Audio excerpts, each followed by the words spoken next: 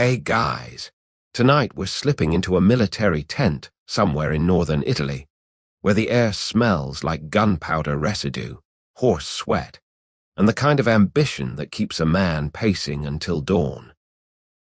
It's 1796, and you're standing in the cramped canvas quarters of a 26-year-old general who's just been handed command of an army that most people expected would lose. The tent flap keeps lifting in the night breeze, letting in sounds of sleeping soldiers and the occasional whinny of an anxious horse. Honestly, you probably wouldn't last an hour here. The ground is hard, the blankets are scratchy, and there's a suspicious stain on the folding table that might be wine or might be something you'd rather not identify. So, before you get comfortable, take a moment to like the video and subscribe, but only if you genuinely enjoy what I do here. Tell me where you're listening from and what time it is there. I'm curious if you're winding down for bed or if you're listening at some odd hour while doing dishes or pretending to work. Now, dim the lights, maybe turn on a fan for that soft background hum, and let's ease into tonight's journey together. You're watching Napoleon Bonaparte, and he cannot sleep. Not won't sleep, can't sleep. His mind is a carnival of tactical formations, supply line calculations, and the persistent image of a woman he met exactly 3 months ago at a Paris salon. He's sitting on a camp stool that creaks every time he shifts his weight, wearing a shirt that probably should have been washed 2 days ago, holding a letter he's read 7 times already. The letter is from Josephine de Beauharnais, and it's 4 pages of relatively mundane news about Paris society, a mention of her children, and a closing that could be interpreted as affectionate if you squint at it the right way. The thing is, Napoleon has always been a terrible sleeper. Even as a boy in Corsica, his brother Joseph used to complain about the lamp burning in their shared room while young Napoleon read military history until his eyes burned. At military school in France, he'd pace the dormitory, working through problems in his head, driving his roommates to the edge of violence. Sleep, for Napoleon, has always been something other people do, a luxury he can't quite afford, a vulnerability he doesn't trust. But lately, something's shifting. He's discovered that if he reads Josephine's letters right, before attempting to sleep, not just reads them, but really settles into them, letting her words about theater performances and dress fittings and the price of sugar wash over him, his mind quiets. Not completely.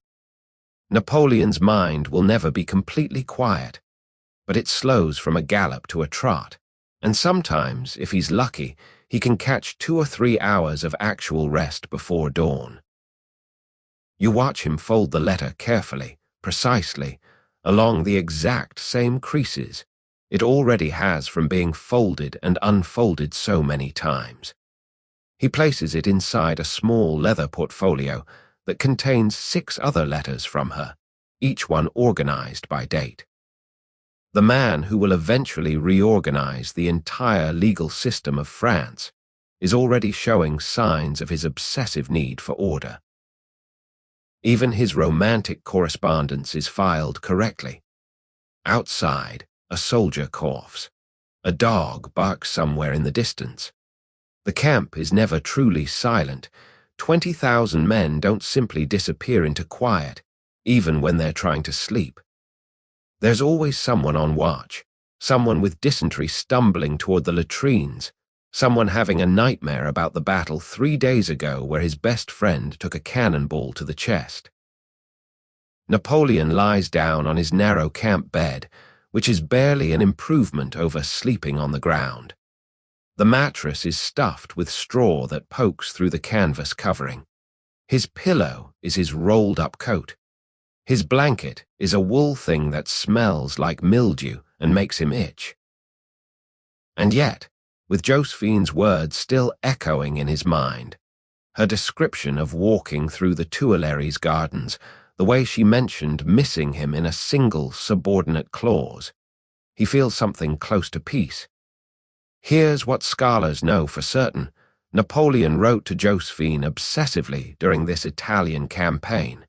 We have the letters. They survive, passionate and embarrassing and utterly transparent in their need. Here's what they debate, whether Josephine's letters actually had a calming effect, or whether Napoleon simply convinced himself they did. Here's what remains mysterious, what she actually wrote in many of her letters to him, because far fewer of hers survived than his. You notice his breathing starting to slow. His hand, which had been clenched around the edge of the blanket, relaxes. His face, sharp-featured, intense even in repose, softens slightly. The tent darkens as clouds pass over the moon outside. Somewhere, a night bird calls. Napoleon's eyes close. He'll wake in 4 hours, alert and ready to march his army toward another impossible victory. But for now, for these few precious hours, the words of a woman in Paris have created a small sanctuary inside a military tent in Italy. The letters have become a kind of spell, a repeated incantation against insomnia and anxiety. You stand there in the shadows, watching this future emperor in his vulnerability, and you wonder, is it her words specifically, or just the ritual of reading them? Is it love, or is it simply the human need for connection creating a psychological anchor? Is it Josephine herself, or the idea of Josephine, the promise that somewhere, in a civilized city far from this canvas and mud and violence, someone is thinking of him? The general sleeps, fitfully but genuinely, while his army breathes around him in the darkness. You need to back up 6 years and cross an ocean to understand who this woman actually is, because the person Napoleon has fallen for doesn't technically exist. Or rather, she's a careful construction, assembled from survival instinct and social intelligence in the wreckage of revolutionary France. You're standing on a sugar plantation in Martinique in 1790, watching a 27-year-old woman named Marie Rose prepare to leave the only home she's ever known. The air is thick with humidity and the sickly sweet smell of cane processing. Her daughter Hortense is crying. Her son Eugene is trying very hard not to cry, and Rose herself is doing the mental calculations that will define the rest of her life, how to turn disaster into opportunity. She was born Marie Joseph Rose Tasha de la Pagerie, which is a mouthful that announces minor Creole aristocracy, and not much else. Her family owned slaves and land, but never quite enough of either to be truly wealthy. She grew up speaking French with a soft island accent that Parisians would later mock. Her teeth, damaged by the sugar she grew up eating, would become a source of lifelong insecurity. You'll notice in portraits that she almost never smiles with her mouth open. At 16, she was shipped to France to marry Alexander de Beauharnais, a viscount who wanted her dowry more than he wanted her. The marriage was exactly as happy as you'd expect. Alexander was unfaithful, critical, and frequently absent. He gave her 2 children and a title and very little else.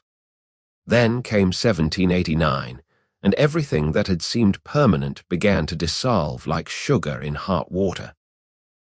You watch her navigate the early revolution with impressive flexibility, while her husband threw himself into revolutionary politics, eventually commanding armies for the new republic. Rose stayed quiet, stayed careful, and paid attention to which way the wind was blowing. This is a skill you have to respect, the ability to read a room when the room is an entire country tearing itself apart. But in 1794, the terror caught up with both of them. You're now in Lescarme's prison in Paris, where Rose has been imprisoned as an aristocrat, an enemy of the Republic, someone whose very existence is supposedly a threat to liberty. The prison is overcrowded, filthy, and utterly arbitrary in who it sends to the guillotine and who it releases. You can hear the carts rolling by each morning, carrying the condemned to the Place de la Révolution. You can see Rose watching through the bars, learning which prisoners disappear and which ones somehow persist. Alexander wasn't as lucky. They guillotined him in July. Rose survived, possibly because she made herself useful, possibly because the right people interceded, possibly because Robespierre fell before her number came up. Historians argue about the specifics. What's certain is that she emerged from prison in August 1794 with a kind of clarity that only near death provides. She would never be powerless again. Here's where Marie Rose becomes Josephine. You're watching her reinvent herself in the Directory period, that strange interlude between the Terror and Napoleon, when Paris tried to pretend it could be glamorous again. She starts using her middle name, Josephine, because it sounds more sophisticated, less provincial. She cultivates relationships with the men who now hold power, including Paul Barras, one of the Directory's most influential members. Whether she was Barras's mistress is one of those historical questions that everyone has an opinion about and nobody can definitively prove, but what's undeniable is that she had access. She opens a salon. This is the move of someone who understands that power in Paris flows through conversation as much as through official channels. Her house at 6 Rue Chanterin becomes a place where politicians, artists, and military officers mix. She dresses beautifully, often beyond her means, accumulating debts she'll carry for years. She listens more than she talks. She makes people feel interesting, important, seen, and she's incredibly lonely. This is the part that often gets lost in descriptions of Josephine as a calculating social climber. You can see it in the moments between the Salon gatherings, when she's alone with her children, worrying about money, worried about her aging mother back in Martinique, aware that her beauty, her primary currency, won't last forever. She's 32 years old in a society that considers that nearly finished for a woman. Her prospects for remarriage are uncertain. She needs stability. Then, in October 1795, they confiscate her son's sword. Eugene had kept his dead father's ceremonial weapon, but the government declares that no weapons can remain in civilian hands. Josephine goes to the commander of the Army of the Interior to beg for its return.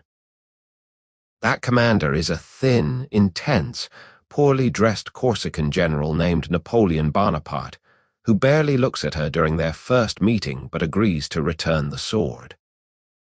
When Eugene comes to collect it, Napoleon looks at the boy differently, sees Alexander's son, sees the ghost of the executed aristocrat general, sees an opportunity to connect with the mother. He visits Josephine's salon. Then he visits again. Then he's visiting constantly, bringing his awkward intensity and his brilliant mind and his complete lack of social grace. You watch Josephine assess him with the same careful calculation she's applied to everything since prison. He's not handsome, short, thin, with bad skin and worse fashion sense. He's not wealthy. He lives in a sparse apartment and barely makes his salary, but he's clearly going somewhere. He's been given command of the Army of Italy, a posting everyone assumes is a dead end, but which he talks about as though it's a pathway to glory. And most importantly, he's completely, embarrassingly, desperately in love with her. She marries him in March 1796 in a civil ceremony where he arrives 2 hours late and lies about his age on the documents. She's 32, claiming to be 29. He's 26, claiming to be 28. They meet in the middle of their mutual deceptions and call it a marriage. 2 days later, he leaves for Italy. And that's when the letters begin, his frantic, needful, passionate, and as cooler, calmer, the sound of someone who has survived too much to ever be truly reckless again. You watch her close the door after he leaves, and you wonder if she knows what she's just set in motion. The tent is empty now, and you're standing in its absence, in the space where canvas walls once stood and kept out the Italian night. But the tent is also wherever you are right now, in this moment, in this soft darkness that you've chosen or that has chosen you. The boundaries blur, the centuries collapse. And all that remains is the gentle truth that stories end, that passionate correspondences become historical footnotes, that even emperors eventually stop writing letters and surrender to the silence they've been fighting all along. Your breath is slower now. You followed Napoleon through campaigns and tents and palaces and exile, through the rising passion and the slow decline, through letters written and letters burned. You've watched Josephine compose her careful responses. You've ridden with couriers through dangerous terrain. You felt the paper between your fingers and the wax seal under your thumb. But now it's time to let all of that settle into the past where it belongs, to let the story become just a story, distant and complete. The night leans closer around you. There's nothing urgent left to know, nothing pressing left to understand. Napoleon found his sleep eventually, permanent sleep, the kind that requires no letters, no rituals, no desperate attempts to quiet a racing mind. And you can find yours too, simpler and gentler, just by letting the weight of your own body remind you that you're here, safe, far from any battlefield or political intrigue or complicated love affair. Imagine the letters themselves, not as passionate declarations or strategic communications, but simply as paper and ink, as objects that existed in the world and now rest in archives, behind glass, slowly fading into the brown neutrality of old things. They've done their work. They served their purpose for the people who needed them, and now they're just remnants, evidence, ghosts of urgency that no longer has anywhere to go. Your eyelids are heavy, not with sadness, but with the natural weight that comes at the end of any long journey. You've traveled through time tonight, through someone else's insomnia and need, through the specific ways that humans try to comfort themselves across impossible distances.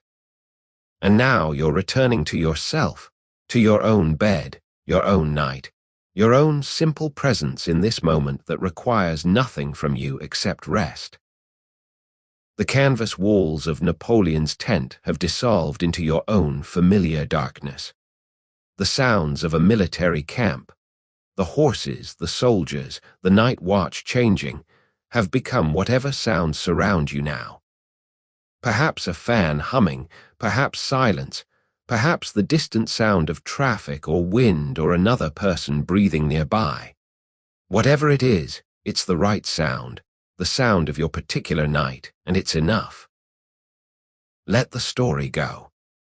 Let Napoleon and Josephine return to history, to the archives, to the careful analysis of scholars who will debate their letters long after we're all gone.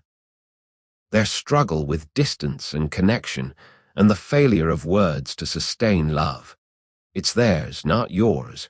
You can witness it without carrying it, can understand it without taking it into your sleep. The stars that look down on Italian military camps are the same stars, or rather distant relatives of the same stars, that exist above you now, wherever you are. Some light takes so long to reach us that the source has already burned out, already become dark, and yet the light persists, traveling across incomprehensible distance, arriving long after it matters to anyone. Like letters, in a way. Like memory. Like stories told at bedtime to help someone somewhere find peace. Your breathing has found its rhythm. Slow, steady, requiring no thought, no management, no desperate ritual to make it work.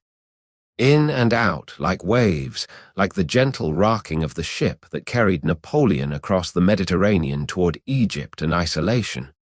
But your ship is anchored. Your tent is calm. Your letters, if you have any, can wait until morning. There's a particular quality to the darkness behind your closed eyes. Not empty but soft. Not frightening but welcoming. The kind of darkness that holds you gently while you let go of the day, the story, the need to understand or analyze or stay awake one more minute. This darkness asks nothing of you. It's patient. It's been waiting since the beginning of time, and it will wait longer still, infinite in its capacity to receive your surrender. Somewhere, in museums and archives, under careful lighting, Napoleon's handwriting loops across pages that no one is reading right now. The ink has faded, but the words remain. I cannot sleep without thinking of you. But you can sleep, easier than he ever could, because you're not carrying an empire or a broken heart or the weight of history making decisions. You're just here breathing, settling, releasing. The ritual is complete. The letters have been read one final time. The portfolio is closed. The lamp has guttered out. And in the tent, your tent, any tent, every tent where someone has struggled to find peace, a profound and final quiet descends. You are safe. You are exactly where you need to be. There's nothing left to do tonight. No letters to write or read. No distance to bridge. No absence to fill. Just this, the gentle dissolution of wakefulness, the soft collapse into sleep, the body's wisdom taking over from the mind's restless circling. Let it come. Let the sleep come like the end of a story, natural and earned and right. Let Napoleon and Josephine fade into the centuries that contain them. Let the letters become what they always were, just paper, just ink, just the hopeful human attempt to create connection that ultimately, gently, must give way to silence. The tent is quiet now. The general sleeps. The letters rest. And you, traveler through someone else's sleepless nights, can finally close your eyes and find your own peace, separate from history, separate from anyone else's struggle, simply present in this breath, this moment, this gentle descent into dreams that require no letters to sustain them. The night holds you. The story is finished. And sleep, patient and kind, wraps around you like canvas walls, like written words, like the promise that rest is always possible, has always been possible, is possible now. Sweet dreams. You're back in the tent now, watching Napoleon try to write by the guttering light of 2 candles that are burning down faster than he'd like. It's 3 a.m, which seems to be his preferred writing time, that dead zone when the camp is as quiet as it ever gets, and his officers have finally stopped bringing him reports. His portable writing desk is balanced on his knees, a clever folding contraption of mahogany and brass that contains ink bottles, quills, sealing wax, and small compartments for storing important documents. Right now, the most important document is the letter he's trying to compose to his wife of less than 2 weeks. The quill keeps scratching. He's already ruined 1 sheet of paper by blotting it badly, and you can see the crumpled evidence on the ground beside his camp stool. Writing, for Napoleon, is usually effortless. He'll dictate orders and letters and policy documents at a pace that exhausts his secretaries. But writing to Josephine makes him clumsy. His handwriting, normally a rapid scrawl that his staff has learned to decode, becomes even more erratic when he's writing to her. Words cross out. Sentences restart. His emotions are moving faster than his hand can follow. I awaken full of you, he writes, and then pauses, as if surprised by his own intensity. Your image and the intoxicating pleasures of last night allow my senses no rest. You have to remember that this is a man who spent most of his life living in his head, in mathematics, in strategy, in abstract problems of military engineering.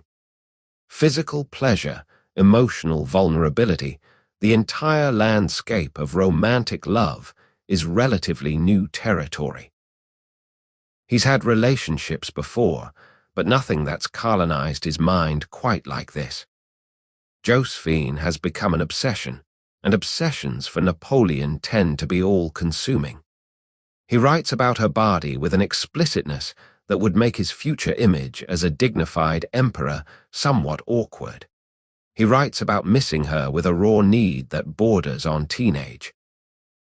Sweet and incomparable Josephine, he calls her, and you can almost hear him testing out different words, trying to find ones that adequately capture what he's feeling and failing, settling for hyperbole, because at least hyperbole approaches the intensity.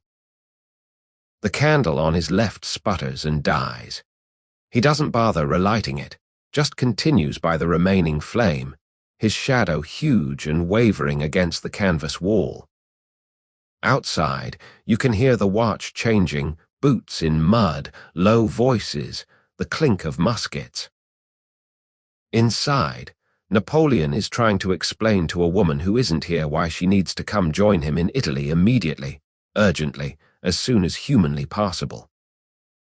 A kiss lower than your heart, and then much lower still, he writes, and honestly, the historical record contains this actual line, which is both charming and mortifying in equal measure. Here's what scholars know. Napoleon wrote constantly during this campaign. His letters to Josephine during March and April 1796 are almost daily, sometimes multiple times per day. They're passionate to the point of unhinged.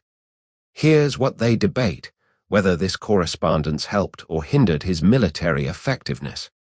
Some argue it distracted him. Others suggest it gave him an emotional outlet that actually improved his focus. Here's the mystery. How much of what he felt was genuine love, and how much was the psychological need of an isolated, ambitious man to create an idealized emotional anchor? You watch him seal the letter with red wax, pressing his signet ring into it while the wax is still soft. The process is satisfying, definitive. The letter is finished. Now it becomes an object that will travel. He writes her address in his sharp, slanted hand. Citoyenne Bonaparte, Rue Chanterine, Paris. Even though they're married, she's still a citizen, not a madam. The revolution's linguistic habits die hard. He calls for a courier. A young lieutenant appears, bleary-eyed and trying to look alert. Napoleon hands him the letter along with instructions that make it clear this isn't ordinary correspondence. This goes by the fastest route. This gets priority over anything except urgent military dispatches. The lieutenant nods, tucks the letter carefully into his dispatch case, and disappears into the pre-dawn darkness. Now Napoleon picks up another sheet of paper and begins writing to Josephine again. This is the pattern you'll see repeated. He writes, seals, sends, and then immediately begins the next letter because the act of writing to her has become its own kind of compulsion. The first letter hasn't even left camp yet, and he's already starting its sequel. This time he's more composed, less explicitly physical. He tells her about the army's movements, nothing sensitive, nothing that would compromise security if the letter were intercepted, but enough detail to make her feel included in his world. He describes the countryside they're marching through, the quality of the roads, the mood of the troops. He's showing off a little, you realize, trying to demonstrate his competence, his control over this vast military machine. I hope before long to crush your portrait in my arms, he writes, which is an odd turn of phrase that sounds more threatening than romantic, but you understand what he means. The violence in his language isn't directed at her. It's the frustration of distance, the desire to collapse space and time and have her physically present. The second candle is burning low now. Dawn isn't far off. Napoleon will need to sleep for an hour or two before the day's march begins. But first, he finishes this second letter, seals it, and sets it aside for the morning courier. 2 letters in one night, both to the same person, both covering roughly the same emotional territory. You notice something after he's finished writing, after the letters are sealed and ready to send. His body language changes. His shoulders drop slightly. The tension in his jaw releases. He's still wound tight. Napoleon is always wound tight, but there's a fractional decrease in his visible stress. The act of writing to her, of putting his feelings into words and sending them off into the world, has provided some kind of release valve. He extinguishes the last candle and lies down in the darkness. In 6 hours, he'll win a small but significant battle at Montenot. In 3 weeks, he'll cross the Po River and begin the campaign that will make him famous. But right now, in this moment, he's just a man who's written 2 love letters before dawn and is hoping, desperately, that the woman reading them will write back soon. The tent settles into darkness, and you can hear his breathing gradually slow and deepen. You're beginning to notice a pattern, and patterns are what make chaos bearable. It's now late April 1796, and you've been following this correspondence for 6 weeks, watching it develop its own peculiar rhythm like a heartbeat that's slightly irregular but persistent. Napoleon writes frantically, desperately, multiple times per week, sometimes multiple times per day when he's particularly anxious or particularly victorious. Josephine writes back occasionally, measured, brief, her letters arriving in clusters because the courier system is unpredictable, and she's not exactly rushing to the writing desk every time she has a free moment. The ratio is striking. For every 1 letter she sends, Napoleon writes 4 or 5. You'd think this imbalance would frustrate him, make him pull back, but instead it seems to intensify his devotion. Each of her letters becomes more precious because of its rarity. He reads them repeatedly, mining them for meanings that may or may not exist, finding reassurance in phrases that are probably just conventional pleasantries. You watch him in his tent after a particularly successful engagement at Lodi, where he personally led a charge across a bridge under withering Austrian fire, the kind of moment that will become legendary, that his soldiers will talk about for years.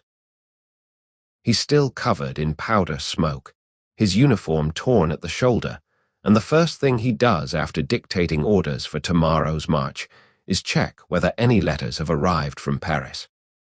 There's one.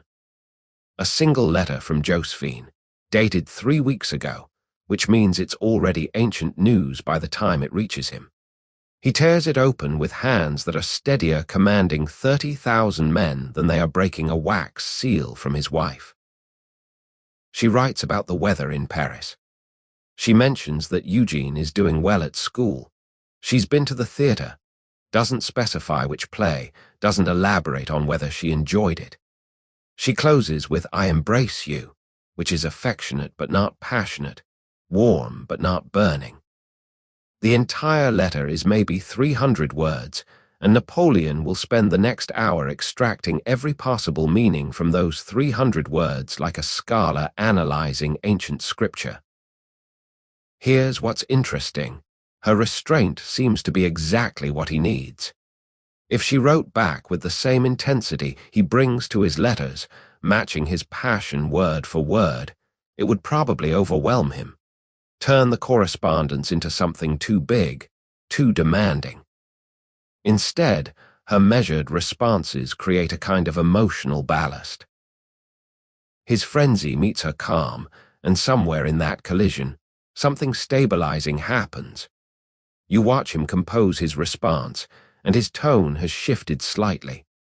He's still passionate, still desperate for her presence, but he's also trying to match her register a bit more. He tells her about the battle, modestly by his standards, though still managing to make it clear that he personally turned the tide. He asks when she's planning to join him in Italy, which he's been asking in every letter, each time with increasing urgency and decreasing hope of a positive answer. The truth, which you know but Napoleon doesn't quite want to acknowledge, is that Josephine isn't particularly eager to leave Paris. She's finally rebuilt a life there after the chaos of the revolution and the trauma of prison. She has her salon, her friends, her routines. She has a lover, a young officer named Hippolyte Charles, who's charming and uncomplicated in ways Napoleon will never be. Moving to Italy to live in military quarters with her intense, demanding new husband isn't exactly an appealing prospect. But she doesn't tell him this. Her letters remain vague about timing, full of phrases like soon and when arrangements permit that don't commit her to anything specific. And somehow, those vague promises keep him going. If she flatly refused, he'd have to confront the reality of her disinterest. If she enthusiastically agreed but then didn't show up, he'd be constantly disappointed. But her maybe soon we'll see approach gives him just enough hope to hold on to without enough certainty to be devastated by delays. The rhythm becomes almost musical, his allegro fortissimo, her andante moderato. His letters pile up in her house in Paris faster than she can read them, let alone answer them. She probably doesn't read all of them completely. Some scholars suggest she skimmed the particularly long ones, getting the gist without wallowing in every passionate declaration. Meanwhile, her infrequent letters become events in Napoleon's life, interrupting the endless flow of military logistics and political maneuvering with these small packages of personal attention. You notice how his staff has learned to recognize when a letter from Josephine arrives. The general's mood improves dramatically. He's more patient with subordinates, more generous in his praise, more willing to laugh at jokes. One letter from Paris can buy his officers 2 or 3 days of relative pleasantness, which is valuable currency in a military campaign. Conversely, when too much time passes without a letter, 10 days, 2 weeks, Napoleon becomes irritable, suspicious, prone to dark speculation about what she's doing and who she's doing it with. His mind, which usually focuses so brilliantly on tactical problems, starts spinning out paranoid scenarios. Is she ill? Has she forgotten him? Is she being unfaithful? The uncertainty gnaws at him in ways that battlefield uncertainty never does. Here's what scholars agree on. This correspondence pattern continued throughout the Italian campaign with remarkable consistency. Here's what they debate: whether Josephine consciously used her letters as a way to manage Napoleon's behavior and emotions, or whether she was simply responding naturally according to her own temperament and interest level. Here's the mystery: how many of her letters were actually lost in transit versus how many she simply never wrote, and whether Napoleon was aware of the difference. You watch him fold her letter carefully and place it in his portfolio with the others. There are 14 now, spanning 6 weeks, barely more than 2 letters per week on average, while he's written probably 60 or 70 in the same period. The portfolio is becoming thick with his one-sided conversation, punctuated by her occasional responses. Outside, the army is settling in for the night. Cook fires dot the landscape like grounded stars. Men are singing, arguing, cleaning weapons, writing their own letters home to wives and mothers and sweethearts. And in his tent, their commander is reading the same 300 words for the 4th time, finding comfort in their familiarity, their distant warmth, their promise that somewhere beyond this canvas and mud and violence, someone is thinking of him occasionally. The pattern holds. The rhythm continues, and somehow, impossibly, it's working. You need to understand that these letters don't just magically appear. They travel through a landscape that's actively trying to kill them. You're riding now with a courier named Jacques Moreau, who's 23 years old, hasn't slept properly in 4 days, and is carrying 3 letters from Napoleon to Josephine tucked inside a waterproof leather dispatch case that's strapped so tightly to his chest it's leaving bruises. The road from northern Italy to Paris is roughly 500 miles of deeply questionable terrain, and Jacques is expected to cover it in about 10 days if everything goes perfectly. Everything never goes perfectly. Right now, you're somewhere in the Alps and it's raining, that cold spring rain that soaks through supposedly waterproof cloaks and turns roads into rivers of mud. Jacques' horse is exhausted, stumbling occasionally on the uneven ground. There are bandits in these mountains who have discovered that military couriers often carry things worth stealing. There are Austrian patrols who would very much like to intercept French military correspondence.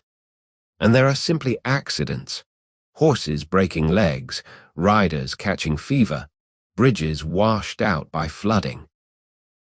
The French army has an entire system for this, because Napoleon's correspondence needs aren't unique. The courier service is supposed to be efficient, reliable, fast.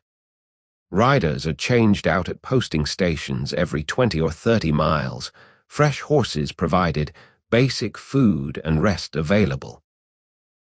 In theory, a letter can travel from Milan to Paris in about a week. In practice, it's more like 2 weeks, sometimes 3, sometimes never.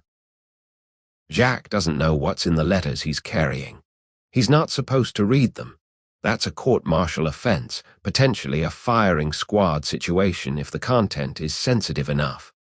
But he knows they're from the general to the general's wife, which means they're probably not military secrets, but they're still important.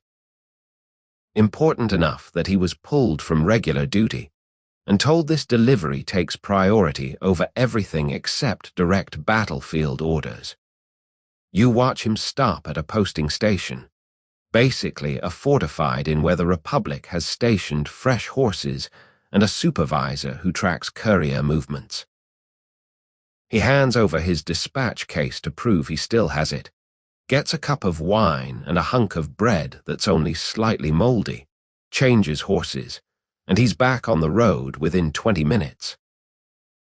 The supervisor makes a notation in a logbook. Courier Morau, southbound dispatches, departed 14:35, condition adequate, horse 7. This is how the system works, accountability through documentation, tracking through records. But sometimes the system fails. You're now watching a different courier, Antoine Deschamps, who's been intercepted by Austrian cavalry near the border. He's got maybe 30 seconds to make a decision, surrender and let them capture the dispatches, or destroy them. He chooses destruction, fumbling with his flint to light the leather case on fire while the Austrians are still 50 yards away. The letters from Napoleon, 4 of them, written over the past week, go up in smoke before the Austrians can drag Antoine off his horse and beat him for his trouble. Josephine will never receive those 4 letters. Napoleon will never know exactly which ones went missing. He'll just notice that she doesn't reference things he wrote about, and he'll assume either she's not reading carefully or she's deliberately ignoring parts of his correspondence. The gap in communication creates little tears in their understanding of each other, misunderstandings that compound over time. Here's what scholars know. The courier system was reasonably efficient by 18th century standards, with success rates probably around 70 or 80% for non-urgent correspondence. Here's what they debate: how much military information Napoleon inadvertently revealed in his personal letters, and whether Austrian intelligence ever actually benefited from intercepted correspondence with Josephine. Here's the mystery: how many letters were genuinely lost versus how many Josephine received, but chose not to acknowledge or respond to. You're back with Jacques now, who's made it through the Alps, and is heading north through what used to be Savoy before the revolution reorganized all the maps. The landscape is easier here. Proper roads, fewer bandits, posting stations every 20 miles like clockwork. He's starting to relax slightly, which is when he realizes his horse is limping. Something's wrong with the left foreleg. Not catastrophic, but enough that pushing for speed will definitely lame the animal. There's no posting station for another 8 miles. Jacques makes a calculation, walk the horse slowly and arrive late, or push forward and potentially destroy a valuable military asset. He walks. The letters in his case will be delayed by 4 hours, which doesn't seem like much, except that 4 hours accumulates with every other small delay, and what should have been a 10-day journey becomes 13 days, and Napoleon will be pacing his tent, wondering why Josephine hasn't written back yet, when in fact she has. Her response is currently 6 days behind the letter it's responding to. The temporal confusion this creates is considerable. Napoleon writes asking why she hasn't responded to his letter of April 12th.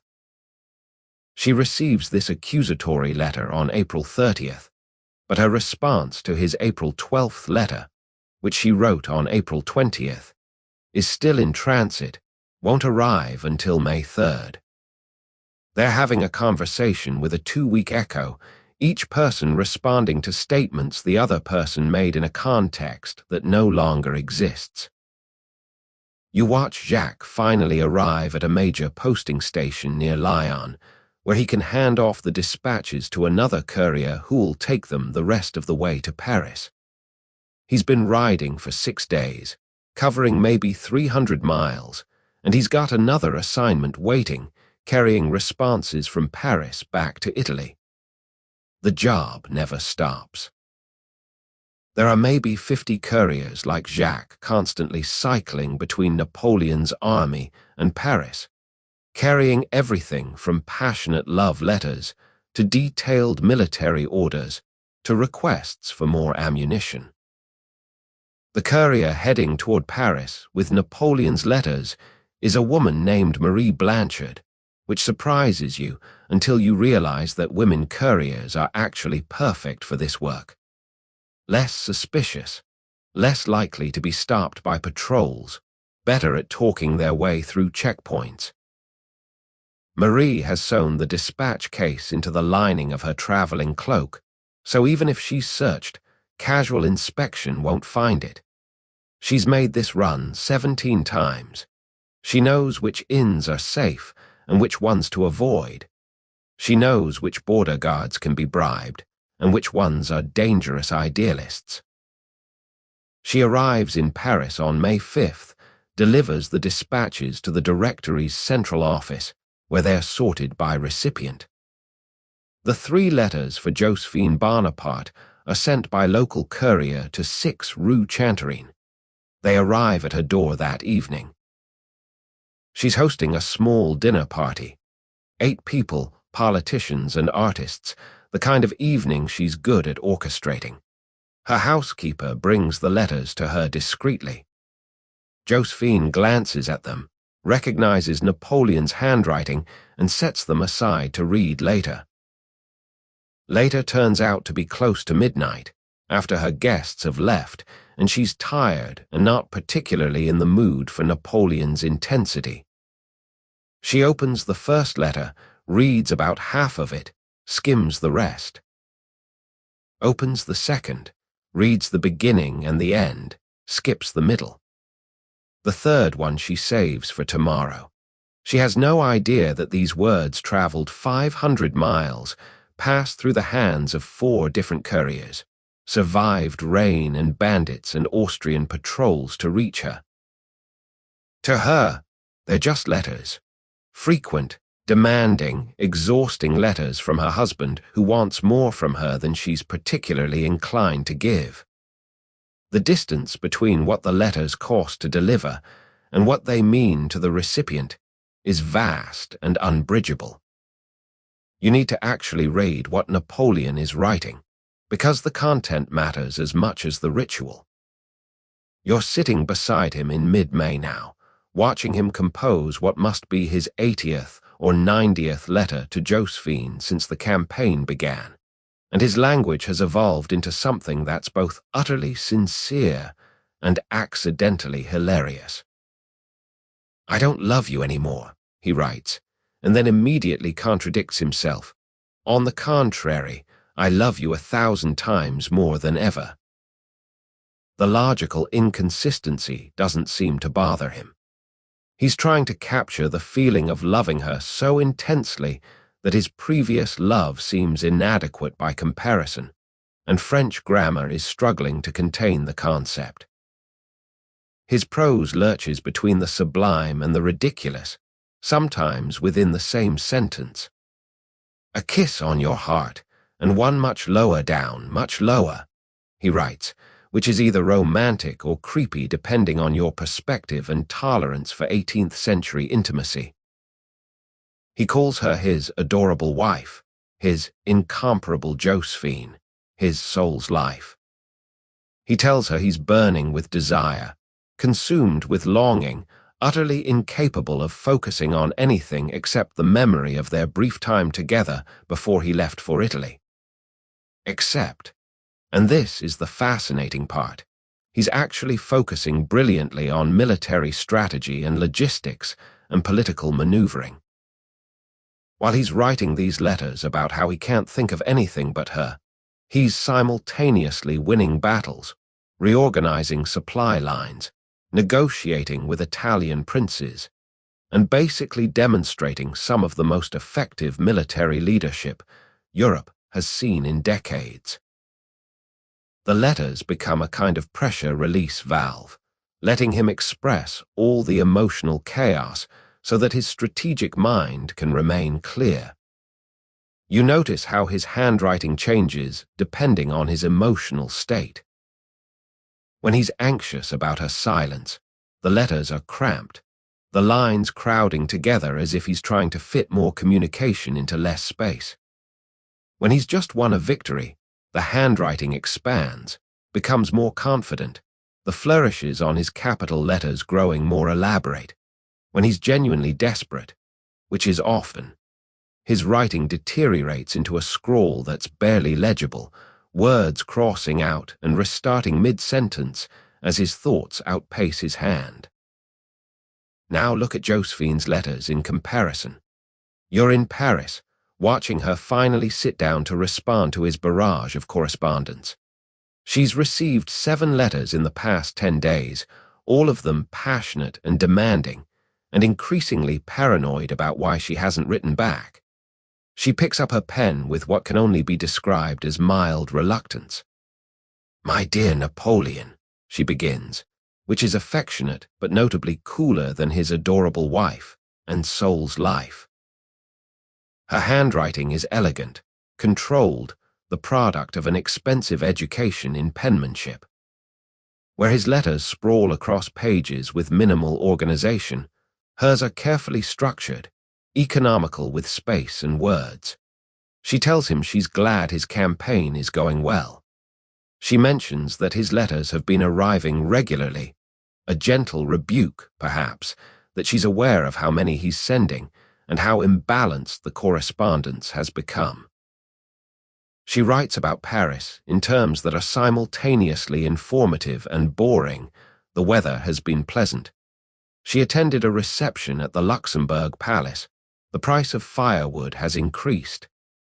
These are the details of domestic life, deliberately mundane, creating a kind of normalcy that contrasts sharply with his intensity. When she writes about missing him, it's measured. "Your absence saddens me." Not devastates, not destroys, not makes life unbearable, just saddens.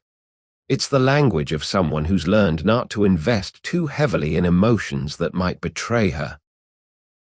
She's been disappointed too many times, by her first husband's neglect, by the revolution's betrayals, by the simple unreliability of people in power, to let herself feel things as intensely as Napoleon does.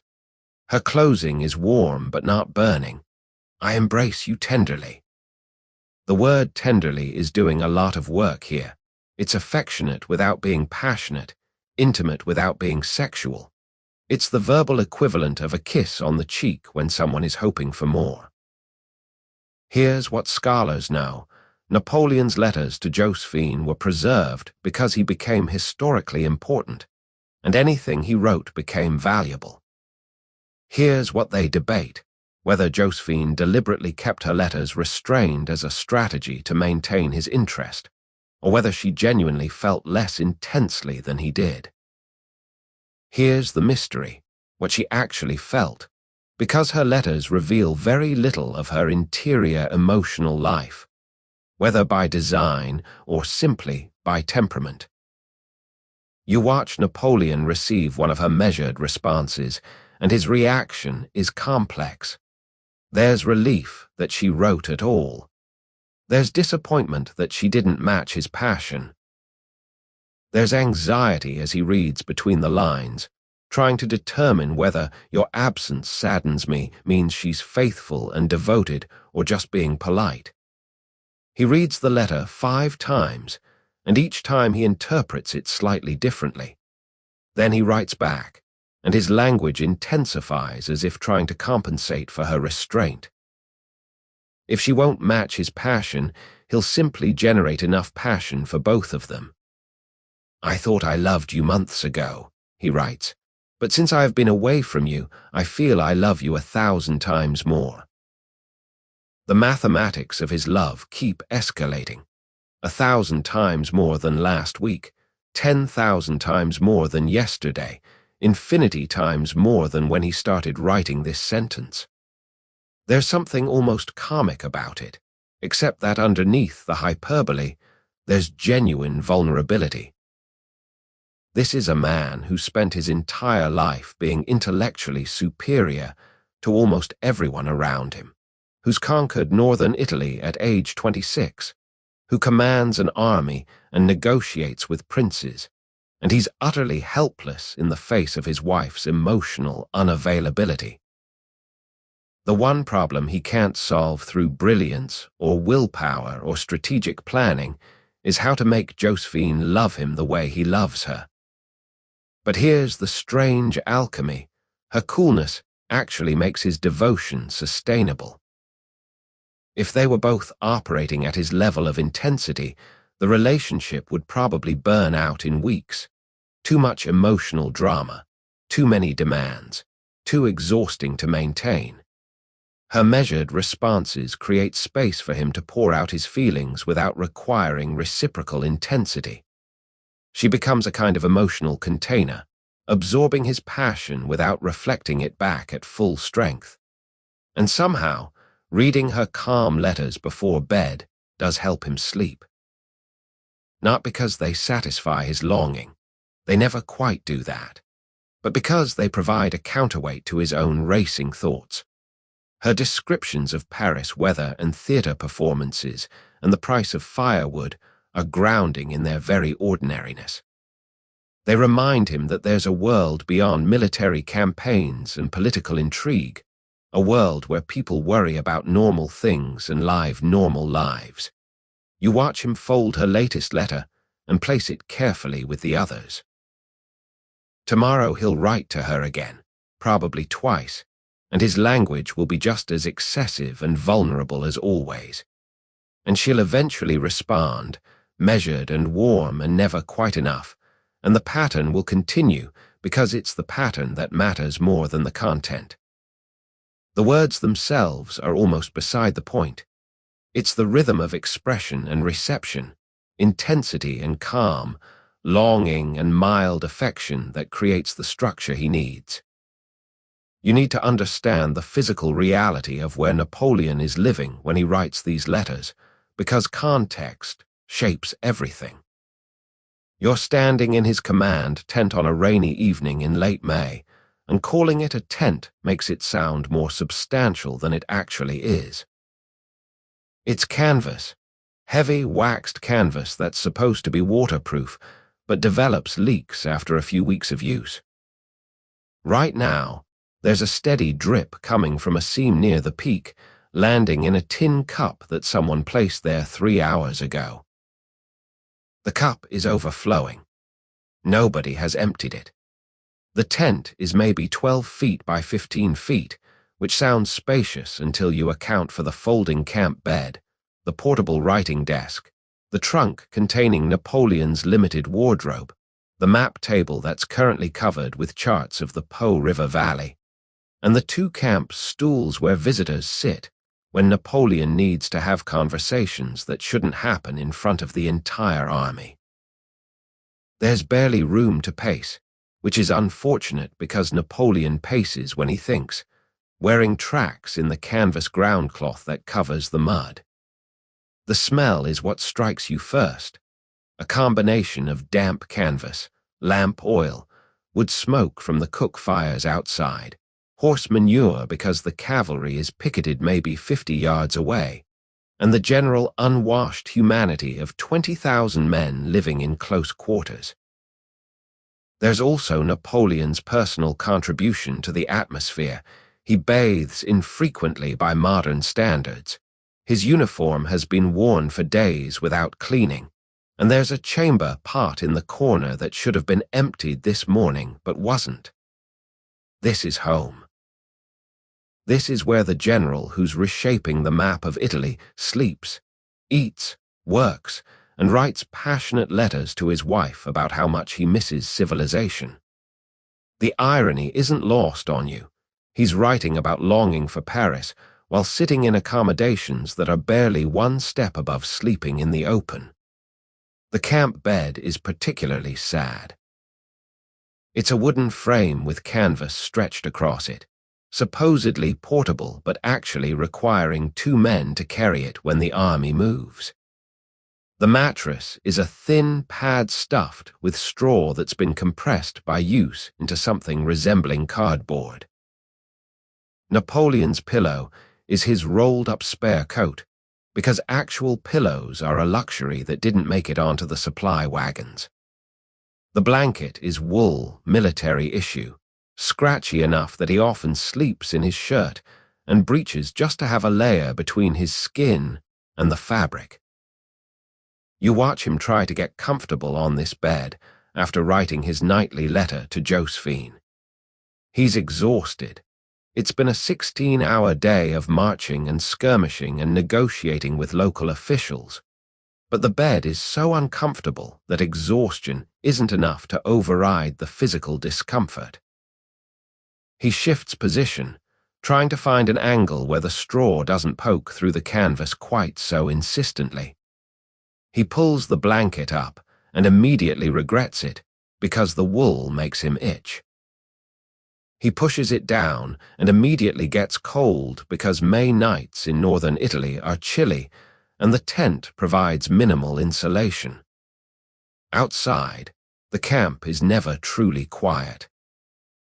You can hear men talking, arguing, laughing, thousands of conversations happening simultaneously, creating a low murmur that's occasionally punctuated by someone shouting or a horse neighing or a dog barking. There's a gambling game happening about 30 feet from Napoleon's tent, and someone just won something because there's a burst of cheering. There's also someone with dysentery making repeated trips to the latrines, which are basically trenches dug downwind of the camp that smell exactly as bad as you'd imagine. Here's what scholars know. Napoleon actually preferred relatively Spartan accommodations throughout his life, even when he could afford luxury. Here's what they debate, whether this was genuine asceticism or calculated image management, showing his soldiers that he shared their hardships. Here's the mystery, how much his discomfort in these conditions contributed to his insomnia and emotional volatility during the Italian campaign. The lighting situation is primitive. Napoleon has a brass lantern with a candle inside, which provides enough light to read or write by, but creates dramatic shadows that dance across the tent walls whenever the flame flickers.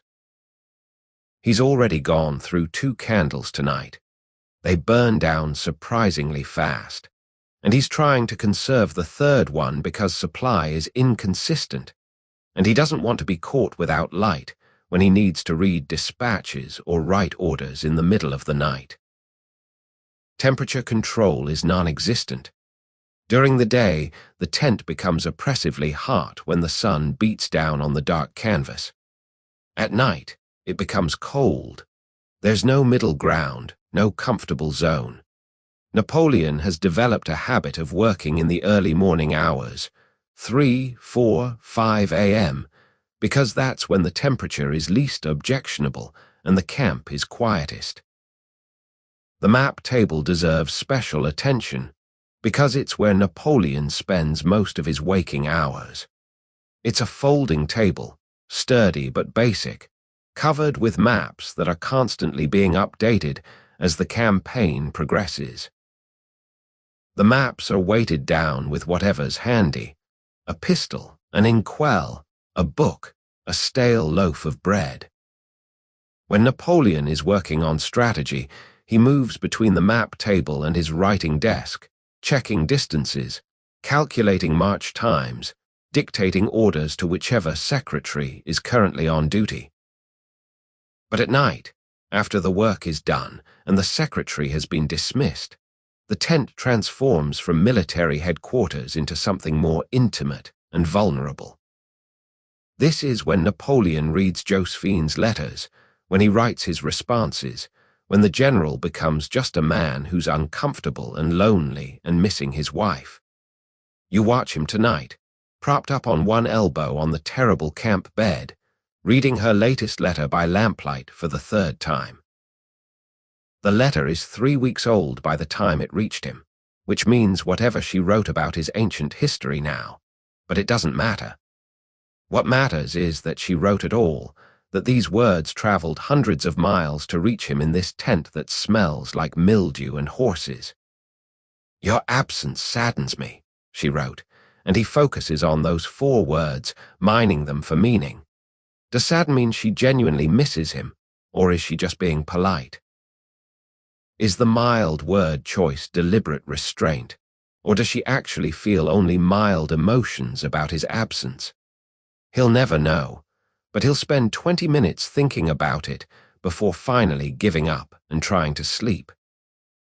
The wind picks up outside, and the tent walls billow and snap. The lamp flame gutters. Somewhere in the camp, someone is singing badly, a song that was popular in Paris 2 years ago. The sounds of the army blend together into white noise that should be soporific, but somehow isn't. Napoleon lies there in the darkness, surrounded by canvas and mud, and the smell of 20,000 unwashed soldiers, holding a letter from a woman who's sleeping in an actual house with actual walls and actual furniture, and probably not thinking about him at all right now. The contrast between her world and his is stark. She's in civilization. He's in a tent. But the letter from civilization, read in the tent, creates a kind of bridge. Her words about Paris weather and theater performances become a lifeline to normalcy, a reminder that somewhere beyond this military existence, there's a world of drawing rooms and social gatherings and concerns that don't involve artillery placement and supply lines.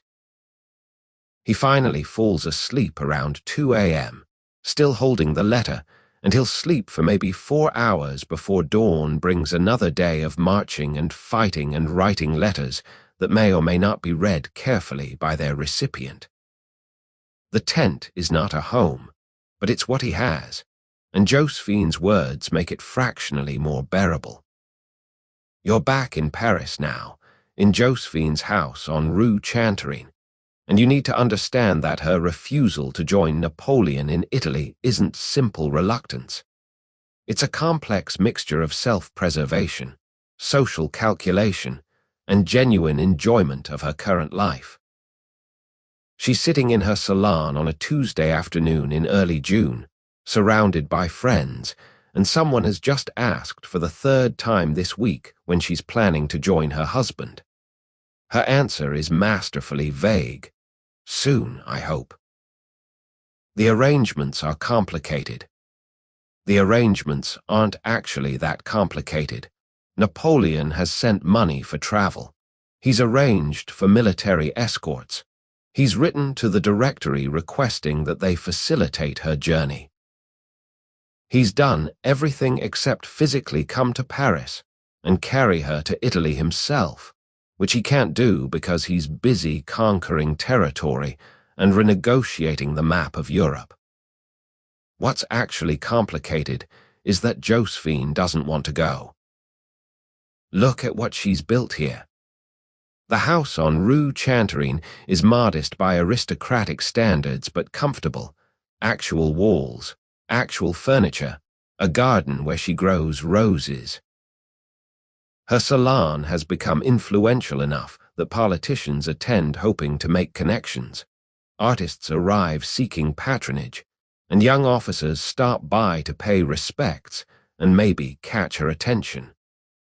She's created a space where she has power, where her social intelligence and charm translate into real influence. In Italy, she'd be the general's wife, following the army, living in requisitioned palaces or worse, military accommodations. She'd be an appendage, not a person. There's also Hippolyte Charles, who's young and handsome and uncomplicated in ways Napoleon will never be. You watch him arrive at her house this afternoon, all charm and easy laughter, and the way Josephine's face softens when she sees him tells you everything you need to know about the relationship. Whether it's already physical or just emotionally intimate is something historians still debate, but what's clear is that Charles provides something Napoleon can't: lightness, fun, the feeling of being desired without being consumed. But here's where it gets interesting. Josephine's delays might actually be helping Napoleon rather than hindering him. You need to think about what would happen if she actually showed up in Italy right now.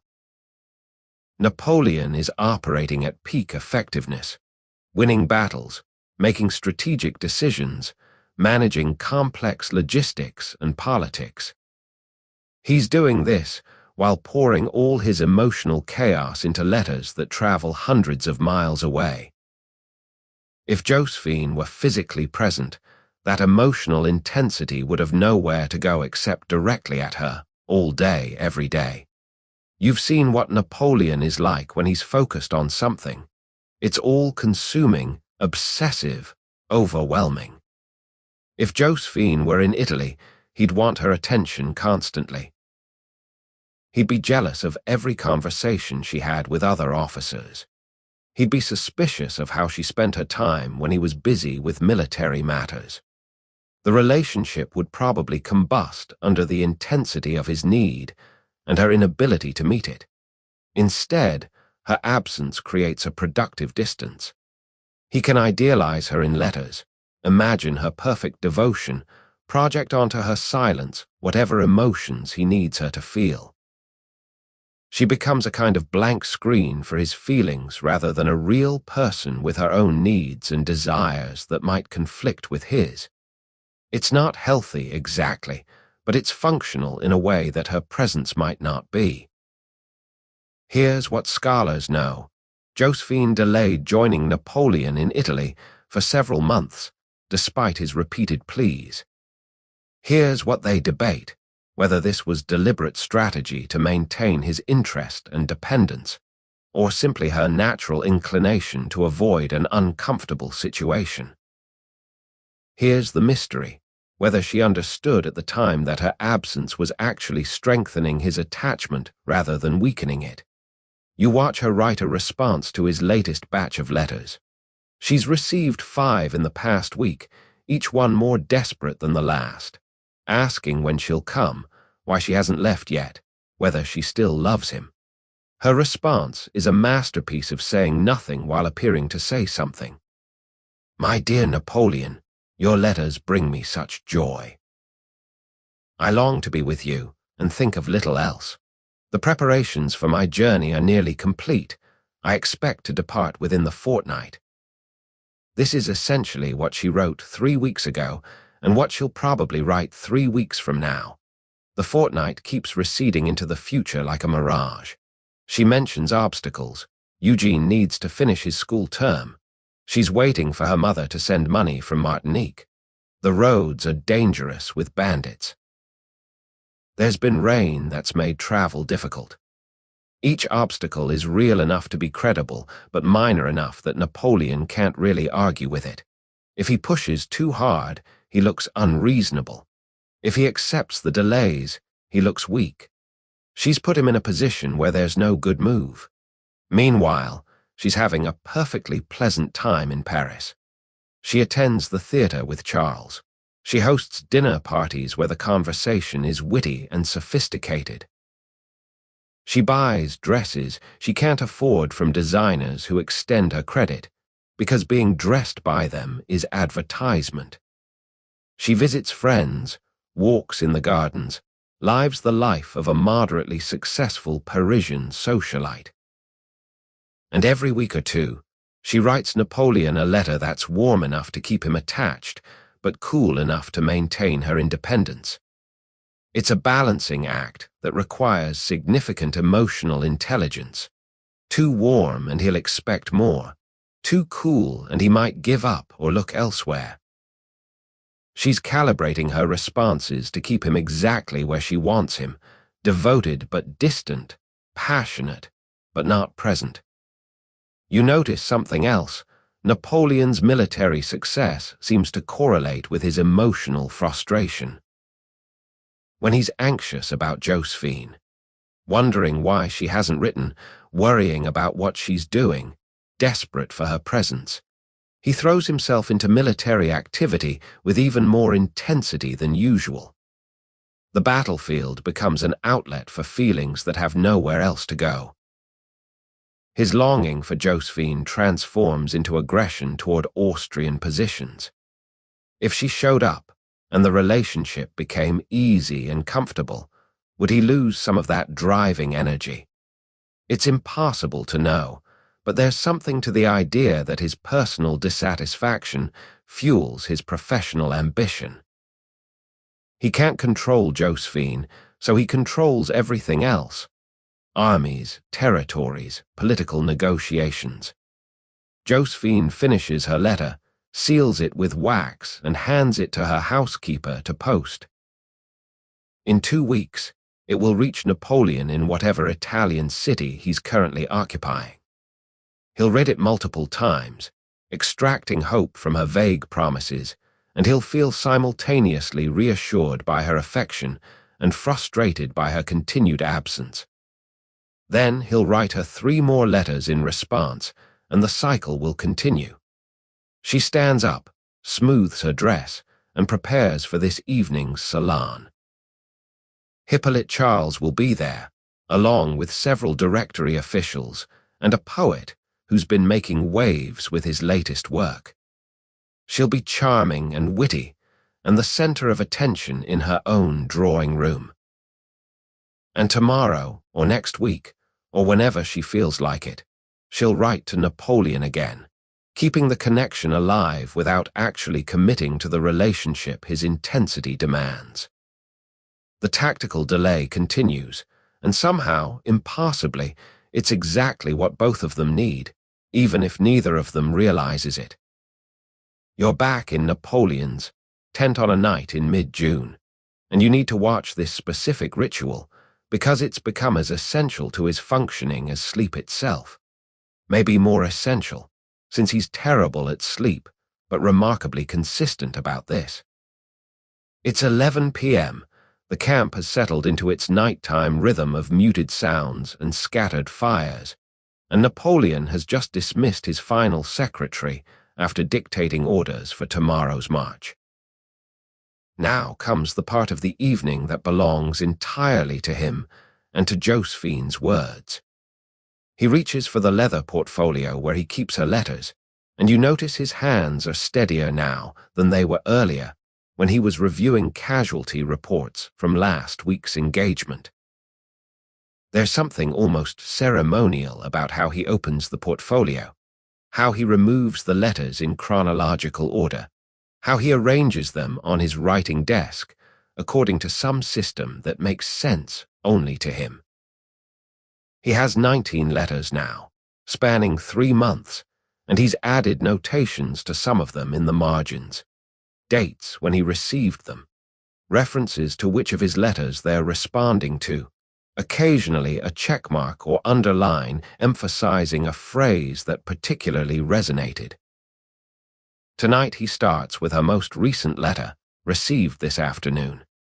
It's only 4 days old, which is unusually fresh. The couriers must have had good weather and clear roads. He reads it slowly, deliberately, his lips moving slightly as he processes each sentence. You can see him pause at certain phrases, rereading them, considering implications. "I think of you constantly," she wrote, and he sits with that statement for a full minute, trying to determine whether constantly means what he hopes it means or whether it's just a polite exaggeration. Then he does something interesting. He pulls out one of her earlier letters from April and compares the phrasing. In April, she wrote, "I think of you often." The upgrade from often to constantly feels significant to him. He's building a case from textual evidence that her affection is increasing, that her delays in joining him are circumstantial rather than emotional. Whether this case would hold up under scrutiny is questionable, but right now, in this tent, with lamplight casting generous shadows, it's convincing enough. He moves to the second most recent letter, from 2 weeks ago. He's already read this one at least a dozen times, but familiarity hasn't diminished its value. If anything, repeated reading has given him deeper appreciation for certain turns of phrase. "Your victories make me proud," she wrote, and he focuses on that word, proud. Not impressed, not pleased, but proud, which suggests a kind of personal investment in his success. He's mining single words for maximum emotional return. Here's what scholars know. Napoleon kept Josephine's letters with him throughout his military campaigns, often reading them multiple times. Here's what they debate, whether this behavior indicates genuine romantic attachment or a kind of psychological dependence that had more to do with his own needs than with her actual qualities. Here's the mystery, what he was actually thinking during these reading sessions, whether he believed his own interpretations, or whether he knew he was constructing a fantasy, but needed it anyway. You watch his body language change as he reads. The tension in his shoulders decreases. His jaw unclenches. The perpetual furrow between his eyebrows softens slightly. It's like watching someone take medicine. The effect isn't immediate, but over the course of 15 or 20 minutes, there's a visible shift from agitated to calm, from wound tight to merely tense. He's developed a specific reading order. First, the newest letter, to address his immediate anxiety about whether she still cares. Then the second newest, to establish continuity.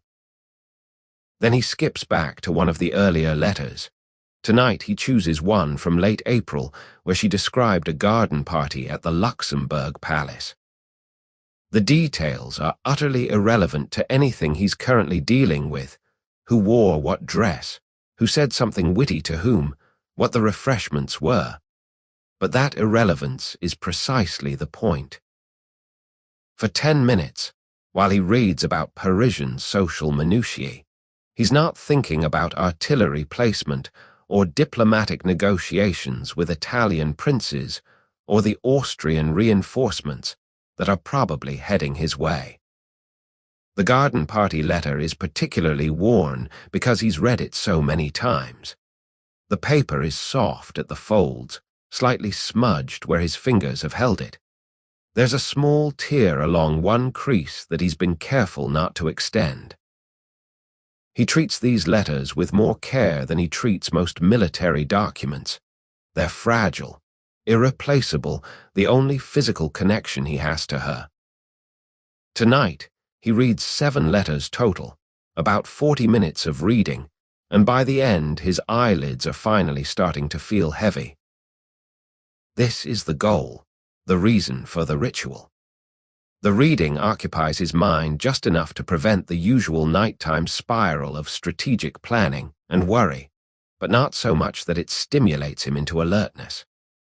Josephine's measured, mundane prose is the perfect level of engaging, interesting enough to hold his attention, boring enough to ease him towards sleep. There's also an element of emotional reassurance that's hard to quantify but clearly present. Each letter is proof that she exists, that she's thinking about him at least occasionally, that the marriage isn't a complete fiction. When he's reading her descriptions of Paris weather or theater performances, he's not confronting the uncomfortable questions about whether she's faithful or whether she actually loves him or why she won't come to Italy. The letters create a version of Josephine that's perfect because it's incomplete. He can fill in the gaps with whatever he needs her to be. He carefully returns the letters to the portfolio in the correct order. This part is important, the organization, the ritual of putting everything back properly. It's a way of containing the experience, of closing the book on this particular emotional exercise until tomorrow night when he'll do it all again.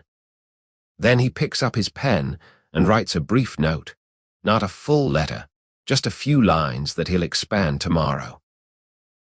My adorable Josephine, I've just read your letters again, and my heart overflows. He doesn't finish the thought, just sets the pen down and stares at the incomplete sentence. Sometimes the feeling is too large for words, even for someone as verbally prolific as Napoleon. The lamp is burning low now. He should extinguish it, conserve the candle, but he leaves it burning for another few minutes while he lies down on the camp bed.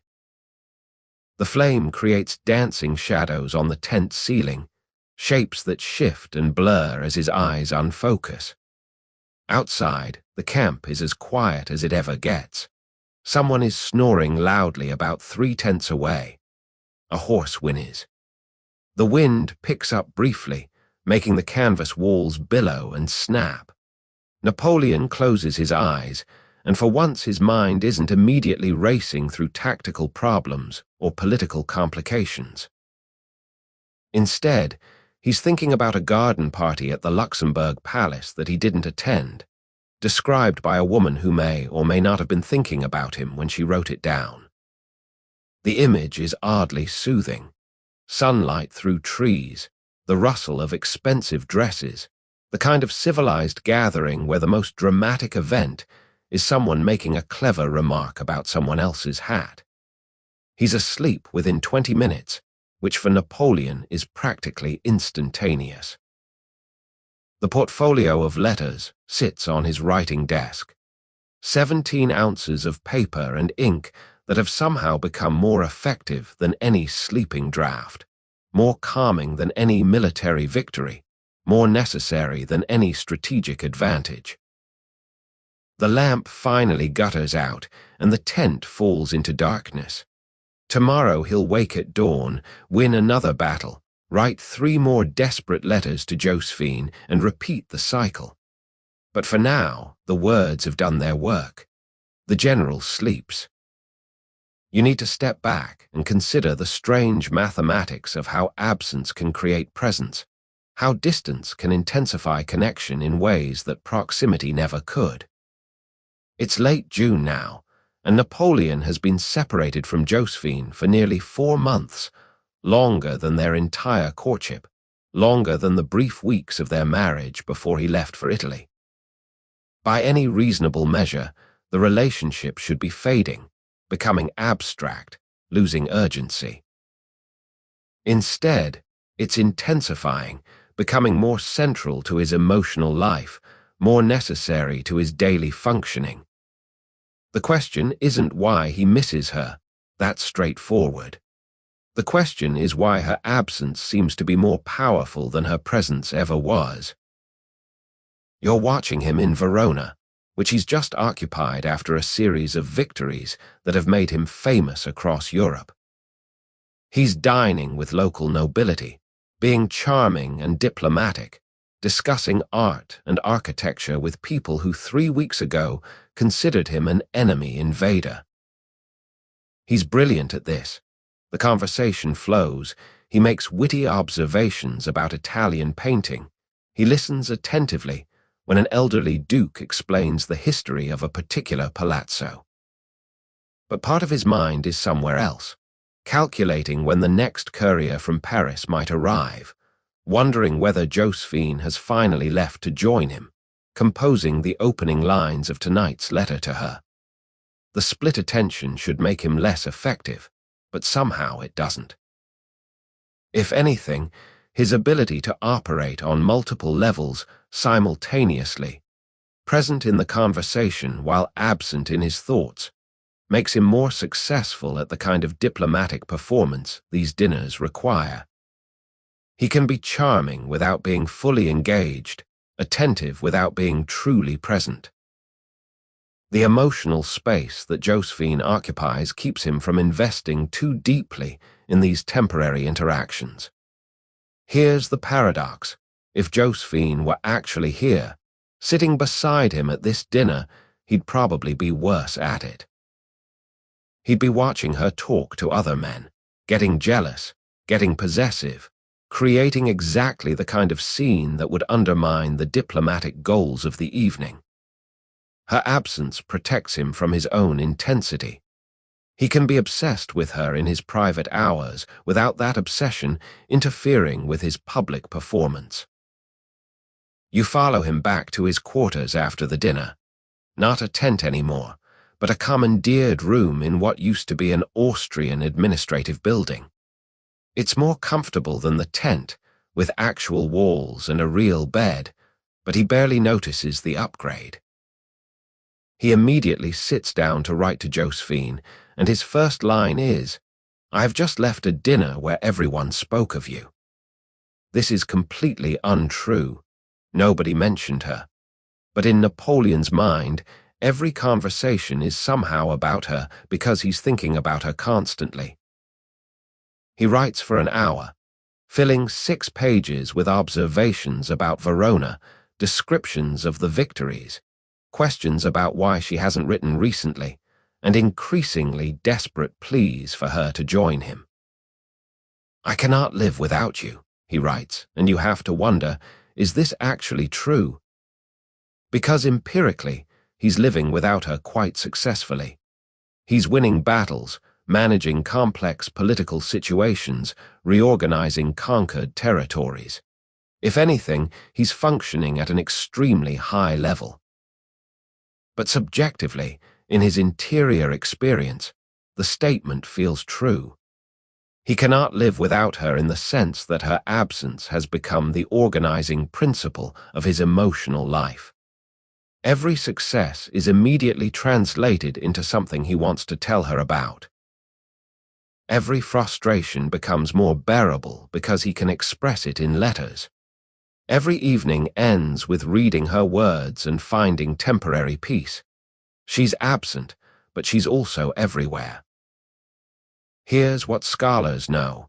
The phenomenon Napoleon was experiencing, intensification of attachment through separation, is psychologically well documented. Here's what they debate, whether Josephine understood this dynamic and deliberately manipulated it, or whether she was simply being herself and Napoleon's psychology did the rest. Here's the mystery. What would have happened if she had actually shown up in Italy immediately? Whether the relationship would have flourished or imploded under the weight of his impossible expectations. You need to consider what Josephine represents to him beyond just herself as a person. She's his connection to Paris, to civilization, to a world beyond military camps and conquered cities. She's proof that he's not just a Corsican soldier, but someone worthy of marrying into French society. She's a status symbol, an emotional anchor, a fantasy of domestic happiness, and a receptacle for feelings he doesn't know how to process any other way. If she were present, she'd have to be all of those things simultaneously, which no actual human can manage. But absent, she can be whatever he needs her to be in any given moment. When he needs comfort, her letters provide it. When he needs motivation, his desire to impress her provides it. When he needs an outlet for frustration, writing to her about his complaints provides it. She's become a kind of psychological Swiss Army knife. One tool with multiple functions, and the tool works better when it's not actually there to contradict his projections. You watch him over the following weeks as the pattern reinforces itself. A letter arrives from Josephine, brief, affectionate, vague about when she'll come to Italy. He reads it repeatedly, extracts maximum meaning from minimal content, feels temporarily reassured. Then days pass without another letter, and anxiety builds. He writes to her frantically, sometimes multiple letters per day. He imagines worst-case scenarios. She's ill, she's been unfaithful, she's forgotten him entirely. His mood darkens. His staff learns to avoid him when letters from Paris are overdue. Then another letter arrives, and the cycle resets. The relief is disproportionate to the actual content of the letter. It's not particularly passionate or detailed, but it exists, and its existence is enough. The pattern has become addictive, anxiety building during her silence, relief flooding in when she responds, the high of reading her words, the crash when the words aren't enough, the renewed anxiety as days pass without new correspondence. This is not a healthy dynamic, and on some level Napoleon probably knows it. He's too intelligent not to recognize that his emotional stability has become dependent on the mail schedule from Paris. But recognizing a problem and being able to fix it are different things, and right now, he can't imagine functioning any other way. The letters have become a necessity, like food or sleep, actually more reliable than sleep, which he's still terrible at. You notice how his officers have started to structure their interactions with him around the correspondence schedule. If a letter from Josephine arrived yesterday, today is a good day to request resources or suggest risky maneuvers. If it's been 10 days since the last letter, today is a day to avoid the general unless absolutely necessary. His emotional state has become predictable, tied to forces beyond anyone's control, and his staff has adapted accordingly. The absence has created a kind of presence that's more powerful than physical presence could ever be. Josephine as idea, Josephine as words on paper, Josephine as distant promise has become more central to Napoleon's psychological functioning than Josephine as actual person ever was during their brief time together before he left for Italy. And the truly strange part is that it works. The letters calm him. The routine of reading them helps him sleep. The act of writing to her provides emotional release. The entire elaborate structure built on absence and imagination, and paper and ink has become weight-bearing architecture in his mental landscape. You stand there watching him finish tonight's letter, his 93rd or 94th, you've lost count, and you realize that he's constructed an entire relationship in the space between them. The distance isn't an obstacle. The distance is the point.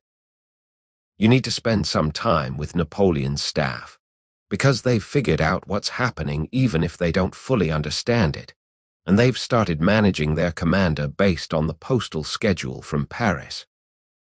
You're sitting in a requisitioned villa outside Milan with 3 of Napoleon's senior officers, Louis Alexander Berthier, Auguste de Marmont, and Joachim Murat, and they're having a conversation that would be insubordinate if anyone outside this room could hear it.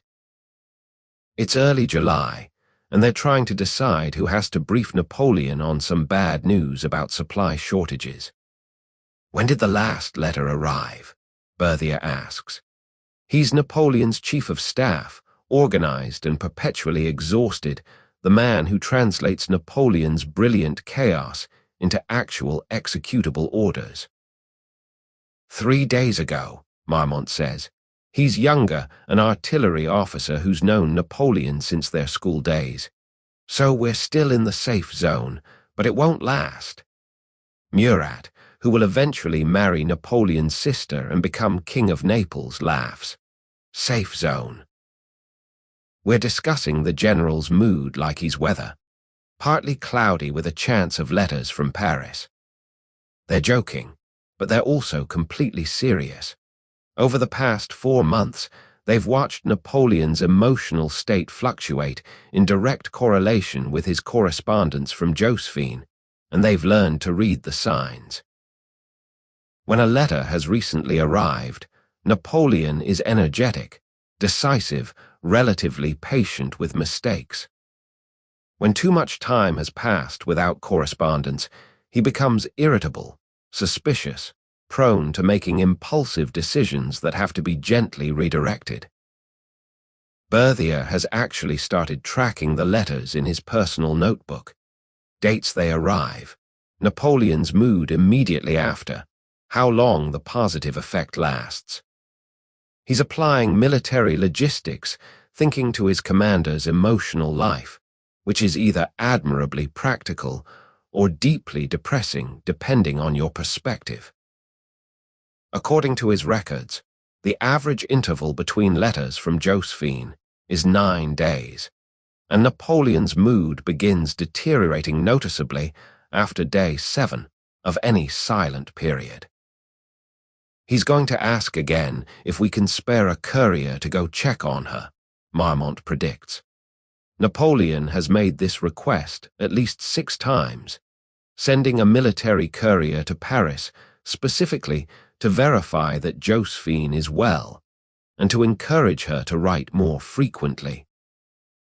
Each time, Berthier has politely redirected him, pointing out that couriers are needed for actual military communications, and that the general's wife is presumably fine. The thing I don't understand, Murat says, is why she doesn't just write more often. How hard is it to send a letter once a week? She must know it affects him. This is the question they've all wondered about but never quite articulated. Does Josephine understand the power she has over Napoleon's emotional state?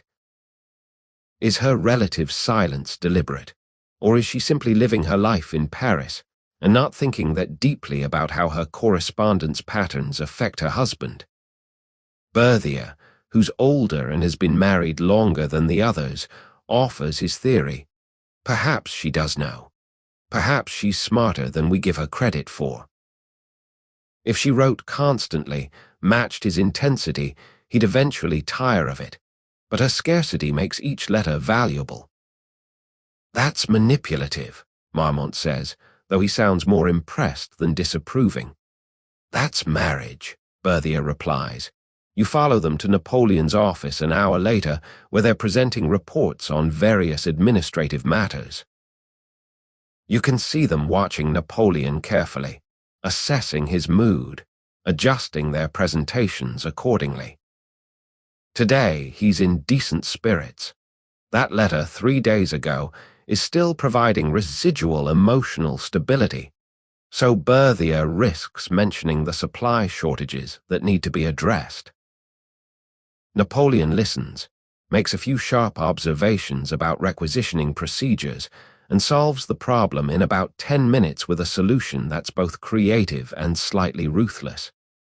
This is Napoleon at his functional best, brilliant, focused, effective. The officers exchange glances that communicate relief. They caught him on a good day. But then, at the end of the meeting, Napoleon asks, "Has the courier from Paris arrived yet?" "Not yet, sir," Berthier says carefully. But it's only been 3 days since the last one. The schedule would suggest another 4 or 5 days. Napoleon nods, trying to appear unconcerned and failing completely. Of course. I was simply wondering about general communications from the directory. Nothing specific. Nobody believes him, but nobody challenges him either. After the officers leave, you watch Napoleon immediately go to his desk and check his letter portfolio, as if Josephine's previous correspondence might contain clues about when the next one will arrive. It's a compulsive gesture, like checking a wound to see if it's healed yet. Here's what scholars know. Napoleon's officers were aware of his attachment to Josephine and the effect her correspondence had on him. Here's what they debate, whether this affected their professional respect for him, and whether they ever considered it a serious liability to his command. Here's the mystery, what they actually said to each other in private moments about their general's obsession with his wife.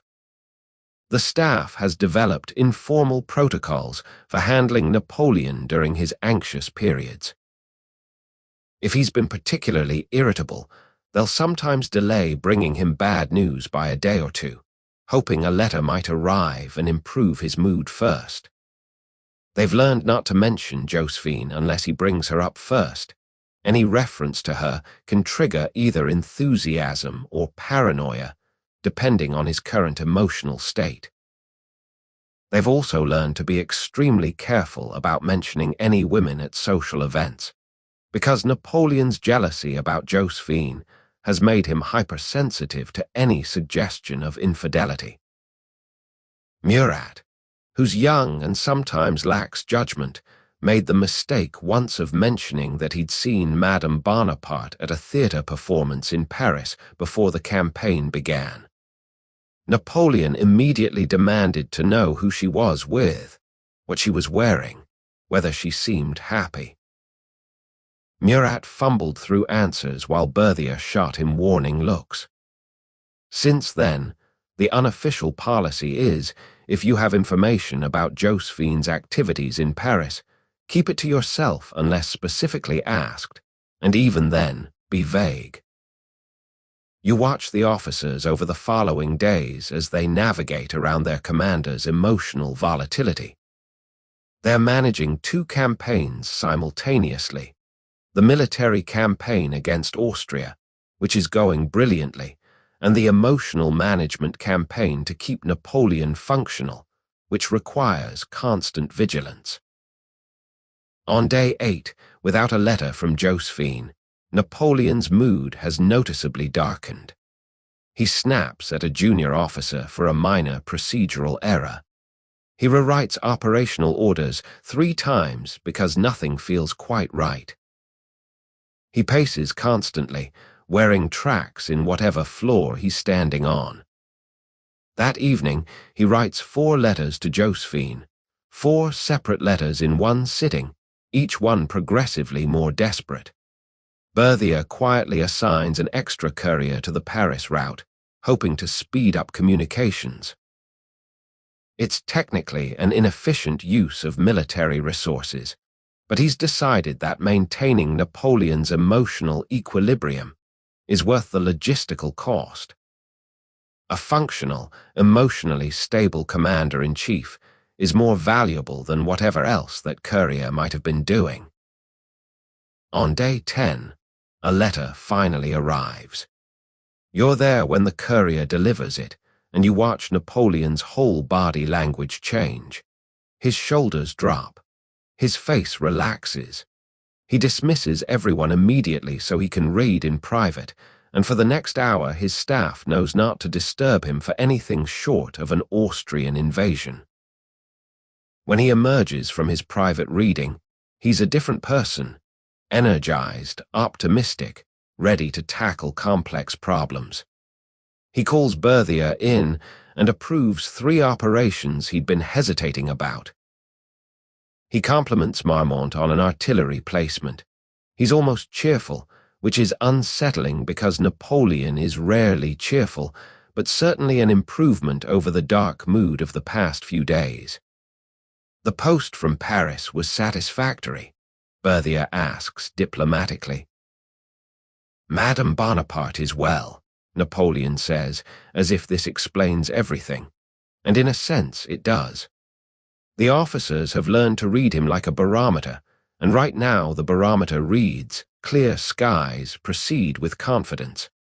They have maybe a week before the next cycle begins. You need to get physical now. Understand the actual materials that make this correspondence possible. Because romance aside, these letters are objects that exist in the material world with all its limitations and inconveniences. You're in Napoleon's tent on a hot evening in mid-July, and he's run out of decent writing paper. This is a bigger problem than it might sound like, because the paper situation in northern Italy during a military campaign is genuinely dire. And Napoleon writes so prolifically that he's constantly depleting supplies faster than the logistics corps can replenish them. The paper he's currently holding is coarse, slightly yellowed, the kind of cheap stock that's used for routine military correspondence and grocery lists. It's not what you choose for love letters. It feels rough under the fingers. The ink absorbs unevenly, leaving slightly fuzzy edges on the letters, and it's thin enough that if you write on both sides, the text bleeds through, making everything harder to read. But it's what's available, so it's what he uses. He dips his quill and starts writing, "My incomparable Josephine." And the ink spreads slightly too much on the cheap paper, making his handwriting even less legible than usual. The ink itself is another variable. Napoleon uses standard iron gall ink, which is what everyone uses, a mixture of tannic acid from oak galls, iron salts, gum arabic, and water. When it's fresh, it writes smoothly in a dark grey-black.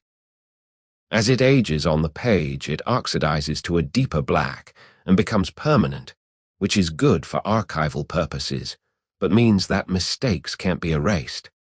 Every crossed-out word, every blotted error, every moment of visible uncertainty remains in the record forever.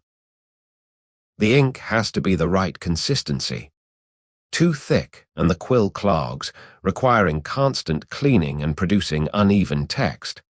Too thin and it runs, creating illegible smears. Napoleon's traveling inkwell is brass with a screw-top lid, supposedly designed to be spill-proof during transport, but actually quite capable of spilling if jostled wrong, which has happened twice during this campaign, ruining a map and one of Berthier's reports. The quills are cut from goose feathers, and preparing them properly is a minor art form.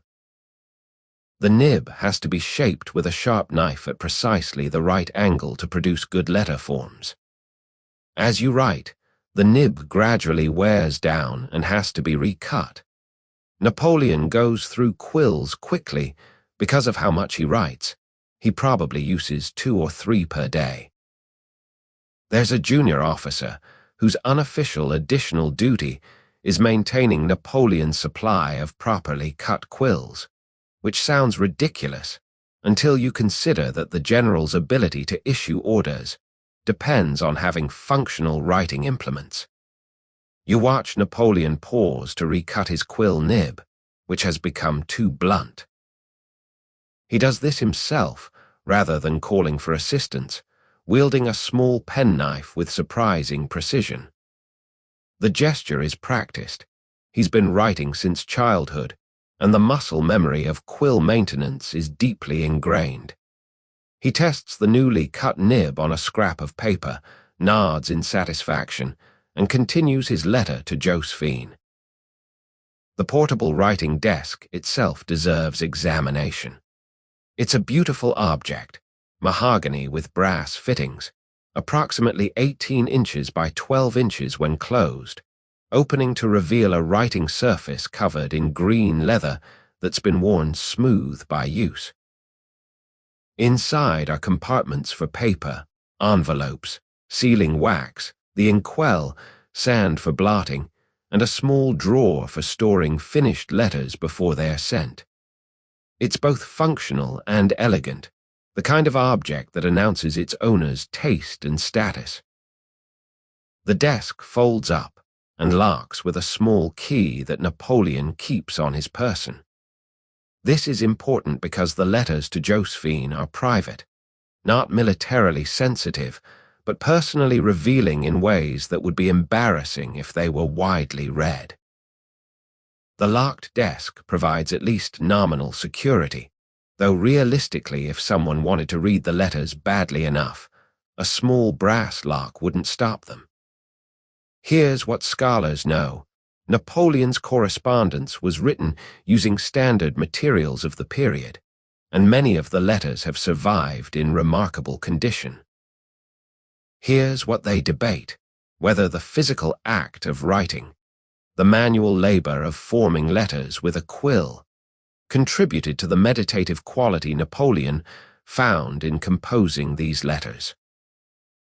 Here's the mystery: how many letters were lost or destroyed not through interception, but simply through material failure, paper degrading, ink fading, seals breaking. The sealing wax situation is its own small drama. Napoleon uses red wax, which is traditional and also happens to show up well if someone tries to tamper with it. The wax comes in sticks that have to be melted over a candle flame, then dripped onto the fold of the letter. While the wax is still soft, he presses his signet ring into it, leaving his personal seal, a distinctive mark that proves the letter's authenticity. The process requires steady hands and timing. Too hot and the wax is too liquid, spreading everywhere and potentially burning the paper. Too cool and it doesn't seal properly, crumbling when touched. Napoleon has developed a feel for the exact moment when the wax has cooled just enough to take the seal, but is still soft enough to form a strong bond. You watch him seal tonight's letter. The wax drips in a neat circle, his ring presses down firmly, and when he lifts it away, there's a perfect impression. This small moment of competence, of something going exactly right, provides tiny satisfaction in a day full of much larger frustrations. Addressing the letter is straightforward. Citoyen Bonaparte, Rue Chanterine, Paris. His handwriting on addresses is actually more legible than in the letter itself, because he knows that if the courier can't read the address, the letter won't arrive. The address is a kind of spell. These specific words in this specific order will cause this object to travel 500 miles and arrive at the exact building where Josephine lives. The envelope situation has changed over the course of the campaign. Early on, Napoleon was using proper envelopes when they were available, but envelopes are a luxury that's often unavailable in military contexts, so he's adapted to simply folding the letter on itself, sealing it, and addressing it on the outside. This is less elegant but perfectly functional and actually slightly more secure since there are fewer points of potential tampering. The letters accumulate on his desk until a courier is ready to depart, at which point they're handed over along with detailed instructions about priority and routing.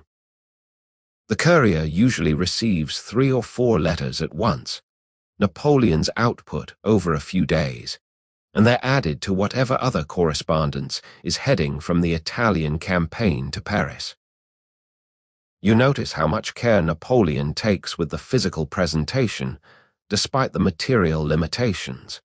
His handwriting may be messy, but he tries to keep the pages relatively clean, free of major blots or tears. He folds carefully, seals precisely. These objects are going to be handled by Josephine, touched by her hands, read by her eyes, and he wants them to be worthy of that attention even if he's writing them in a tent that smells like horse manure with paper that's barely better than newsprint. There's also the practical consideration of preservation. Napoleon knows these letters are important, maybe not historically important yet, but personally important to him. He keeps copies of some of them, rough drafts or notes about what he wrote, though not systematically. Meanwhile, Josephine in Paris is keeping his letters in a similar portfolio, creating an archive that neither of them fully realizes will eventually be studied by historians trying to understand their relationship centuries later. The materiality matters.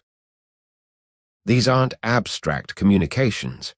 They're physical objects created through physical labor, traveling through physical space, arriving as tangible proof that someone far away was thinking about you.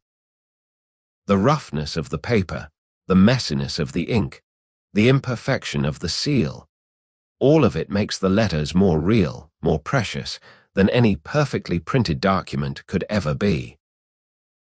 Napoleon finishes tonight's letter, seals it, adds it to the small stack on his desk. Tomorrow morning, a courier will take these physical objects and begin the long journey to Paris. In 2 weeks, Josephine will hold this exact piece of paper in her hands, see these exact ink marks, touch this wax seal. The thought provides comfort, his words made material, traveling across distance, creating connection through the simple magic of ink and paper and persistence.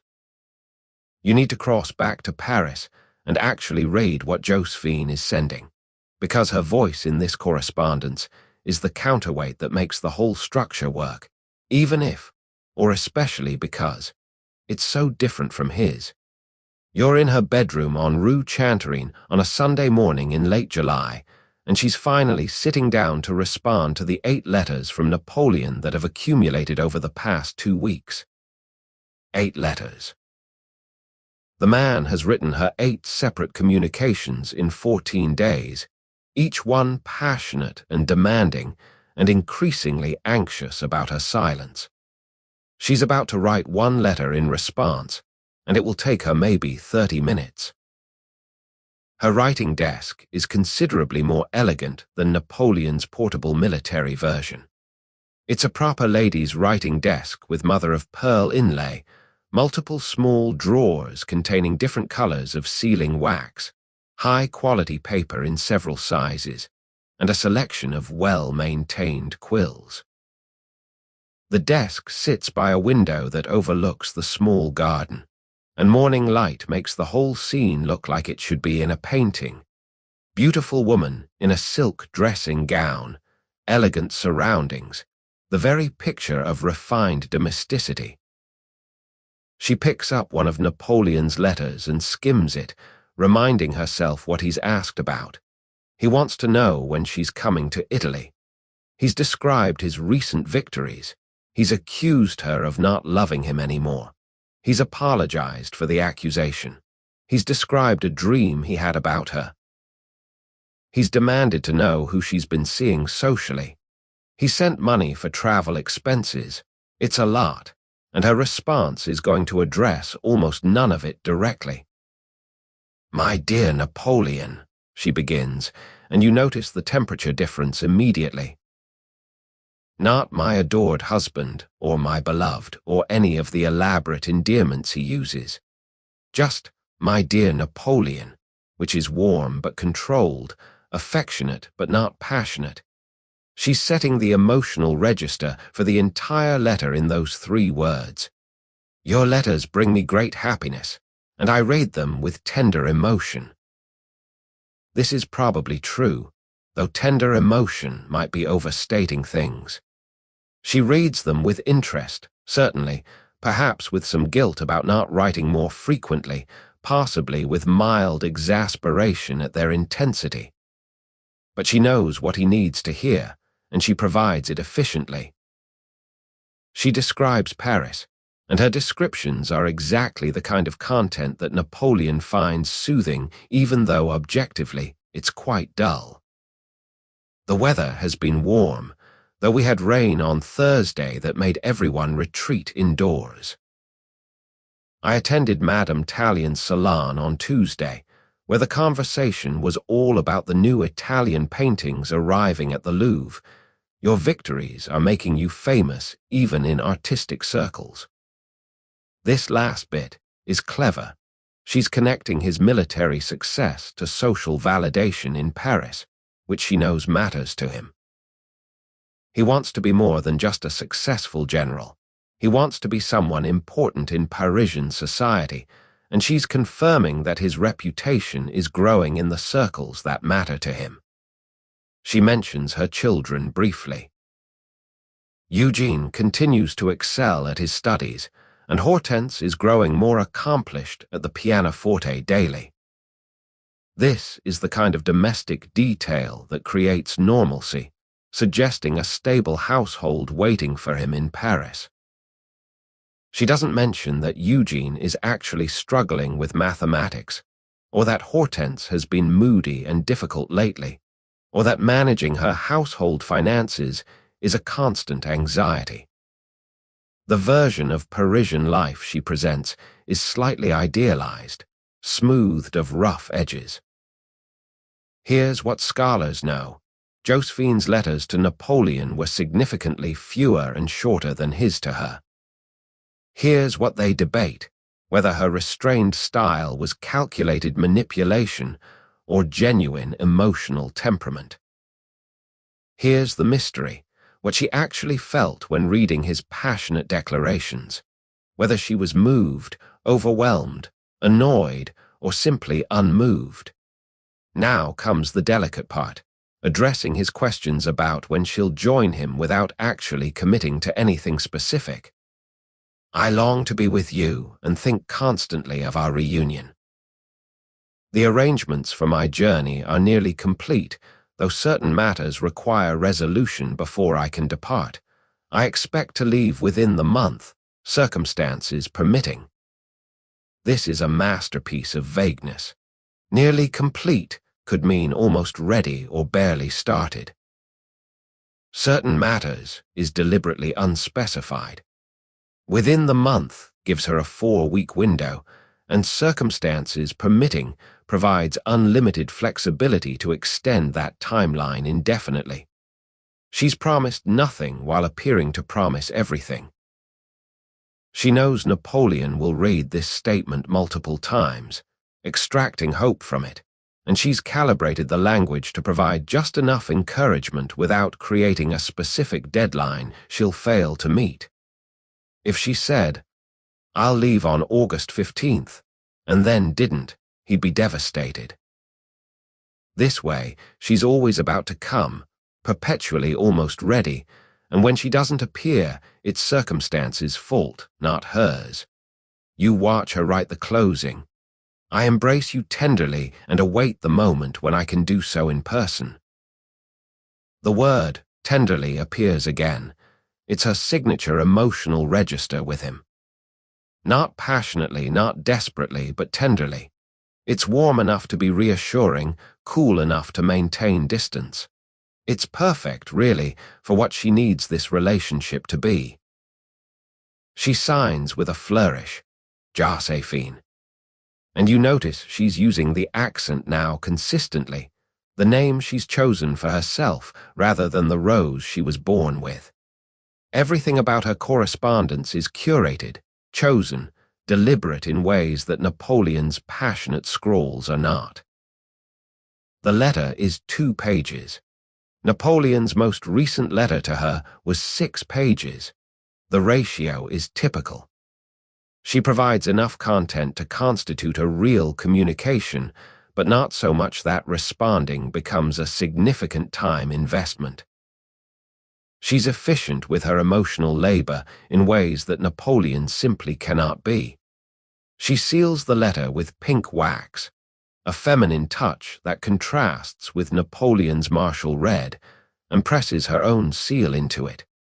Her seal is more decorative than his, a delicate pattern rather than an authoritative symbol. Even the wax choices communicate something about their different approaches to the world.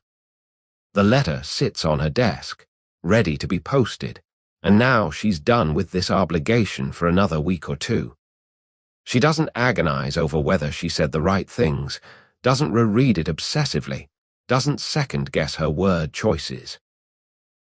She said what needed to be said, and now she can move on to the rest of her day, which includes a fitting for a new dress this afternoon and dinner with friends this evening, one of whom will probably be Hippolyte Charles. You compare the two writing experiences you've witnessed, Napoleon in his tent, tortured and passionate, spending hours on letters that sprawl across multiple pages, pouring out his soul. Josephine in her elegant bedroom, composed and efficient, spending 30 minutes on a carefully calibrated response that says just enough and no more. The difference isn't just in quantity, but in the fundamental relationship each person has with their own emotions and with the act of written communication. Napoleon writes to process his feelings, to release emotional pressure, to create connection. Josephine writes to maintain connection at a manageable level, to fulfill obligation without encouraging escalation, to keep Napoleon attached while preserving her freedom. Neither approach is wrong. They're just different, serving different needs. The letter will reach Napoleon in about 2 weeks. He'll read it dozens of times.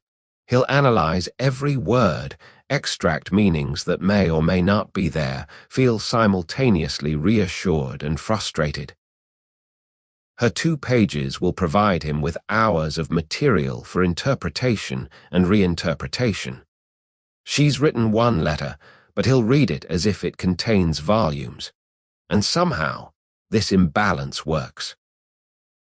His need for extensive expression meets her preference for concise communication, and in the space between excess and restraint, something functional emerges. Not equal, not balanced, but sustainable, at least for now, at least at this distance, at least while absence makes the heart grow fonder and presence isn't there to complicate things with reality. You need to spend time in the peak of Napoleon's success, because this is when the letters and the victories are most intertwined, feeding off each other in ways that make it impossible to separate military triumph from emotional need. You're in Milan in early August, and Napoleon has just finished negotiating an armistice with the Kingdom of Sardinia, secured Austria's withdrawal from most of Lombardy, and established French dominance over northern Italy in a campaign that took less than 6 months. He's 26 years old and essentially undefeated. The Directory in Paris is starting to worry that he's becoming too powerful, too popular, too independent. And every night, he writes to Josephine. Tonight you're watching him in what used to be an Austrian general's quarters, actual luxury for once, with a proper bed, decent furniture, windows with glass, even a mirror.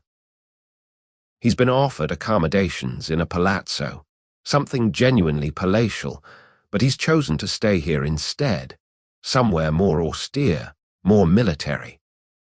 He's managing his image carefully, aware that his rapid rise has made him both celebrated and suspect. Living too luxuriously would confirm what his critics in Paris are already whispering, that he's becoming a new kind of aristocrat, that the revolution's successful general is forgetting revolutionary values. But the austerity of his living space doesn't extend to his emotional landscape. You watch him sit down after a 17-hour day of negotiations and troop movements and immediately reach for writing paper. He's exhausted. His face is drawn. There are shadows under his eyes. But writing to Josephine isn't optional. It's become as necessary as eating or sleeping, maybe more necessary since he's still terrible at sleeping and increasingly erratic about meals. I have covered myself with glory, he writes, and you can hear the pride mixed with something more vulnerable, the need for her to acknowledge his success, to be impressed by him. The armistice I have just concluded places all of Lombardy in our hands. The Directory will be pleased, though I care more for your pleasure than theirs. This last bit is probably true. The directory's approval matters strategically, but Josephine's approval matters emotionally, and right now Napoleon's emotional needs are driving him more powerfully than political calculation.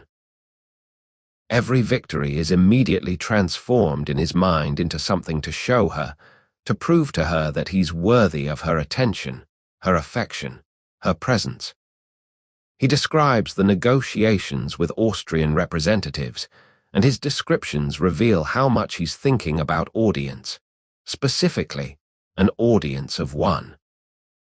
He's not just reporting facts, he's crafting a narrative where he's brilliant, commanding, successful. He's writing his own legend in real time and sending it to Paris, so Josephine can read about his greatness before anyone else does. The Austrian generals were impressed by the discipline of our troops, he writes. They remarked on the efficiency of our artillery placements. I was gracious in victory, as you would wish me to be. This last phrase is telling. He's imagining what she would want him to be and shaping his behavior, or at least his description of his behavior, accordingly. Whether the Austrian generals actually said these things, or whether Napoleon is embellishing for effect is unclear, possibly even to him. The line between what happened and what he wants to have happened blurs in these letters. Here's what scholars know. Napoleon's Italian campaign was a stunning military success that made him famous across Europe.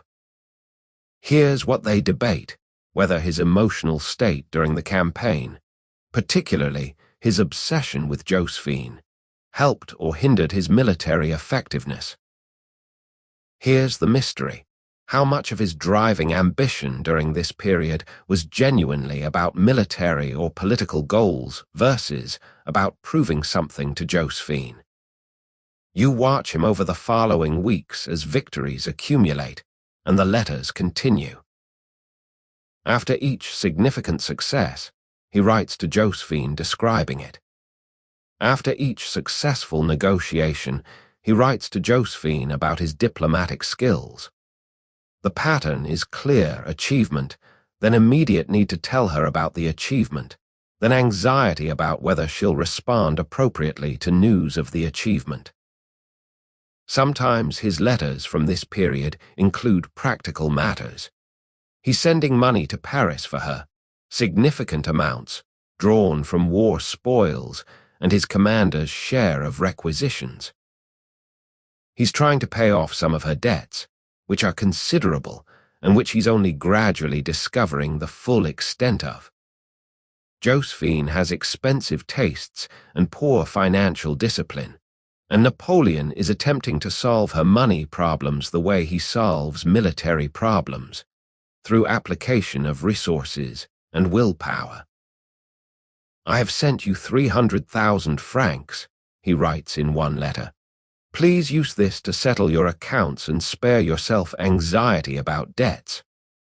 The money is substantial, equivalent to years of a general's salary. He's giving her fortune-level amounts while living in austere military quarters, which tells you something about where his priorities lie.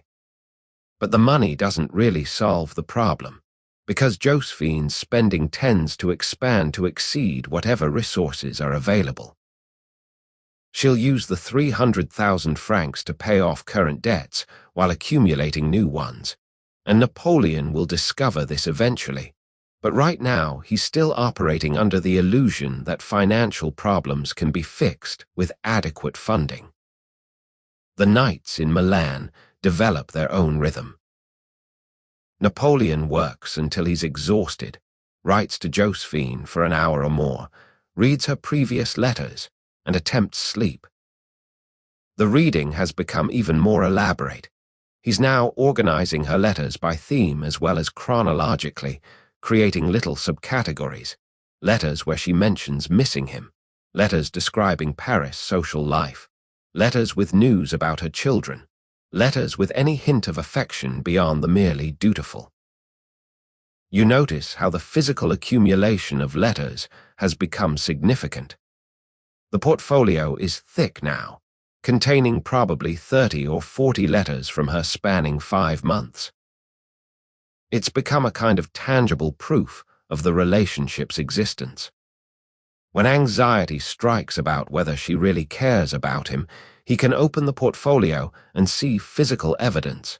This many pieces of paper, this many times she wrote to him, this much ink spent on their communication. The nights when couriers arrive from Paris are events. You watch Napoleon receive notification that dispatches have arrived, and his whole demeanor changes. If there's a letter from Josephine among them, everything else becomes secondary. Military reports can wait. Political correspondence can wait. He retreats to his private quarters and reads, and his staff knows not to disturb him. Tonight there are 2 letters, which is unusual luck. 2 separate communications that must have been sent about a week apart and happen to arrive on the same courier run. Napoleon reads them in chronological order based on their dates, experiencing them as Josephine intended them to be experienced, even though the gap between writing and reading has collapsed the temporal distance. The first letter is relatively brief. She's well, Paris is hot. She hopes to see him soon. The second letter is longer, more detailed, and includes a line that will keep Napoleon occupied for days. I think of you with tender longing and await our reunion with impatience. Tender longing. This is stronger language than she usually employs. Napoleon reads this phrase 7 times in succession, trying to determine whether it represents a genuine increase in her affection or whether she's just varying her vocabulary for stylistic reasons. He wants desperately to believe the former, suspects realistically it might be the latter, and ends up in a place of hopeful uncertainty that's simultaneously agonizing and energizing. He writes back immediately, responding to her tender longing with passionate declarations of his own. His response to 2 letters from her will probably span 8 or 10 pages by the time he's finished. The ratio remains consistent. She gives a little, he gives everything, and the imbalance somehow sustains them both. Outside, Milan is settling into summer night sounds, people talking, dogs barking, the clatter of a late carriage on cobblestones. Inside, the general who's conquered northern Italy is carefully folding a letter from his wife, placing it in his portfolio with the others, and feeling, at least for tonight, that all the glory and victory and power are worthwhile because they'll make him worthy of the woman who wrote these words. The campaign continues, the victories accumulate, and every night ends the same way, with Napoleon writing to Josephine, reading her letters, trying to sleep, and mostly failing but finding in the ritual itself a kind of peace that actual rest never quite provides. You're with Napoleon in mid-August, and it's been 12 days since he received any correspondence from Josephine. 12 days. By his calculations, there should have been at least 2 letters in that time, maybe 3. The couriers from Paris are arriving regularly with military dispatches, political correspondence, reports from the directory, everything except what he actually wants. His mood has deteriorated from anxious to dark to something approaching paranoid. You watch him pace his quarters at 2 in the morning, unable to sleep, unable to work, unable to think about anything except why she hasn't written. His mind, usually so brilliant at tactical analysis, has turned inward and is generating increasingly catastrophic scenarios. She's ill. She's been injured. She's forgotten him entirely. She's being unfaithful. This last possibility has gained traction in his imagination over the past few days, building from vague suspicion into something approaching certainty, despite having no actual evidence. He's written to her 6 times in these 12 days, each letter more desperate than the last. The progression is almost painful to watch. The first letter is relatively measured, just asking if everything is well. The second expresses concern about her silence. The third accuses her of neglect. The fourth apologizes for the third. The fifth demands explanation. The sixth is barely coherent, a sprawling emotional mess where he's angry and pleading and self-pitying all at once, his handwriting deteriorating as his composure crumbles. His staff is keeping their distance. Berthier has stopped bringing him anything that isn't absolutely urgent. Marmont made the mistake yesterday of asking about troop deployments during what turned out to be a bad moment, and got his head bitten off for his trouble. Even the junior officers have learned to recognize the signs.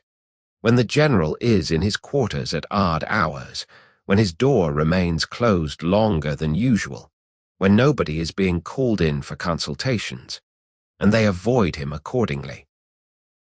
The thing that's destroying Napoleon isn't just the absence of letters, it's the not knowing. If he knew for certain that the letters had been lost in transit, intercepted by Austrian patrols, destroyed by a courier's accident, that would be frustrating but manageable. Military operations involve losses, he understands that. But not knowing means his imagination fills the vacuum, and Napoleon's imagination, when applied to personal anxiety, is spectacularly destructive. Here's what scholars know. There were periods during the Italian campaign when letters were delayed or lost due to various practical factors. Here's what they debate: whether Josephine was actually writing regularly during these silent periods, and the letters simply weren't arriving, or whether she had genuinely stopped writing as frequently. Here's the mystery: whether Napoleon's paranoia about her fidelity during these silent periods was purely psychological, or whether he had some basis for suspicion that he chose not to articulate clearly in his letters. You watch him on the 13th day, which begins with him writing yet another letter to Josephine, his 7th in 2 weeks. This one is calmer, more controlled, possibly because he's exhausted himself emotionally and has nothing left to fuel the intensity. My beloved Josephine, your silence causes me the most profound anxiety. I beg you to write, even if only a few words, to reassure me of your well-being. I cannot function without knowing that you are safe and that you still think of me. The vulnerability in these lines is stark. This is a man who's conquered half of northern Italy, asking his wife to send him, even if only a few words, just to prove she's still thinking about him. The power dynamic is completely inverted. He has literal armies at his command, but is helpless in the face of her silence. Later that morning, he snaps at Berthier during a routine briefing about supplies. It's not even about anything important, some administrative detail about requisitions, but Napoleon's response is disproportionate and harsh.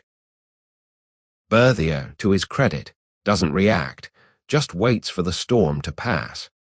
After Napoleon dismisses him, Berthier finds Murat and says quietly, "It's been 13 days. This needs to resolve soon or we'll need to manage around him." They're discussing their commanding officer like he's a piece of broken equipment that needs workarounds. It's not quite insubordinate. They're not questioning his military judgment, which remains sound, but they're acknowledging that his emotional state has become a factor that affects operational planning. On the 14th day, 2 things happen. First, Napoleon writes to his brother Joseph in Paris, asking him to check on Josephine, to visit the house on Rue Chanterine, and verify that she's well. The letter to Joseph is more composed than his letters to Josephine, but the anxiety underneath is palpable. "I would be grateful if you could call on my wife and assure me that all is well. Her letters have not reached me recently, and I am concerned." This is Napoleon's version of restrained. He's using family connections to investigate rather than sending military resources, which shows some remaining sense of proportion.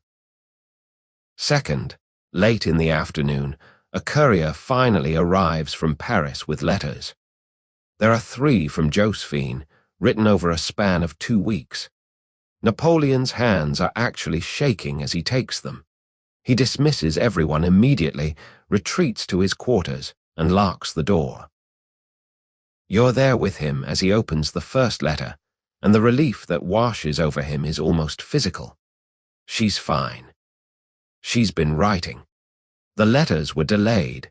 Something about courier routes being redirected due to Austrian troop movements or weather or some other logistical complication that meant nothing was getting through. It wasn't her silence. It was the mail system's failure. He reads all 3 letters in sequence, then reads them again. They're her typical communications, warm but measured, describing Paris life, mentioning that she hopes to join him soon, closing with tender regards. They're not particularly special letters, nothing that would seem worth the emotional devastation of the past 2 weeks, but their existence is enough. She wrote. She was thinking of him. The catastrophic scenarios his imagination created were wrong. The relief is so intense it's almost painful.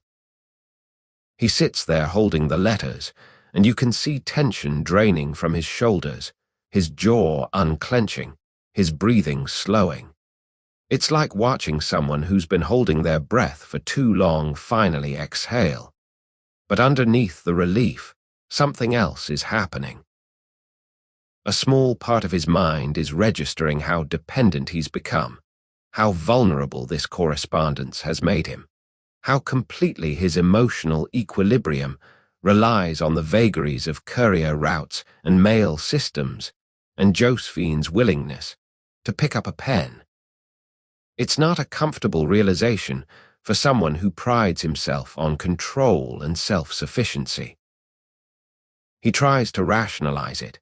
The delays were exceptional circumstances, not the norm.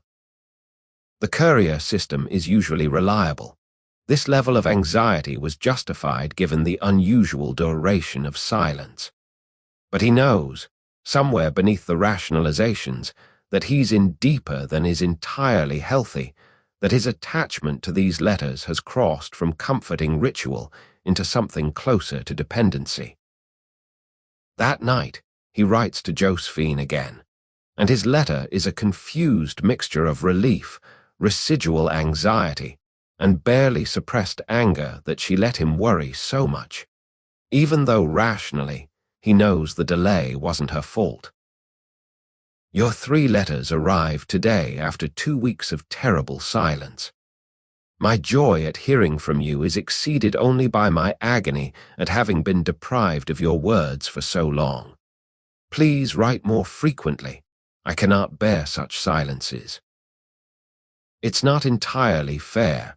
She can't control courier delays any more than he can. But fairness isn't his priority right now. What he needs is reassurance that this won't happen again, even though both of them know it might. The crisis has passed, but it's left marks. His staff notices that he's back to functional, but there's a new edge of fragility they hadn't seen before. The emotional infrastructure he's built around Josephine's letters has revealed its weakness. It works brilliantly when the letters arrive regularly, but it collapses catastrophically when they don't, and there's no backup system, no alternative source of stability. Over the following days, Napoleon returns to his normal pattern, working intensely, writing to Josephine nightly, reading her letters before sleep. But something has shifted. The ritual that was soothing has become tinged with anxiety. Each day without a letter now carries an edge of fear.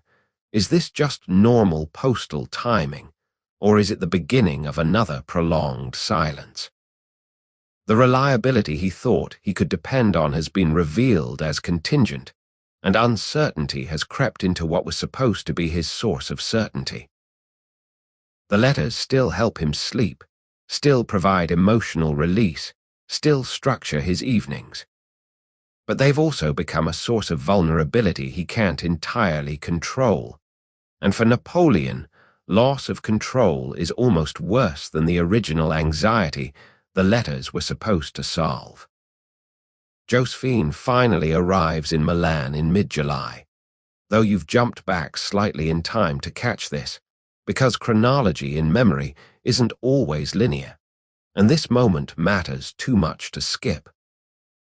Napoleon has been in Italy for nearly 5 months when he receives word that she's actually coming, that she's left Paris, that in a matter of days she'll be physically present instead of existing only as words on paper and images in his imagination.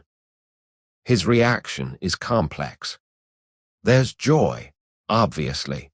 The thing he's been begging for in 90-some letters is finally happening. But there's also anxiety, because the Josephine he's been writing to and the Josephine who's about to arrive are not quite the same person. He's constructed an idealized version of her from memory, imagination, and the carefully curated words of her letters.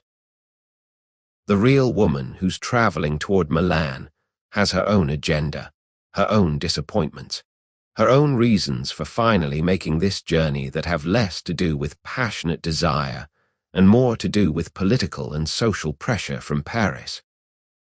You watch Napoleon prepare for her arrival with an attention to detail that would be touching if it weren't slightly manic. He's commandeered better quarters, not a palazzo, but close, a townhouse that belonged to a wealthy merchant who fled when the French arrived. He's had the place cleaned, furnished with requisitioned items that approximate luxury. He's bought her gifts, jewelry he probably can't quite afford, fabric for dresses, perfume that may or may not match her taste. He's trying to create a domestic space worthy of the woman he's been imagining. His officers watch this preparation with mixed feelings. On one hand, they're hoping Josephine's presence will stabilize Napoleon's emotional volatility. On the other hand, they're worried that reality won't match his expectations, and the disappointment might be worse than the longing. Berthier, ever practical, has quietly arranged for backup quarters in case the living situation doesn't work out.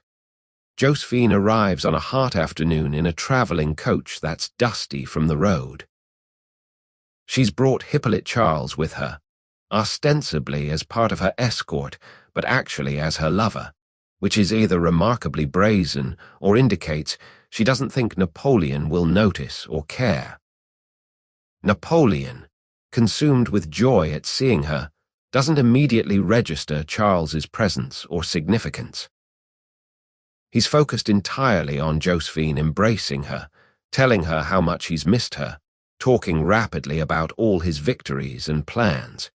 You watch this reunion, and it's not quite the romantic scene Napoleon has been imagining. Josephine is tired from travel, uncomfortable in the heat, slightly overwhelmed by his intensity. She's warm toward him but not passionate, pleased to see him but not overcome with emotion. The temperature difference between his burning devotion and her mild affection is immediately apparent, and you can see him trying to reconcile what he's experiencing with what he was expecting. The first few days are awkward. Napoleon wants to spend every moment with her, showing her around Milan, introducing her to his officers, essentially displaying her as proof of his complete life, successful general with beautiful wife. Josephine wants time to rest, to adjust to her surroundings, to have some autonomy after the intense journey. They're operating at different speeds, with different expectations, and neither is entirely happy with the arrangement. The letters stop, of course. There's no reason to write to someone who's sleeping in the same building. But this creates an unexpected gap in Napoleon's routine. For 5 months, he's ended every day by writing to Josephine and reading her previous letters. That ritual provided structure, emotional release, a sense of connection. Now she's physically present, but the ritual that centered his evenings is gone, and he doesn't quite know what to replace it with. Here's what scholars know. Josephine joined Napoleon in Italy in July 1796 and stayed with him for several months. Here's what they debate: the extent to which she was conducting an affair with Hippolyte Charles during this time, and whether Napoleon knew or suspected. Here's the mystery: what their actual relationship was like during this period of cohabitation, whether physical proximity improved their connection or made the emotional distance more apparent. You watch them over the following weeks, and the pattern that emerges is complicated. Napoleon is possessively devoted. He wants to know where Josephine is, who she's talking to, how she's spending her time. Josephine, accustomed to independence in Paris, finds this attention suffocating. She's pleasant, accommodating to a point, but also increasingly skilled at creating space for herself. She develops headaches that require rest. She makes social commitments that don't include Napoleon. She goes shopping with other officers' wives, activities that exclude him. The sexual relationship, which Napoleon had been anticipating with desperate eagerness, is apparently less than satisfactory for both of them. Napoleon's letters had been full of physical desire, but actual intimacy is complicated by his intensity, her relative coolness, and the simple fact that sexual chemistry can't be created through willpower and longing. The details aren't recorded. This is still the 18th century, and certain things remain private, but the tension is palpable. Hippolyte Charles becomes a problem, though Napoleon is slow to recognize it. Charles is charming, funny, light in ways Napoleon isn't. He makes Josephine laugh. He's easy company while Napoleon is intense company.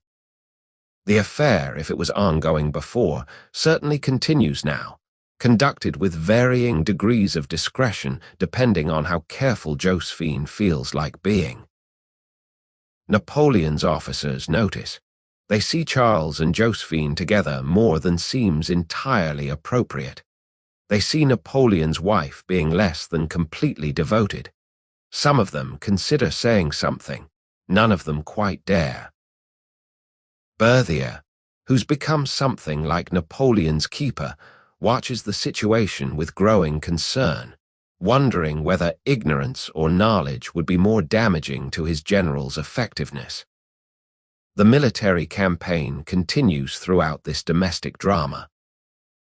Napoleon is still winning battles, still negotiating with Italian princes, still demonstrating the brilliance that got him this command in the first place. But you notice his attention is split in ways it wasn't when Josephine was just words on paper. When she was absent, he could compartmentalize. Work during the day, emotional release through letters at night. Now she's present, and his jealousy and need are operating in real time, creating distractions that didn't exist before. There are moments of genuine connection. Evening walks through Milan when they talk, and Napoleon is almost relaxed. A dinner where Josephine is charming with his officers, and he's proud of her social skills. Quiet mornings when she's still half asleep, and he watches her with something like contentment. These moments are real, but they're interspersed with longer periods of tension, misunderstanding, and mutual disappointment. You realize that what worked at a distance doesn't necessarily work up close. The letters created a relationship that functioned through absence, imagination, and careful curation. Physical presence requires dealing with reality, with Josephine's actual personality rather than Napoleon's idealized version, with his possessiveness rather than his passionate prose, with the mundane difficulties of two people with very different temperaments trying to share space. After about 6 weeks, Josephine begins making noises about returning to Paris. She's worried about her children, a legitimate concern, but also an excuse. She misses Paris, its society, its culture, its freedoms. She's tired of following an army, living in requisitioned houses, being perpetually on display as the general's wife. Napoleon resists, pleads, tries to convince her to stay, but you can see he's already losing this argument. When she finally leaves in September, traveling back to Paris with Charles still in her entourage, Napoleon's response is complicated. There's sadness at her departure, but also something like relief. The reality of their relationship has been exhausting in ways the fantasy never was. Within days of her leaving, he's writing to her again, back to the ritual that worked, back to the distance that made their connection sustainable. The letters resume, and they're different now. He knows her better, has lived with her, has seen her flaws and frustrations. But if anything, this makes the letters more necessary. He can write to the Josephine he wants her to be, respond to the carefully crafted version of herself she presents in her correspondence, and avoid the complicated reality of who they actually are together. The experiment of presence has concluded. They're returning to absence, to words on paper, to the structure that paradoxically works better than actual cohabitation. Neither of them acknowledges this explicitly, but both understand it. Their marriage functions best at 500 miles distance, mediated through letters that arrive irregularly and say just enough to maintain connection without requiring actual intimacy. You watch Napoleon alone again in his quarters, writing to Josephine, who's now traveling back toward Paris, and his relief is almost palpable. This he knows how to do. This works. This gives him what he needs without demanding more than he can give or confronting him with more than he can accept. The wife who arrived has departed, and the letters that calm the tent resume their nightly ritual. Follow Napoleon into genuine isolation now, because Egypt in 1798 is where the letter system that sustained him finally, catastrophically breaks down. You're on a ship in the Mediterranean in May, part of a massive fleet carrying 35,000 soldiers toward a destination that most of them don't even know yet. Napoleon is heading to Egypt, ostensibly to threaten British interests in India, actually because the Directory in Paris wants him far away from French politics, where his popularity and ambition are becoming dangerous. He's bringing an army, a cadre of scientists and scholars, and his desperate hope that Josephine will write to him regularly, despite the vastly increased distance.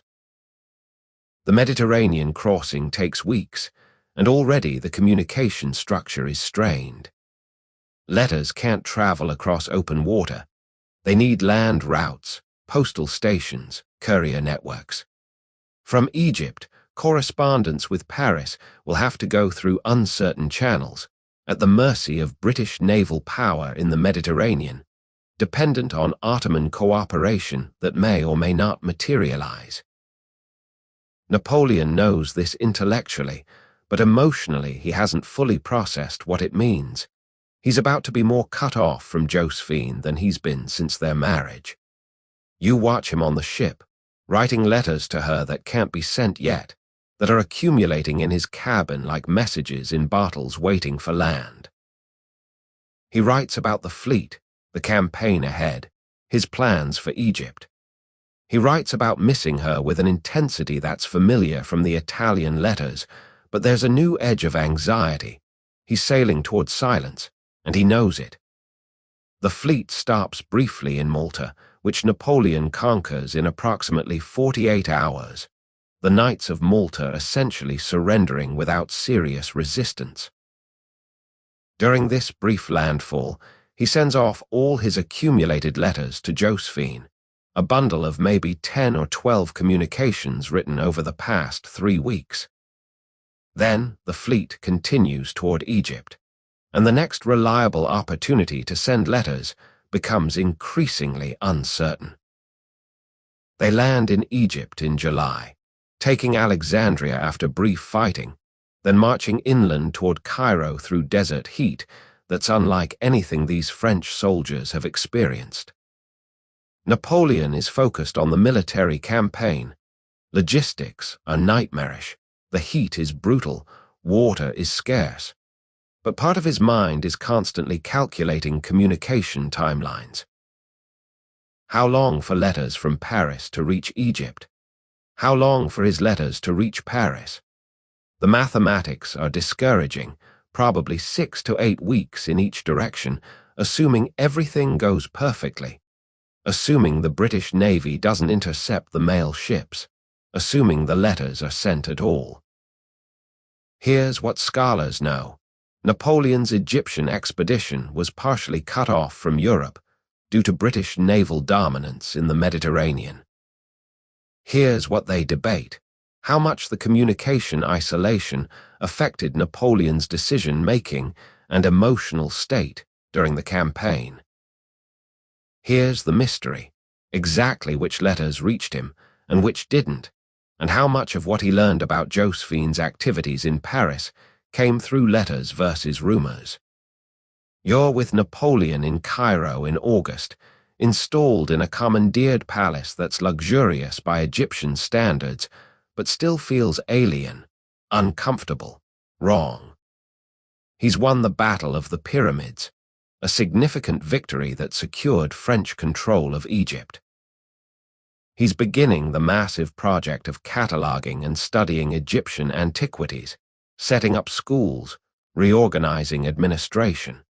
He's doing everything a successful conqueror is supposed to do, and he's received exactly 0 letters from Josephine since leaving France 3 months ago. The silence is different from the Italian campaign delays.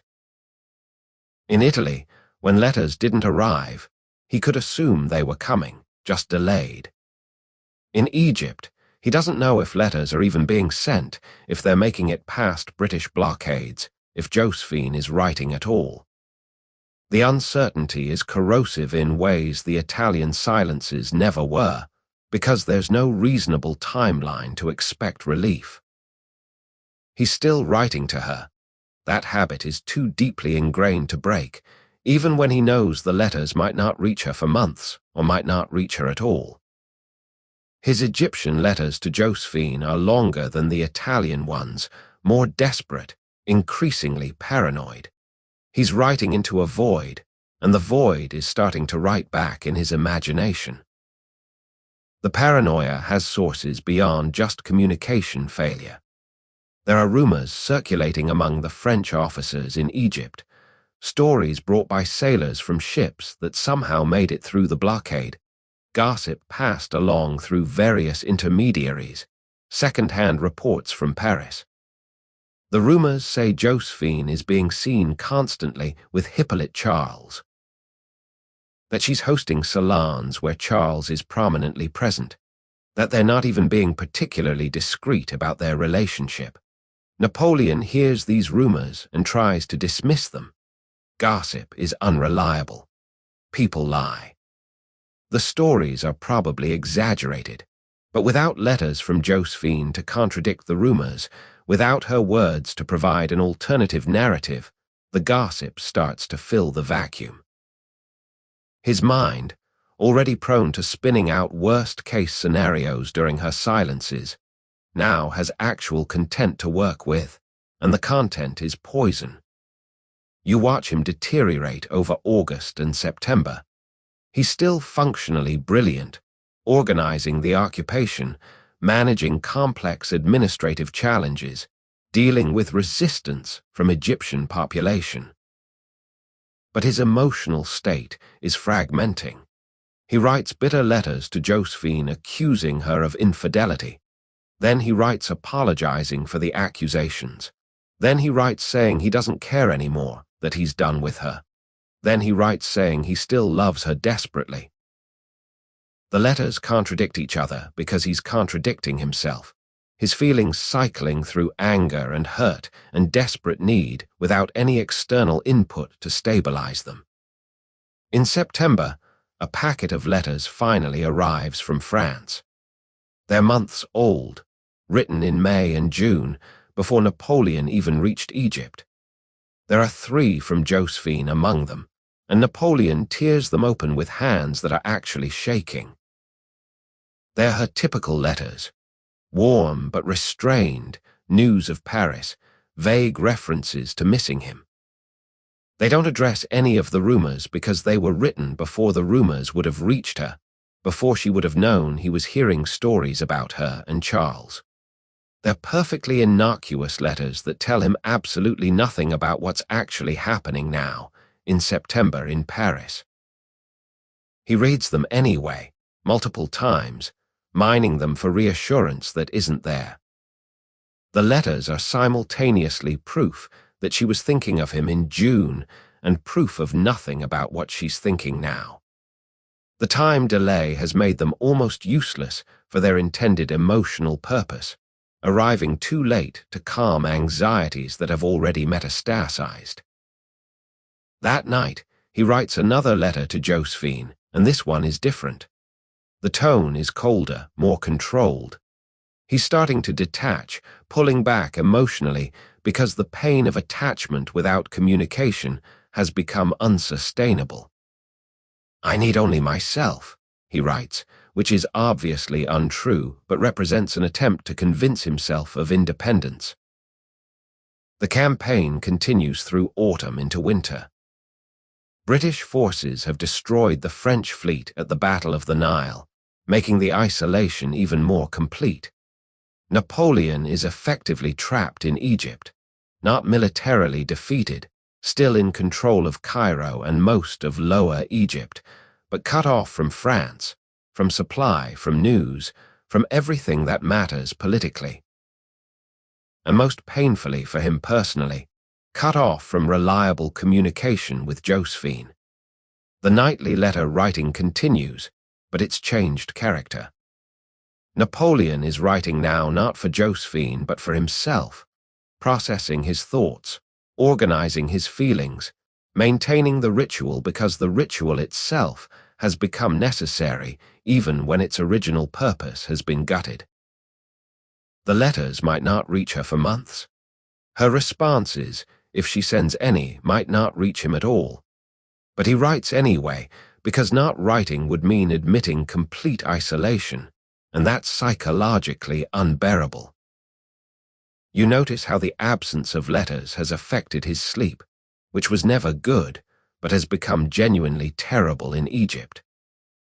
Without Josephine's words to calm his mind before bed, without that ritual of reading and rereading to occupy his thoughts, his insomnia has intensified. He's sleeping maybe 3 hours a night, sometimes less, running on exhaustion and willpower. His officers are worried. They see him becoming more erratic, more prone to angry outbursts, more isolated even from his own staff. Some of this is the stress of the campaign. Egypt is turning out to be a much harder occupation than anyone anticipated. But some of it is clearly personal, emotional, the breakdown of the coping mechanism he'd relied on for 2 years. In December, another batch of letters arrives, these from August, 4 months old. One is from Josephine, and it's brief almost to the point of curt. She's well, Paris is fine, she hopes he's safe. That's essentially it. No expressions of missing him, no tender words, barely any personal content at all. It reads like an obligation fulfilled rather than a genuine communication. Napoleon sits holding this letter, and you can see something breaking in his expression. The structure that sustained him, the careful balance of his excessive passion and her measured response, has collapsed. She's not even pretending anymore, not maintaining the fiction that their epistolary relationship meant something. This letter is basically a confirmation that the rumors are true, that she's moved on, that whatever they had existed primarily in his imagination, and in letters that are now revealed as inadequate, as temporary, as fundamentally insufficient to sustain connection across real distance and time. That night, he doesn't write to her. For the first time in more than 2 years, Napoleon doesn't write his nightly letter to Josephine. The ritual that calmed him, that structured his evenings, that gave him emotional release and psychological stability, it's over. Not because he's decided to stop, but because the entire framework it was built on has been revealed as unsustainable, as dependent on conditions that no longer exist. He lies awake in his borrowed palace in Cairo, surrounded by Egyptian darkness and French soldiers and the growing realization that he's more alone than he's ever been.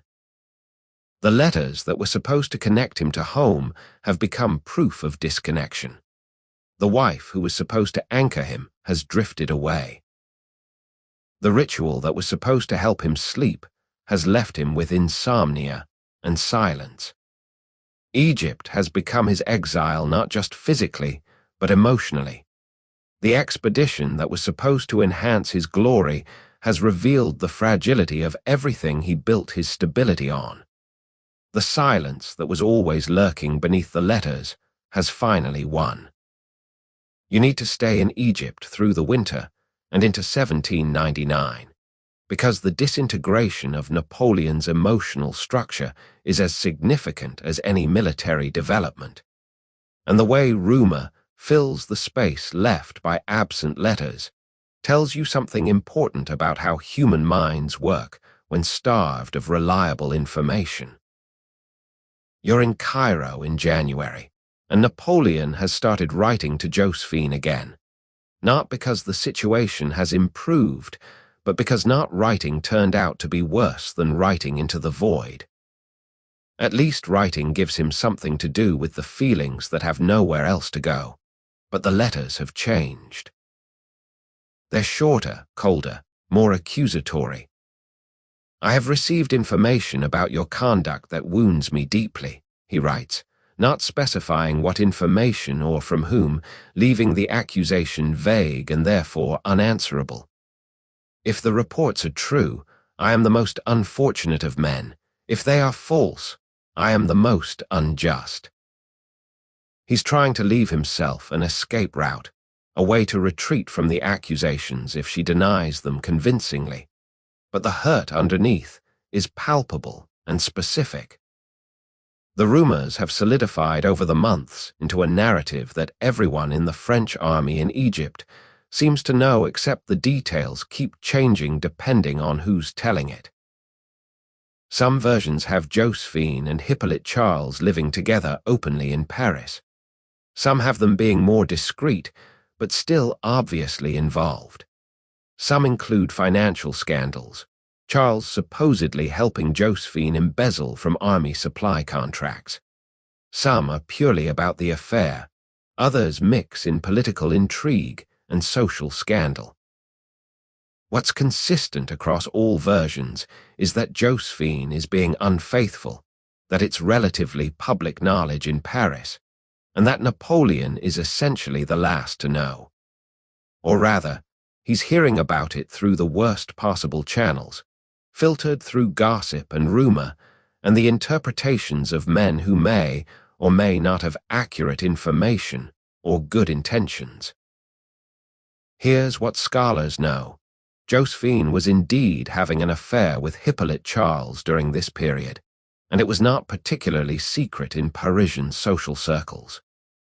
Here's what they debate: how much Napoleon actually knew versus how much he suspected, and whether the rumors reaching him in Egypt were accurate or exaggerated. Here's the mystery: what Napoleon actually felt, whether his primary emotion was genuine heartbreak or wounded pride, betrayal or anger at being made to look foolish. You watch how the rumor situation affects his functioning. Some days he's coldly efficient, throwing himself into administrative work with even more intensity than usual, as if proving he doesn't need emotional connection to be effective.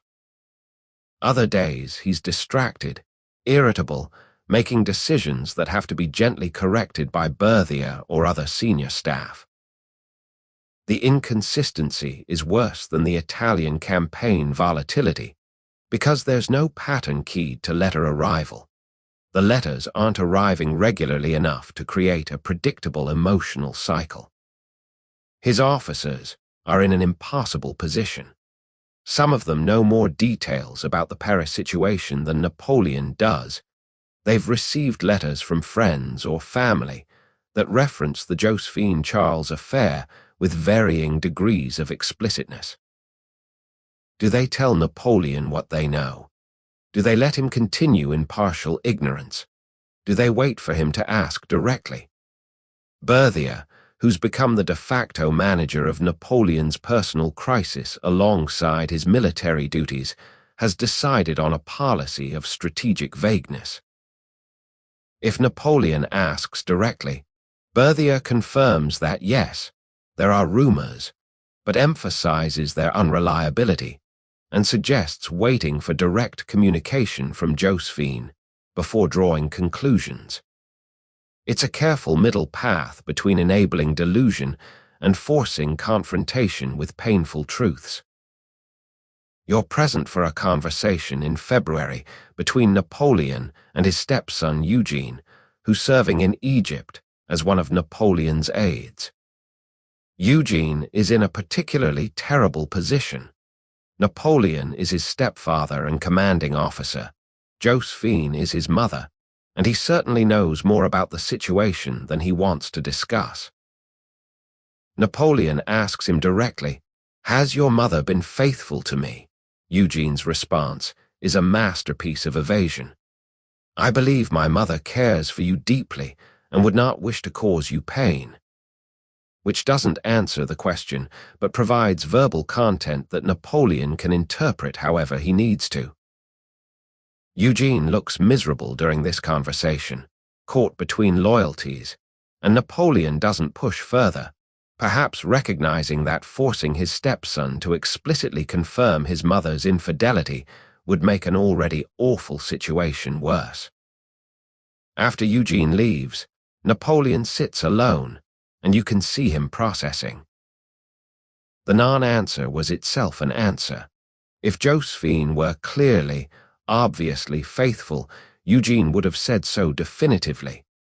The evasion confirms what Napoleon has been trying not to believe. That night he writes one of his most bitter letters to Josephine. "I am informed of everything. The veil has been torn away. I am tired of the deceptions. I have given you everything, and you have repaid me with betrayal. I shall return to France, and woe to anyone who has wronged me." The threats are vague but ominous. He's powerful enough that woe to anyone carries real weight. But then he doesn't send the letter.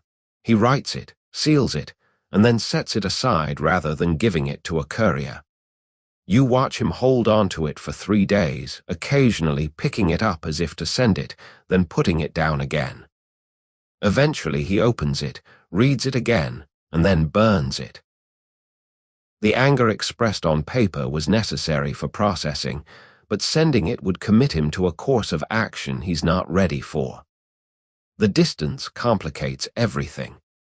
If he were in Paris, he could confront Josephine directly, demand explanations, make decisions based on first-hand observation. In Egypt, he's working with fragmentary information, months-old news, rumors that may be exaggerated or may understate the reality. Any decision he makes is based on incomplete data, and he knows it. This uncertainty is perhaps worse than confirmed knowledge would be. If he knew definitely that she'd been unfaithful, he could divorce her, move on, close that chapter. If he knew definitely the rumors were false, he could dismiss them and continue the relationship. But this ambiguous state, probably true, maybe exaggerated, definitely something, but unclear exactly what, leaves him stuck in painful limbo. You watch him over the following weeks develop a kind of protective cynicism. He starts making jokes about marital infidelity at dinner with his officers, dark humor that makes everyone uncomfortable, but seems to provide him some relief. He mentions casually that perhaps he should find comfort elsewhere, that turnabout is fair play, that Egyptian women are apparently quite beautiful. Whether he actually acts on any of this is unclear.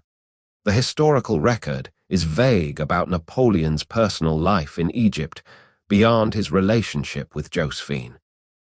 By March, the military situation in Egypt is deteriorating alongside his emotional state. The occupation is facing increasing resistance. Supply lines are terrible. Disease is ravaging the French forces. The larger strategic situation in Europe is shifting in ways that make the Egyptian expedition increasingly pointless. Napoleon is starting to consider abandoning the campaign and returning to France, though he can't do so openly without appearing to desert his army.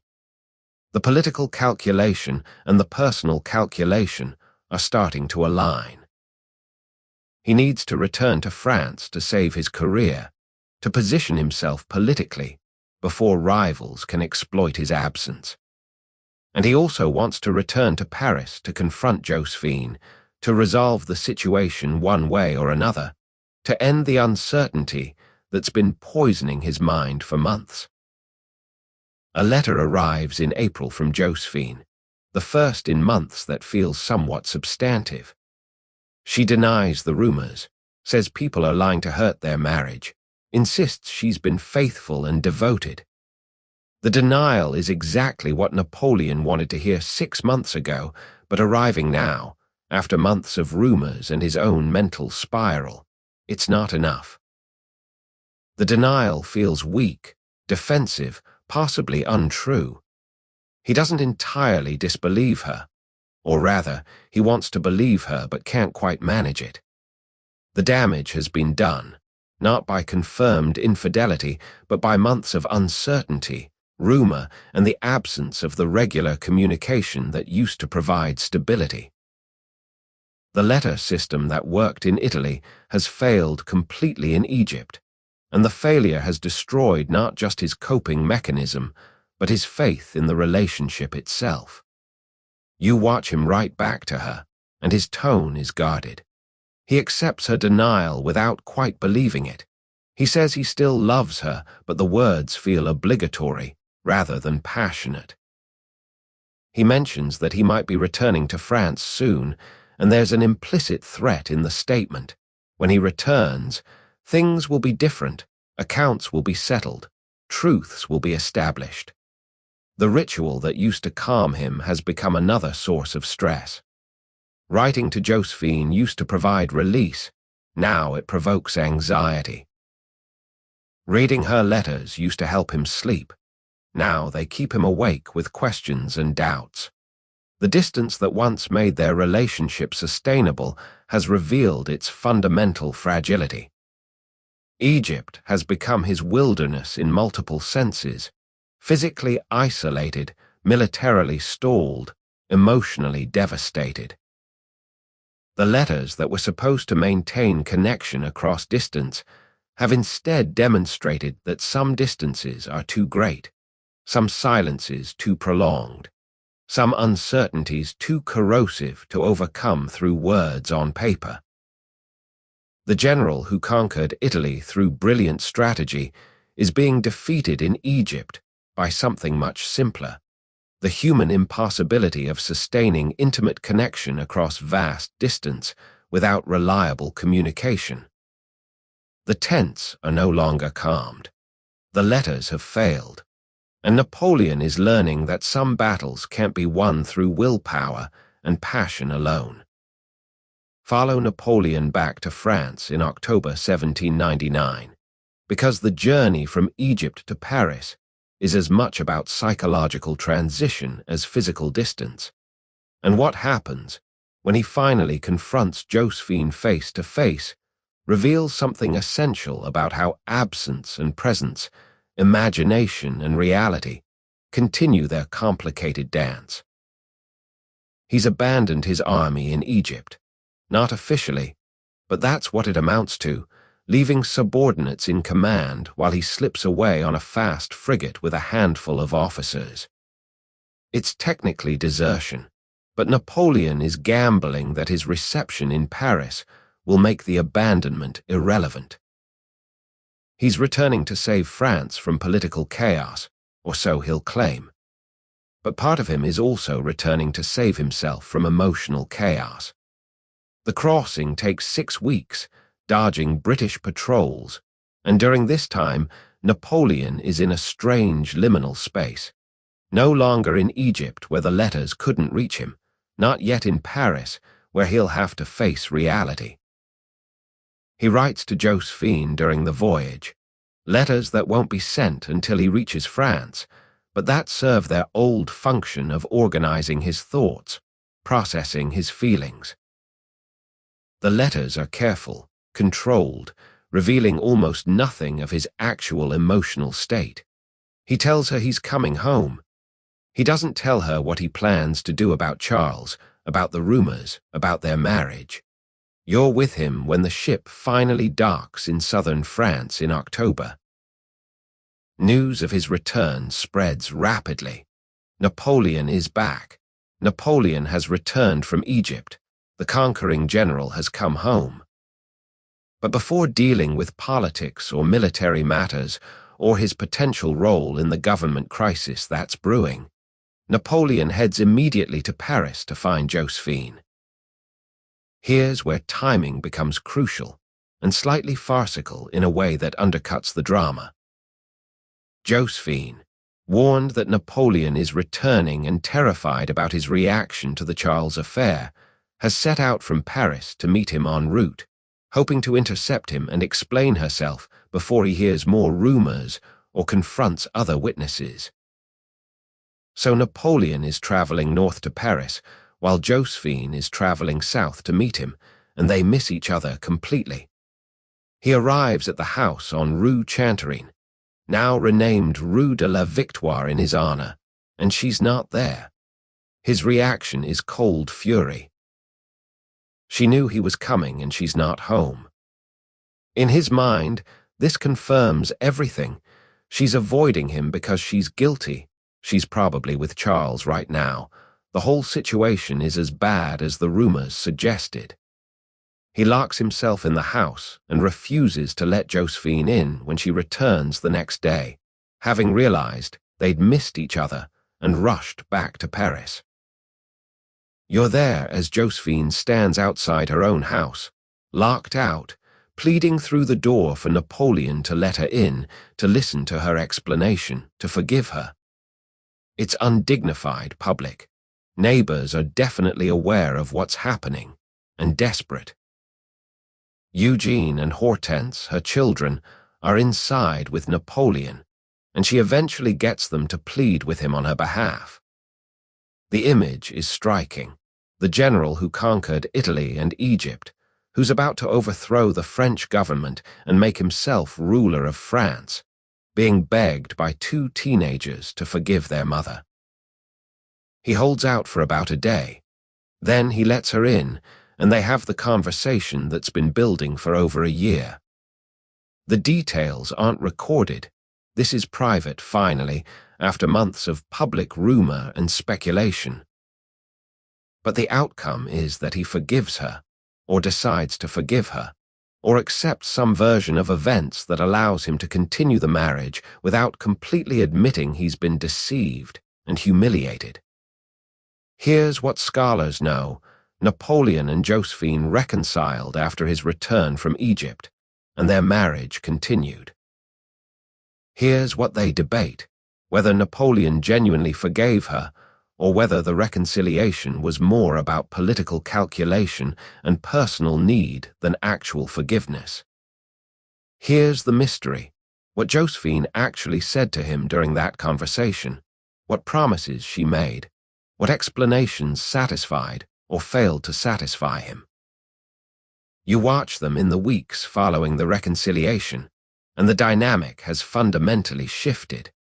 Napoleon is no longer the desperately devoted correspondent pouring his soul onto paper. He's colder, more controlled, more guarded with his emotions.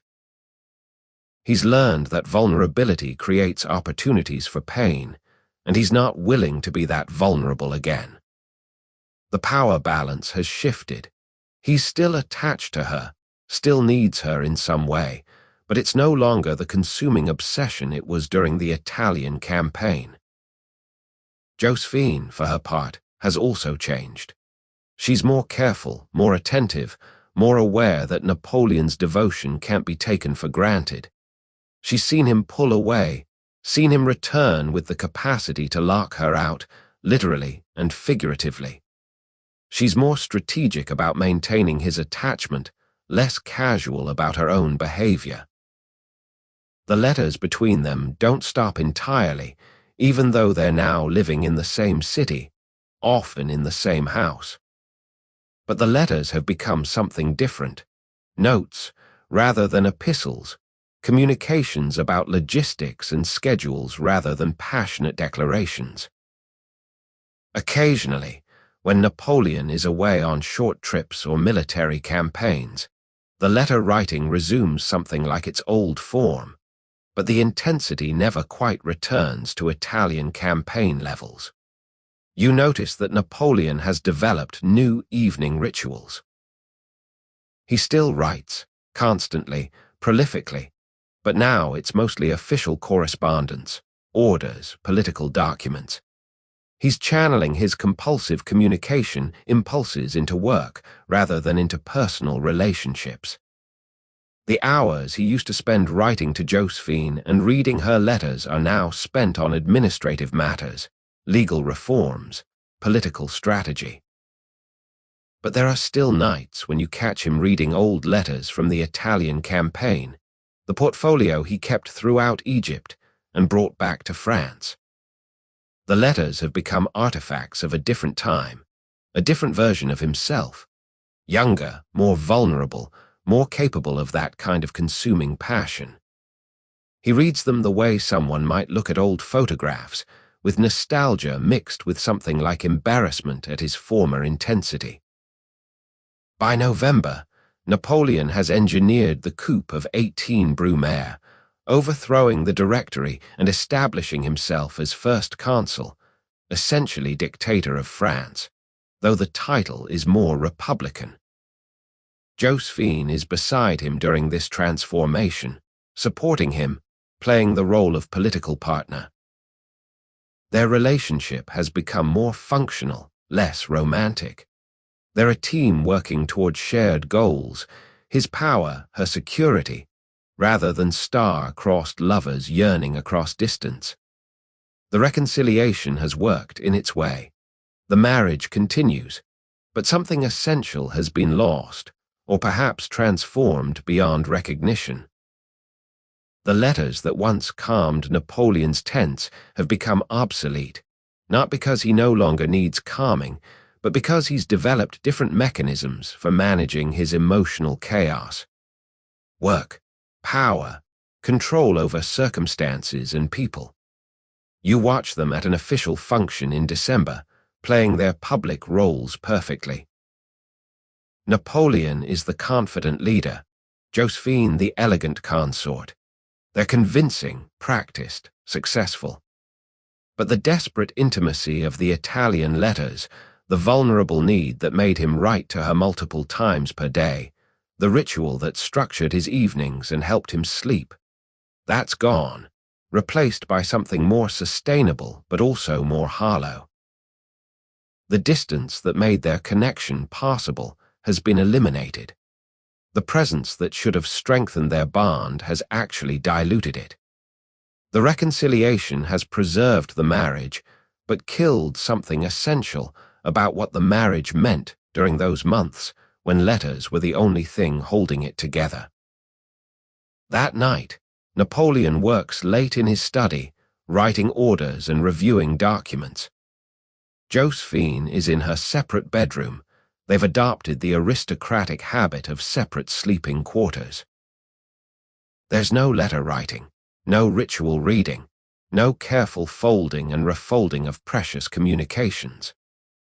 The silence between them is no longer filled with anticipated letters, but with the mundane reality of two people who have chosen to stay together despite everything, who have found a way to make the relationship work by making it mean less.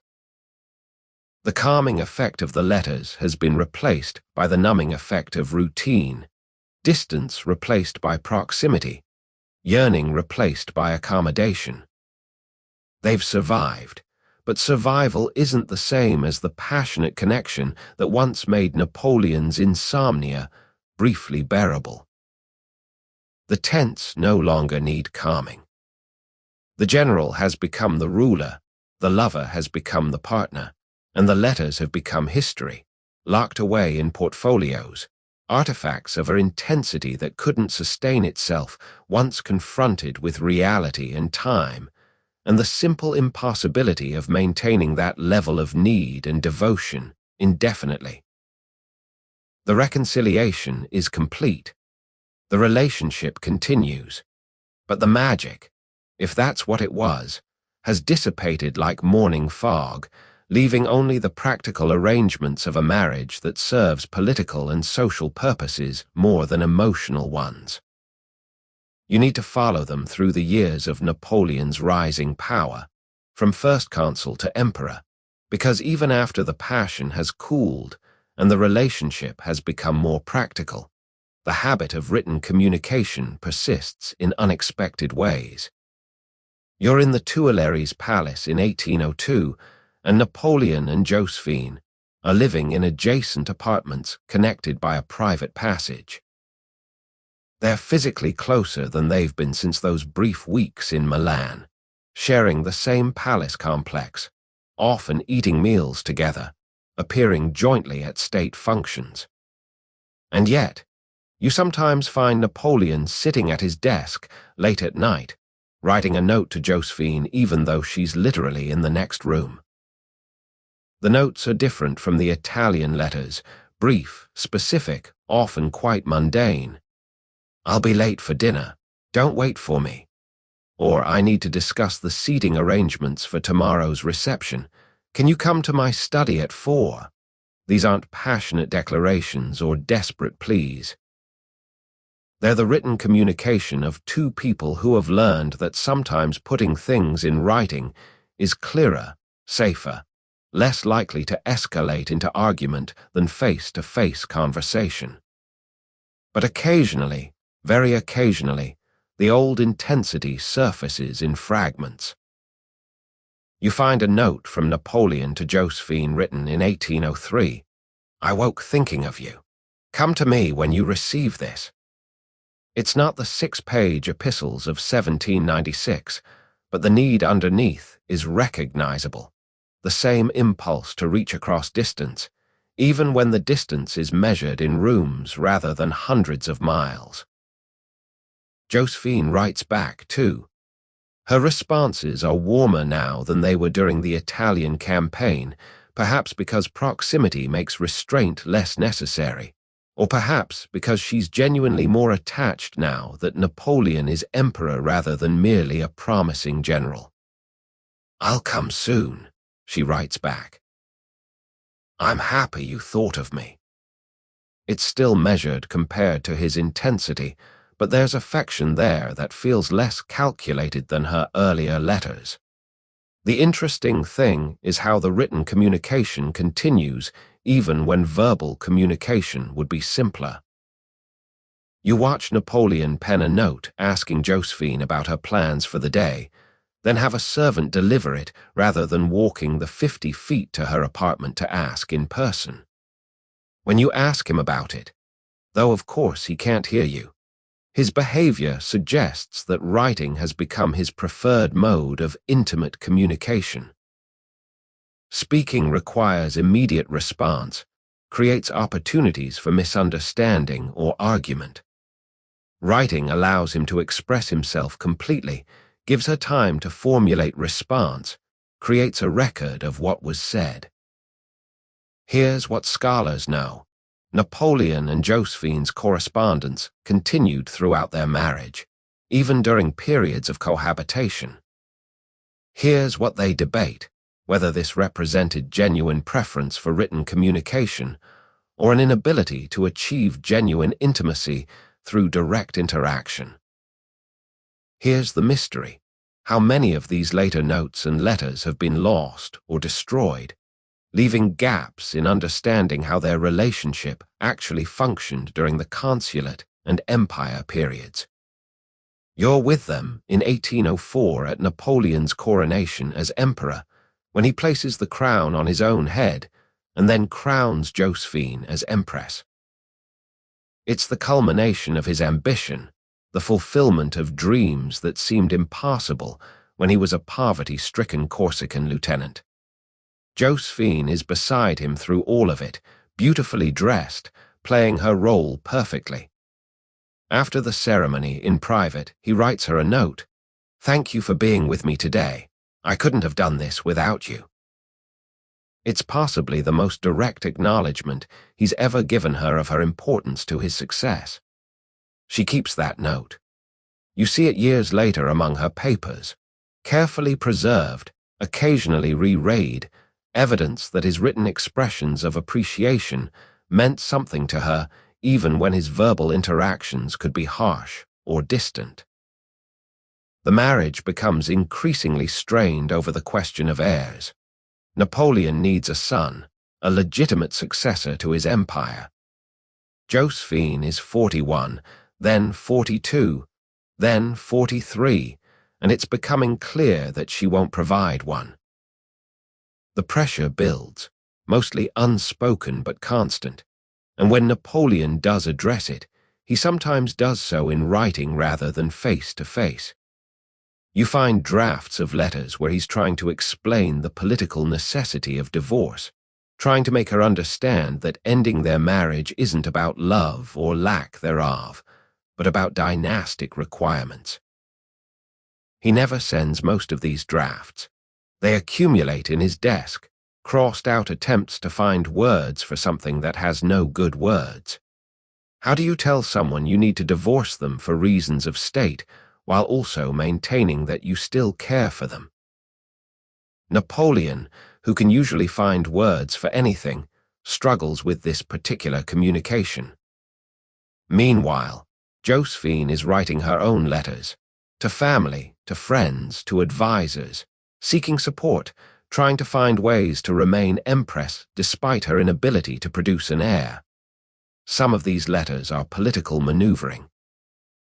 Some are genuine expressions of fear and grief. She's built her entire identity around being Napoleon's wife, and the prospect of losing that position is devastating. You watch them in 1807, after the Treaty of Tilsit, when Napoleon is at the height of his power, controlling most of Europe. They're at a diplomatic reception, performing their roles as emperor and empress flawlessly. Later that night, Napoleon writes her a note. "You were magnificent tonight.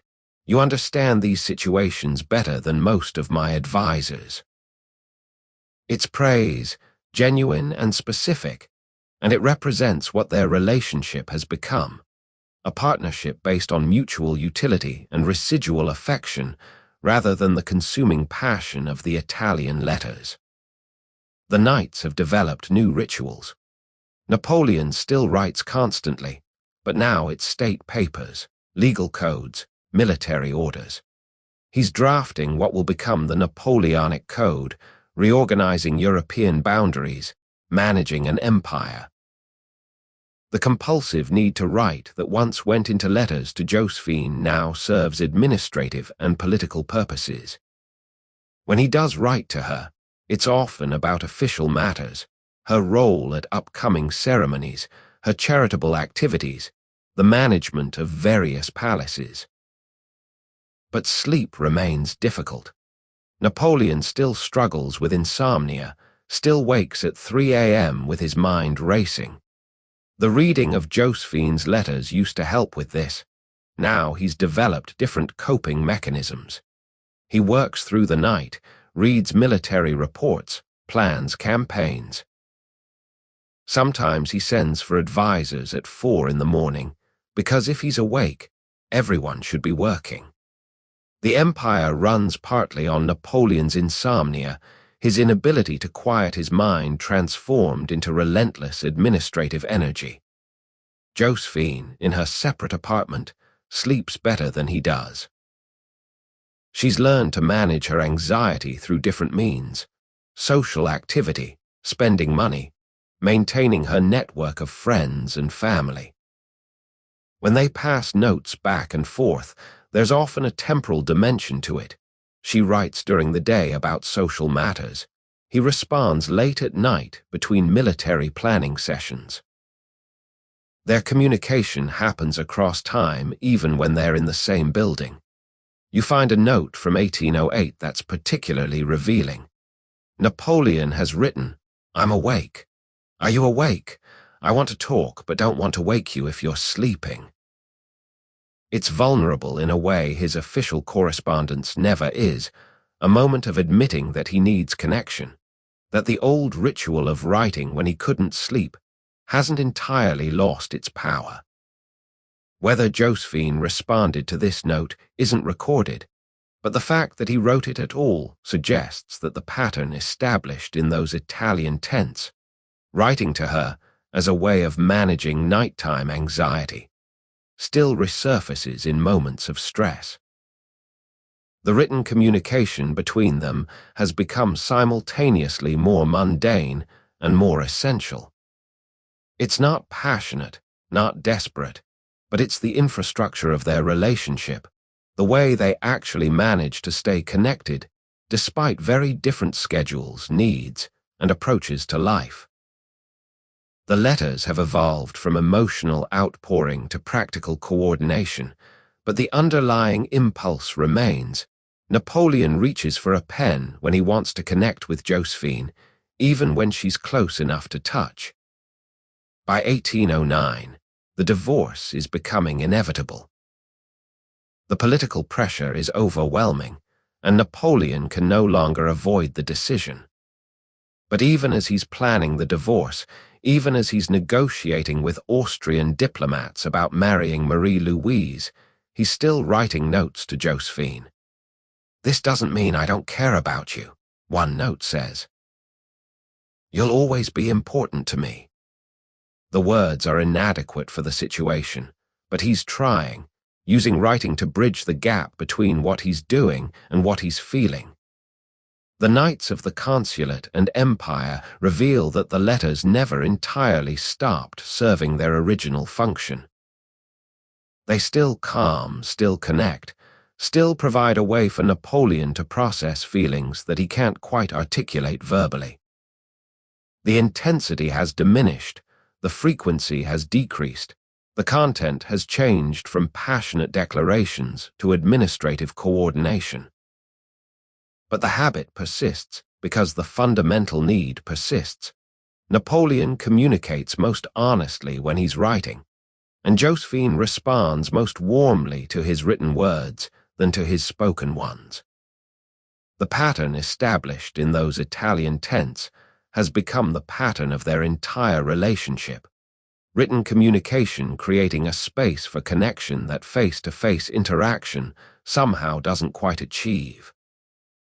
You step back now and actually examine what was happening psychologically, because the question that's been hovering over this entire story demands attention. Why did reading Josephine's letters actually help Napoleon sleep? Was it the content, the ritual, the person, or something else entirely? You're in a space that's both Napoleon's tent in 1796, and everywhere he read her letters across the years, because you need to understand the mechanism, the strange alchemy that turned words on paper into something approaching medicine for his chronic insomnia. Start with the obvious content matters. Josephine's letters described a world completely different from Napoleon's daily reality. When he was surrounded by canvas and mud and the smell of gunpowder, She was writing about Paris salons, garden parties, theatre performances, the price of silk. The contrast was so complete that reading her letters required a mental shift. He had to leave behind military concerns and enter a civilian world where the most pressing problems were social rather than strategic. That cognitive shift itself may have been calming, forcing his racing mind to change tracks. But content alone can't explain it, because plenty of her letters were quite boring. Descriptions of minor social events, complaints about household staff, mentions of errands and appointments, objectively uninteresting material that Napoleon nonetheless read and reread obsessively. If it were purely about content, he would have lost interest after the first reading. Instead, the mundane details seem to gain power through repetition, becoming almost meditative in their very ordinariness. Consider the ritual aspect. Napoleon read Josephine's letters at the same time every night, in the same position, usually lying on his camp bed or sitting at his writing desk, following the same sequence of actions. He removed them from the portfolio, read them in chronological order, folded them carefully afterward, returned them to storage. The predictability of the ritual may have been as important as the content. Humans are creatures of routine, and rituals before sleep help signal to the brain that it's time to wind down. The letters became part of Napoleon's sleep hygiene, a consistent anchor in the chaos of military campaigns. Here's what scholars know: ritual and routine are important factors in managing insomnia. Here's what they debate: whether Napoleon consciously recognized the ritualistic aspect of his letter reading, or whether it worked on him unconsciously.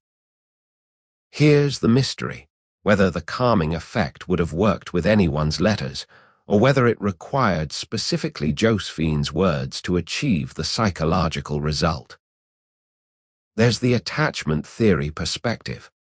Napoleon's childhood was marked by displacement, sent away from Corsica to French military schools, isolated by language and culture from his peers, emotionally distant from his family. His attachment style as an adult showed all the signs of anxious attachment, intense need for reassurance, fear of abandonment, desperate clinging to romantic partners. Josephine's letters, arriving irregularly and saying just enough but never quite enough, perfectly activated and then partially satisfied this anxious attachment. The reading ritual might have recreated something like the experience of being soothed as a child: a reliable presence, the letters, predictable comfort, the routine of reading them, and the experience of being thought about by someone who matters. Even though Josephine wasn't physically present, her words created a kind of holding environment, a psychological container for Napoleon's anxiety. But there's a darker interpretation too. Maybe the letters calmed Napoleon because they allowed him to maintain a fantasy version of his relationship with Josephine, a version that couldn't survive actual proximity. When she was absent and communicating only through carefully curated letters, he could imagine her as the perfect devoted wife. Reading her words at night allowed him to fall asleep believing in this fantasy, avoiding the cognitive dissonance that physical presence would create. The Egyptian experience supports this theory. When the letters stopped arriving regularly and rumor contradicted the fantasy, the calming effect vanished. Napoleon's insomnia worsened not just because he missed the letters, but because the entire psychological structure they supported had collapsed. He couldn't believe in the fantasy version of Josephine anymore, and without that belief, the words on paper lost their power. Consider the neurological dimension. Reading requires focus, tracking words across a page, processing meaning, maintaining attention.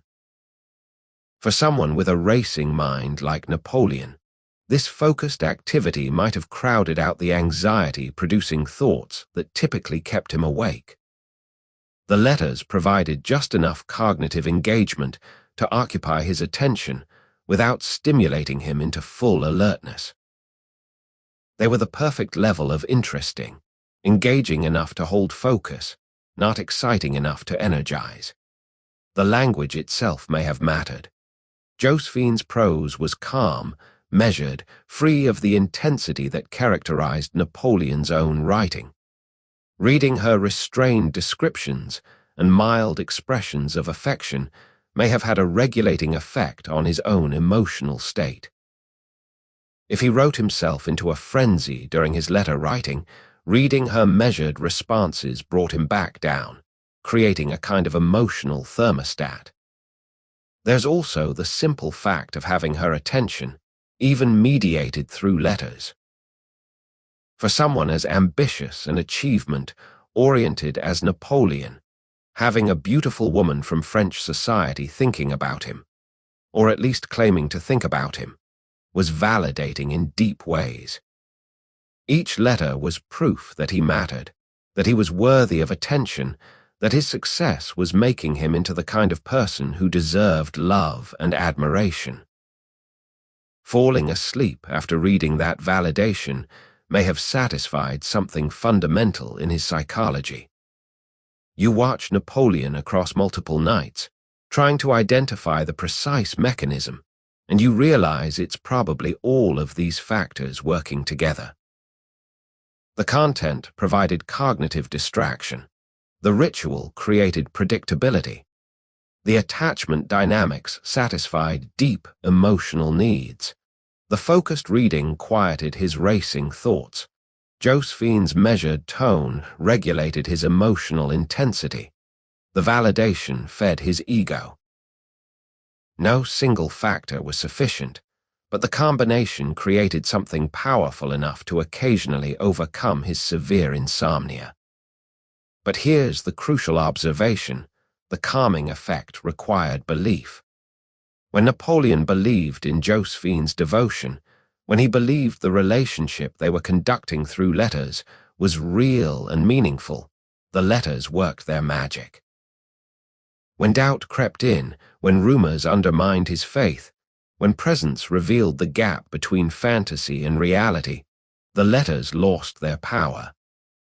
The calming effect wasn't purely mechanical, it required psychological buy-in, a willingness to be soothed, a suspension of skepticism.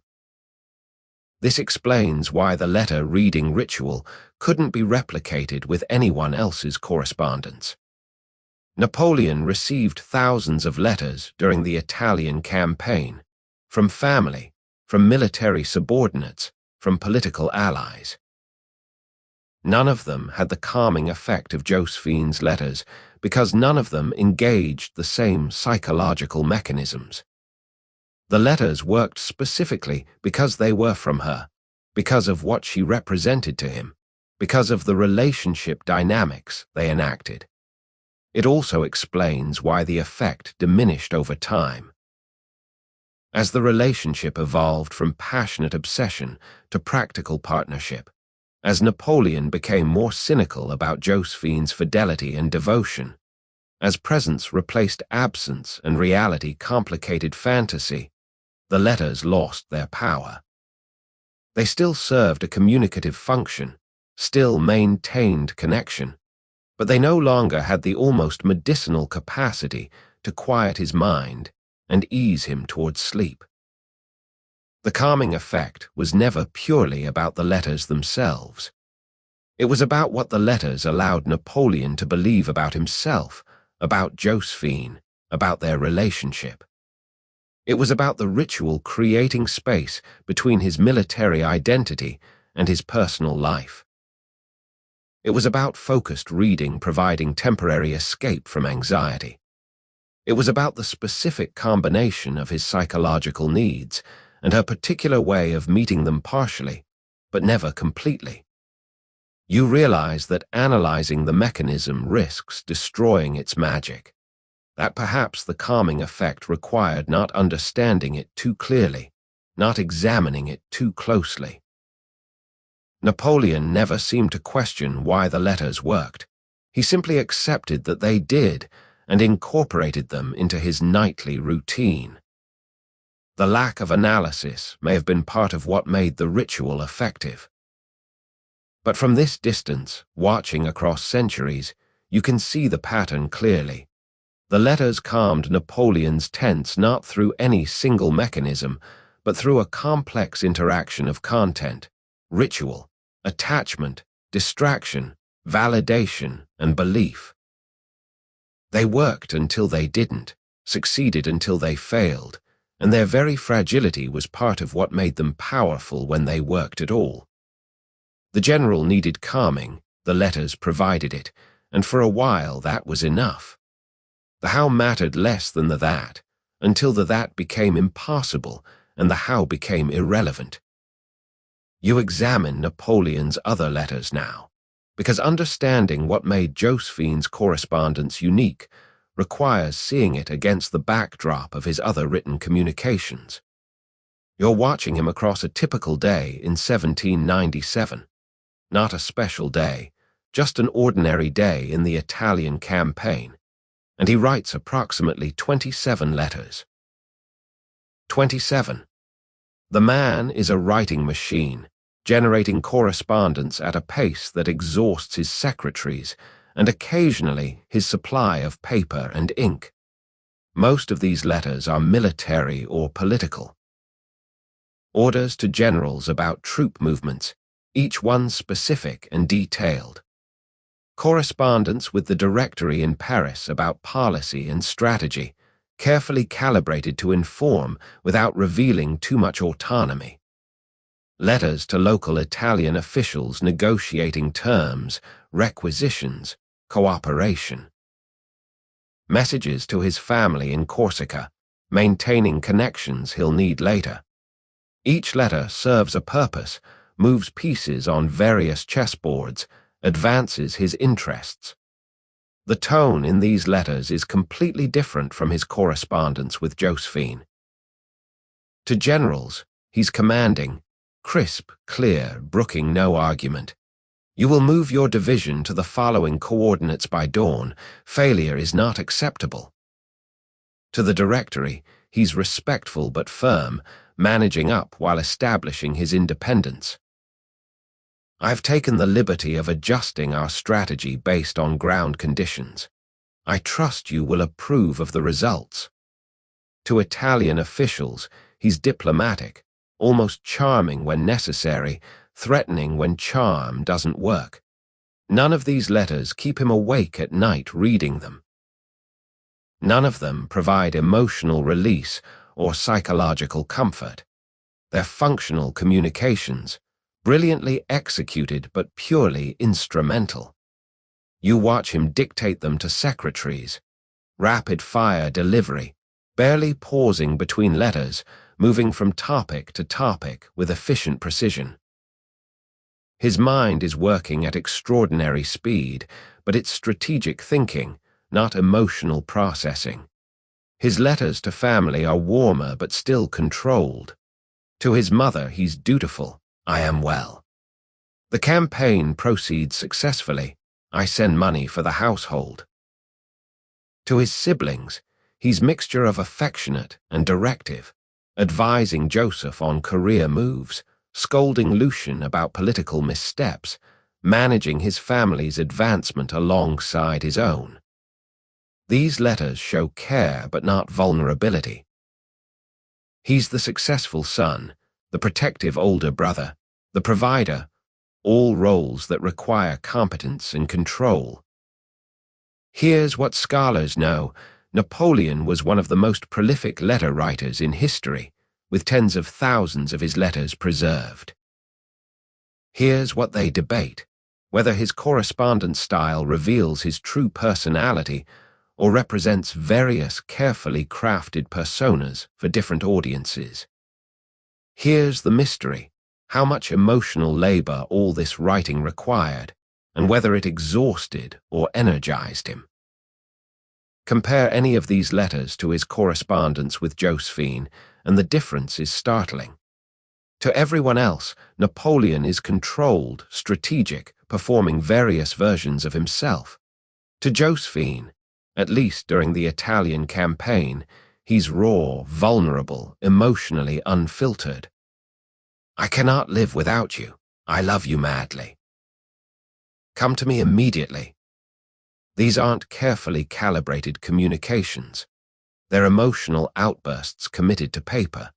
You find a particularly revealing day where Napoleon writes 3 letters in sequence, one to the Directory about military operations, one to a general about artillery placement, and one to Josephine about how he woke up thinking of her. The first 2 letters are models of clear professional communication. The third is barely coherent, crossing out words, restarting sentences, his handwriting deteriorating as emotion overwhelms precision. This suggests that the letter writing to Josephine served a completely different function than his other correspondence. The military and political letters were work, necessary, important, but essentially labor. The letters to Josephine were something else: therapy, release, a way of accessing and expressing parts of himself that had no place in his professional communications. He tries occasionally to replicate the Josephine correspondence with other women, and the attempts reveal the uniqueness of what he had with her. During the Egyptian campaign, when his relationship with Josephine is fracturing, there are hints that he becomes involved with Pauline Fors, the young wife of a French officer. He writes to her, trying to recreate the passionate correspondence that worked with Josephine. But the letters are different, more calculated, less vulnerable, performing passion rather than genuinely expressing it. The difference might be that with Josephine, the letter writing evolved organically from genuine need. With Fors or other later women, he's trying to reproduce a pattern that worked before, but the artificiality shows through. The letters become another strategic tool rather than emotional release, and consequently, they don't provide the same psychological benefits. You watch him also write to his later wife, Marie-Louise of Austria, whom he married after divorcing Josephine in 1809. These letters are affectionate, sometimes even playful, but they lack the desperate intensity of the early Josephine letters.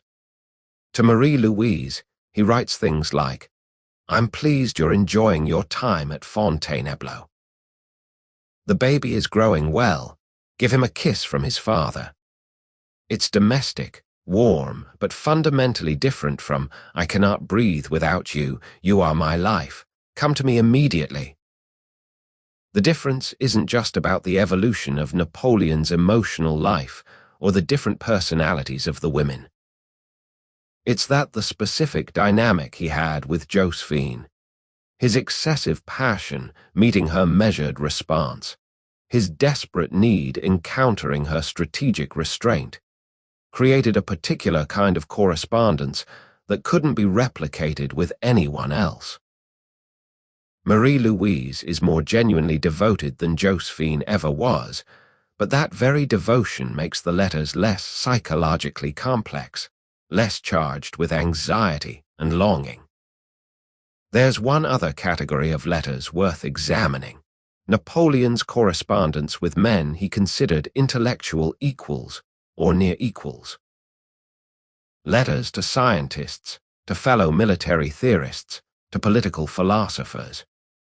In these letters, you see a different side of him, genuinely curious, willing to debate, more intellectually flexible than his military or political correspondence suggests. But even here, there's control, performance, awareness of audience.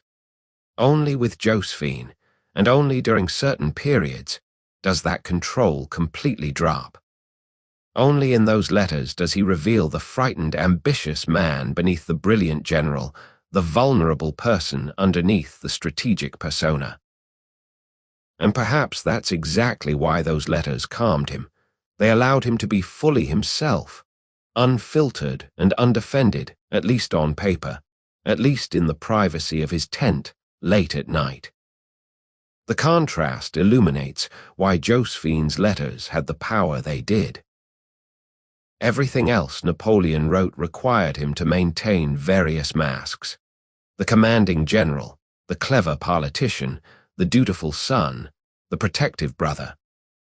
Only with Josephine could he drop all the masks and simply feel, simply need, simply express without calculation or consequence. That freedom was the real source of the calming effect.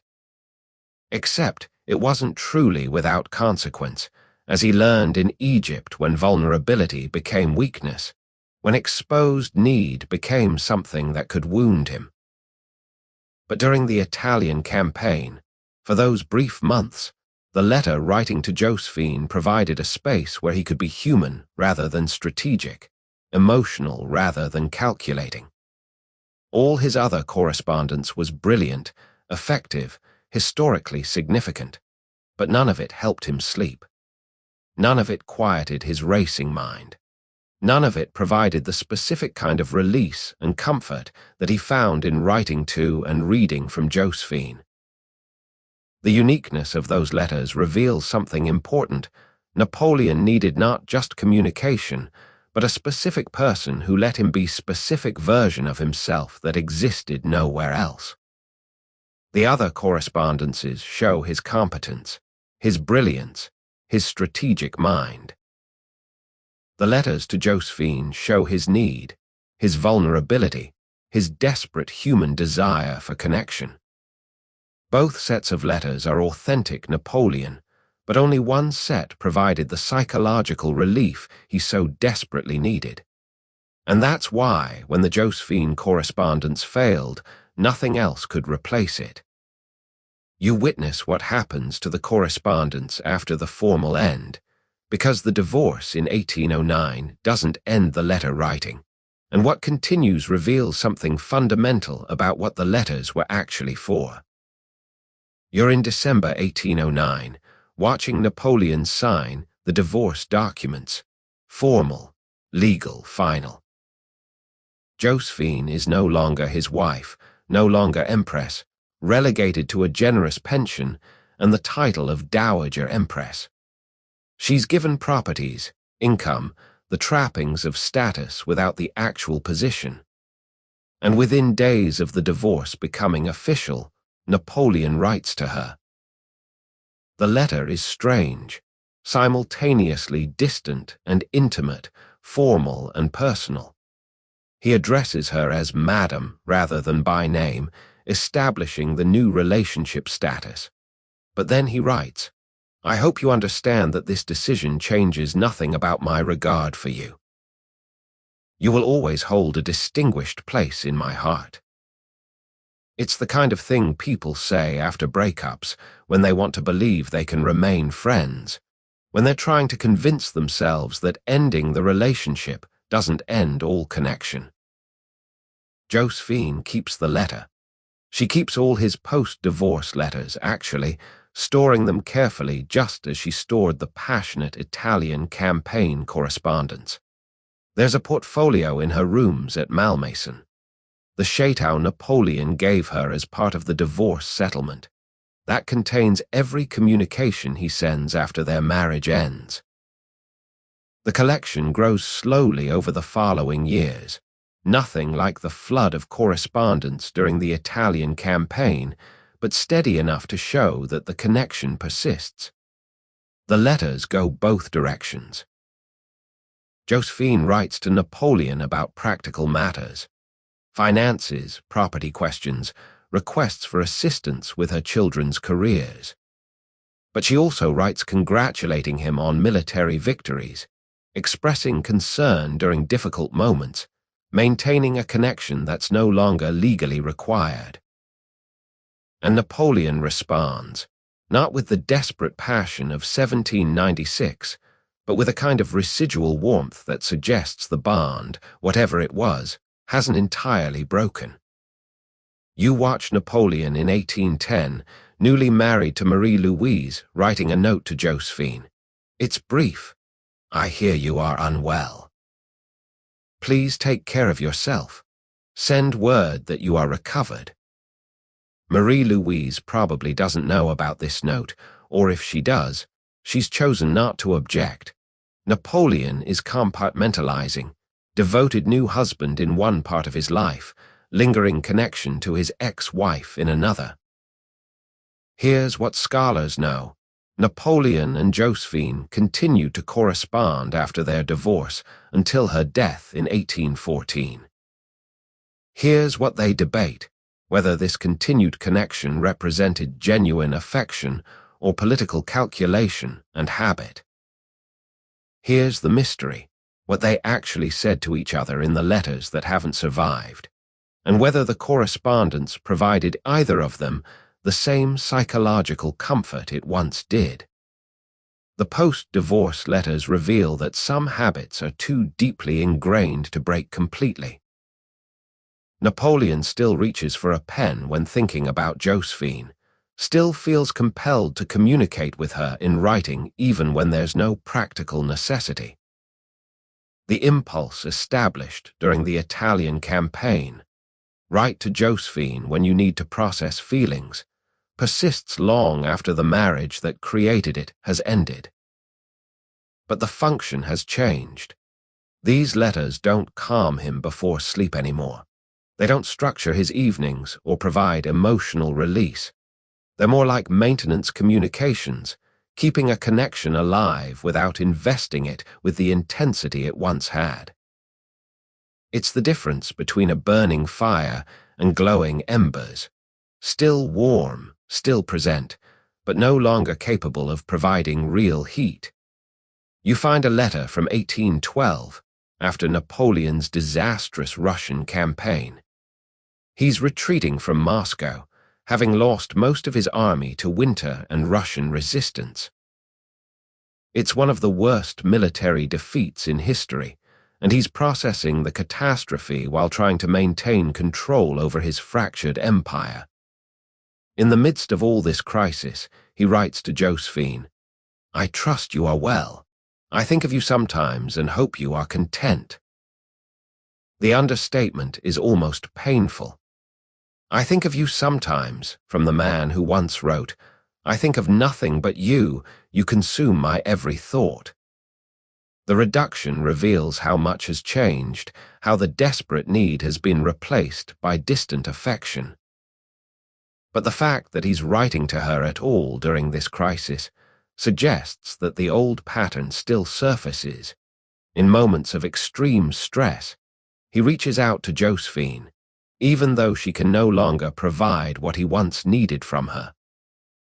Josephine's response is careful, warm without being intrusive. "I heard of the campaign's difficulties. I pray for your safe return and France's recovery." She's giving him space while maintaining connection, walking the line between ex-wife and friend. The measured tone that once drove him crazy with longing is now appropriate to their new relationship. Divorced, aging, their passionate history receding into memory. The letters become less frequent as Napoleon's empire begins to collapse. In 1813, as Allied forces close in on France, as his military situation becomes desperate, the correspondence with Josephine dwindles almost to nothing. He's too busy fighting for survival to maintain even the residual connection. The letters were a luxury of relative stability. When everything is falling apart, there's no energy for them. You're at Malmaison in May 1814, and Josephine is dying. She's 60, exhausted, possibly pneumonia, though the medical records are unclear. Napoleon is in exile on Elba, removed from power, his empire collapsed. He doesn't know she's dying.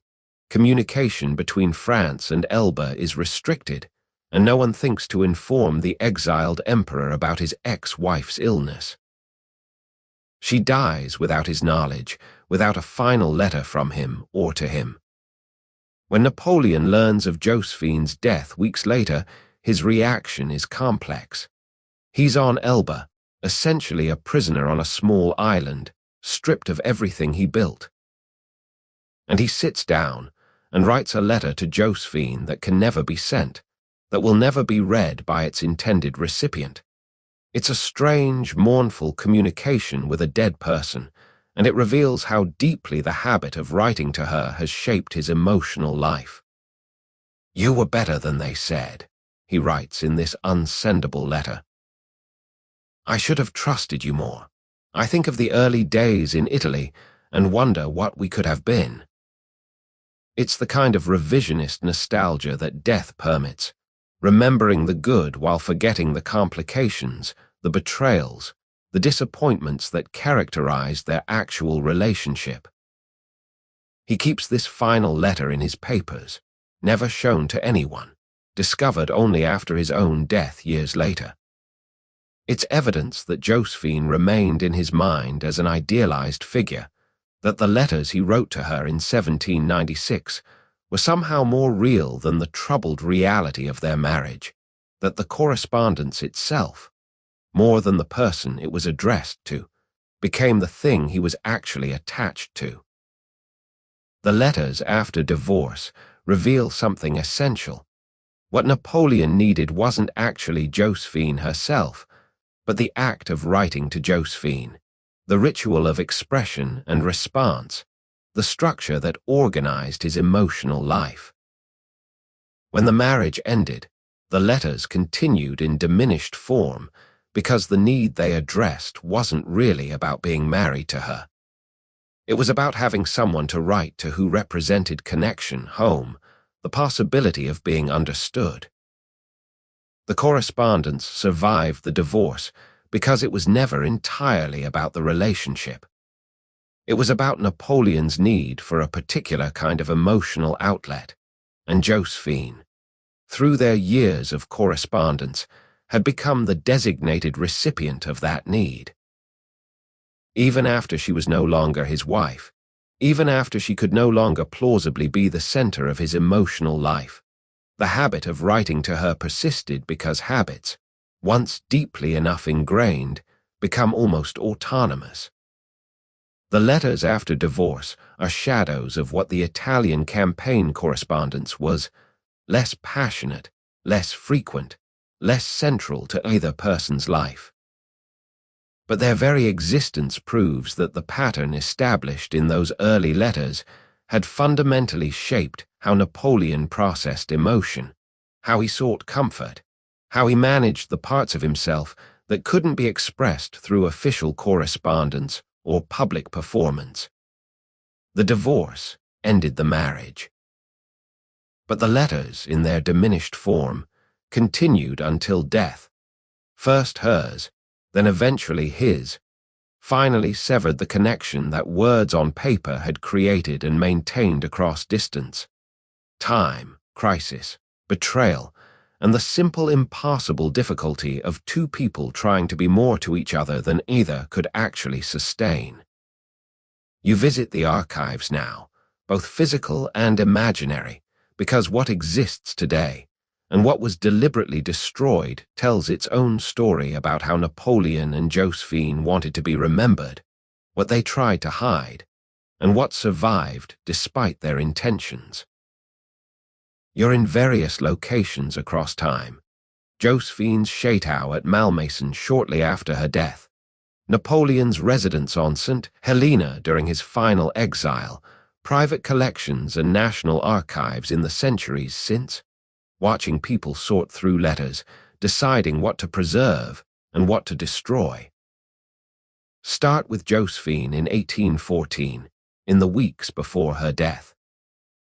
She's going through her papers with her daughter Hortense, and they are making decisions about the correspondence.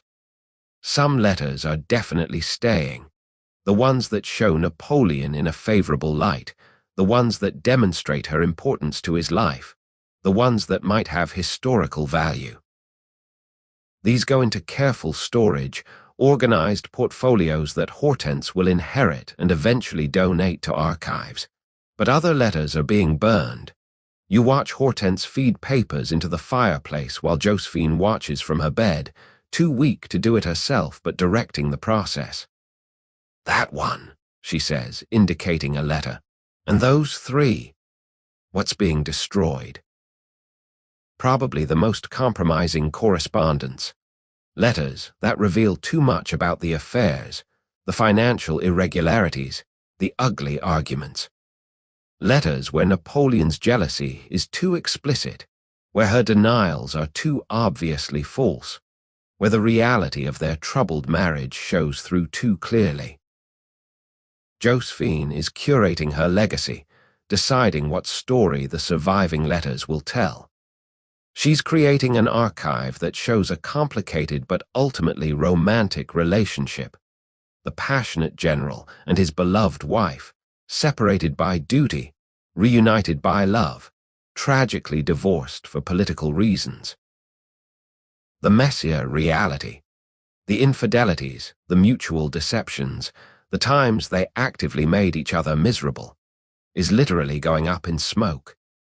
Here's what scholars know: significant portions of the Napoleon-Josephine correspondence have been lost or destroyed. Here's what they debate: whether the destruction was deliberate curation or simply the normal attrition of historical documents. Here's the mystery: what the destroyed letters contained, and whether they would fundamentally change our understanding of their relationship if they still existed. Now move to St. Helena in 1820, where Napoleon is dying in exile. He's going through his own papers, dictating memoirs, trying to control how history will remember him. The letters to Josephine from the Italian campaign are there. He brought them somehow through all the years, all the military campaigns, all the rises and falls. They're worn, faded, some of them barely legible from repeated reading. He has his secretary read some of them aloud, and his reaction is complicated. Sometimes he laughs at his younger self's intensity. Was I really that desperate? Sometimes he's moved by the sincerity of his own feelings. Sometimes he's embarrassed by how vulnerable the letters show him to be. "These should be burned," he says more than once, but he never actually orders their destruction. Why not? Maybe because by this point, trapped on St. Helena, with his empire gone and death approaching, these letters are evidence that he was once capable of genuine feeling, that he wasn't just the calculating military dictator his enemies paint him as. Maybe because they're proof that someone once loved him, or at least that he once loved someone enough to be completely irrational about it. Maybe because destroying them would be admitting that those feelings, his most authentic feelings, possibly, were something to be ashamed of. Some letters do get destroyed on St. Helena, though. Napoleon burns correspondence that relates to political conspiracies, military failures he wants forgotten, personal betrayals. But the Josephine letters, at least many of them, survive his final curation. When he dies in 1821, his executors find the letters and debate what to do with them. Some argue for destruction to preserve Napoleon's dignity. Others argue for preservation as historically important documents. Preservation wins, though it's unclear whether this would have been Napoleon's choice. You follow the letters after both their deaths, watching them scatter into various collections. Some go to Josephine's children and grandchildren, family heirlooms that get passed down through generations. Some get sold. Napoleonic memorabilia becomes valuable almost immediately, and people who possess letters from the famous emperor can command good prices. Some end up in national archives, donated by collectors or heirs who think they belong to history rather than to individuals. The result is that the surviving correspondence is fragmentary, scattered across institutions and private collections, with significant gaps that will never be filled. You can read Napoleon's desperate early letters, but not all of Josephine's measured responses. You can see his accusations of infidelity, but not whatever letters she sent defending herself. The archive is full of holes, and those holes shape how the story can be told. Modern scholars work with what survives, trying to reconstruct the relationship from incomplete evidence. They analyze handwriting, study paper and ink to date undated letters, cross-reference mentions in one letter with events documented elsewhere. It's historical detective work, attempting to piece together truth from fragments. But what's interesting is that even the fragmentary archive reveals the pattern: his excessive passion, her strategic restraint, the way distance made their connection possible, the ritual of letter writing that structured his emotional life. The essential dynamics are visible even through the gaps, even with deliberate destruction and accidental losses. You find letters in unexpected places. One of Napoleon's passionate Italian campaign letters turns up in a private collection in Boston, purchased at auction by someone who has no particular interest in French history, but thought the handwriting was beautiful. Several of Josephine's letters are discovered in a trunk in an attic in Provence, owned by descendants of one of her ladies in waiting who apparently saved copies. The correspondence keeps surfacing, scattered pieces of an enormous puzzle that will never be entirely assembled. Some letters survive only as descriptions in other people's correspondence. I saw a letter from Napoleon to Josephine today, someone writes in their diary in 1825, and it was shockingly intimate. We know the letter existed, know it was intimate, but don't know what it actually said. The second-hand accounts create shadows of lost communications, hints of what the complete archive might have revealed. There are also forgeries. False letters created to capitalize on the public's fascination with Napoleon and Josephine's romance. Some forgeries are obvious, written in styles that don't match authenticated letters, making claims that contradict known facts. Others are sophisticated enough that scholars still debate their authenticity. The fake letters contaminate the archive, making every questionable document suspect. What emerges from this fragmented, curated, partly destroyed archive is a story that's simultaneously clear and mysterious. Clear because the basic pattern is undeniable. The letters existed, they were important to Napoleon, they served specific psychological functions. Mysterious because the gaps prevent complete understanding, because the deliberate destruction suggests secrets that will never be revealed, because even the surviving letters require interpretation and may not mean what they seem to mean.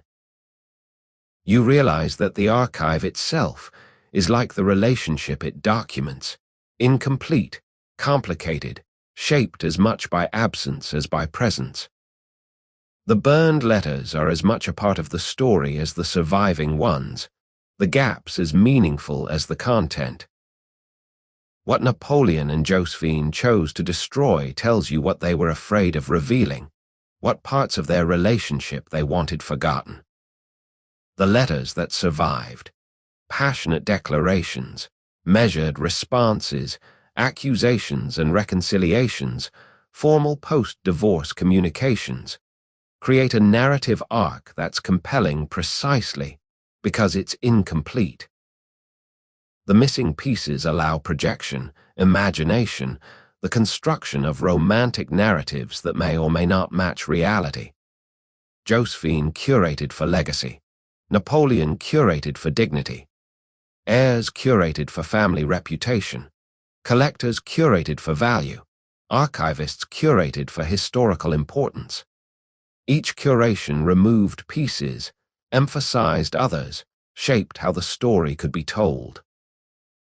The relationship that actually existed between Napoleon and Josephine. The full complexity of their interactions, the complete truth of their feelings, is accessible only partially through documents that survived multiple waves of deliberate and accidental destruction. And maybe that's appropriate.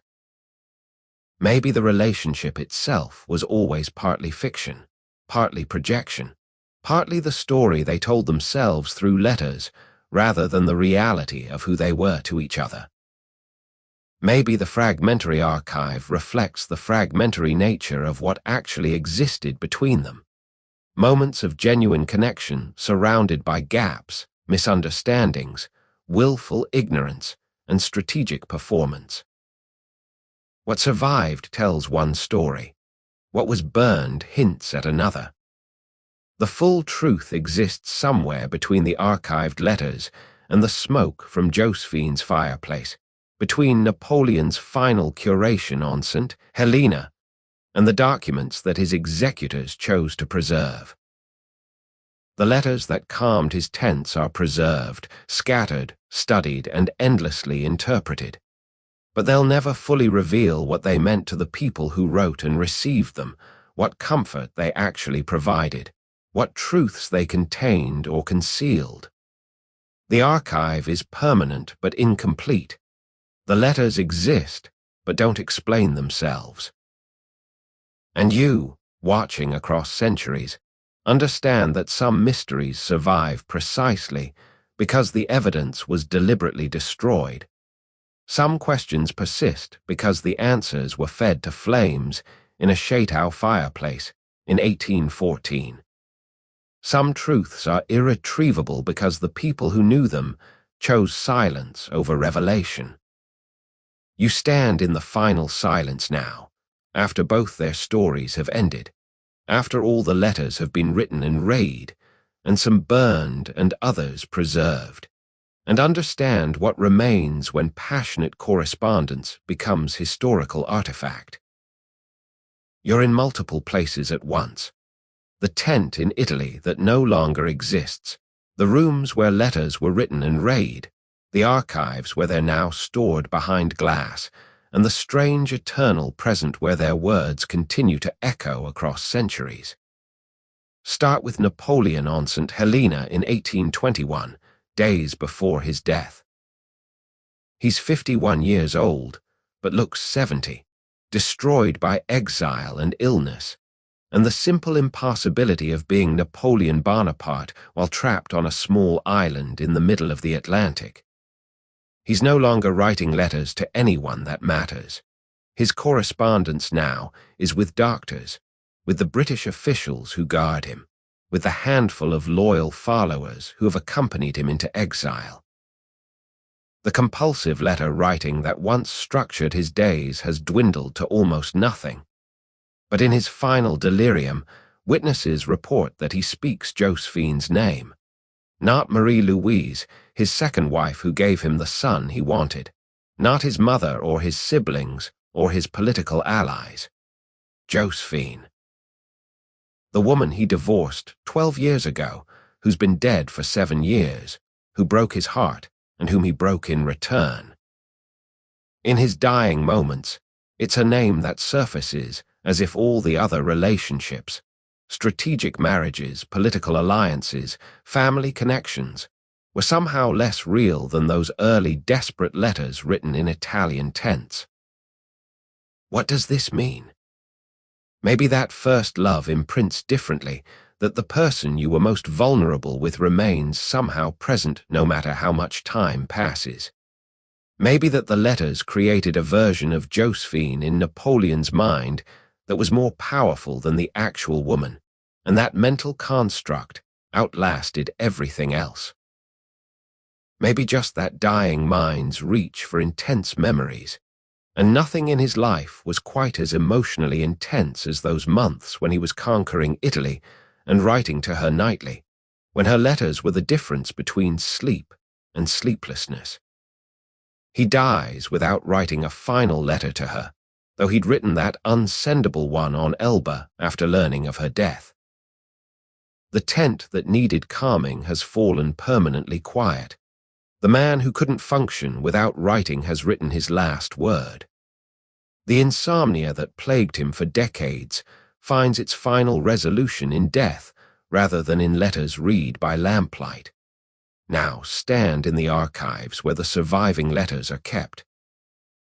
They're behind climate-controlled glass in various institutions: the French National Archives, the British Library, private collections that occasionally loan them for exhibitions. The paper is fragile now, genuinely fragile in ways it only pretended to be when Napoleon first wrote on it. The ink has faded from black to brown. Some letters are barely legible, requiring special lighting and expertise to read. Scholars wear gloves to handle them, turn pages with careful precision, photograph them for digital archives so the originals can be disturbed less frequently. The letters have become sacred objects, religious relics of a secular religion that worships history and famous people. Tourists file past them at museums, reading translated excerpts on placards, trying to imagine the passion that produced these faded words. But something essential is lost in this preservation. The letters were meant to be read by one person in private, folded and unfolded repeatedly, carried close to the body, handled without gloves by someone who cared desperately about their content. Now they're public, archived, studied by people who have no emotional investment in whether Napoleon and Josephine loved each other, who analyze the correspondence for historical significance rather than personal meaning. Here's what scholars know: the letters exist, can be read, provide evidence about Napoleon and Josephine's relationship. Here's what they debate, endlessly, everything, from the authenticity of specific documents to the interpretation of particular phrases to the broader meaning of the correspondence. Here's the mystery: what it actually felt like to be Napoleon reading Josephine's words by candlelight in a tent in Italy.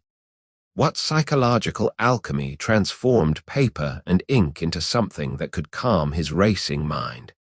What was real and what was performance in their written communications? You stand in the space between past and present, between the living correspondence and the archived artifact, and you realize that the letters have had multiple lives. First life, active communications between two people, serving immediate emotional and practical needs. Second life, historical documents, curated by the participants to shape how they'd be remembered. Third life, museum pieces, objects of scholarly study and public fascination. Each life transforms them, changes what they mean and what they can do. The letters that once calmed Napoleon's tents can't calm anyone's sleep now. They're interesting, historically significant, revealing about human nature and the complications of love and power. But they're not functional anymore, not tools for managing insomnia or processing emotion. They're fossils, evidence that something living once existed, but themselves no longer alive.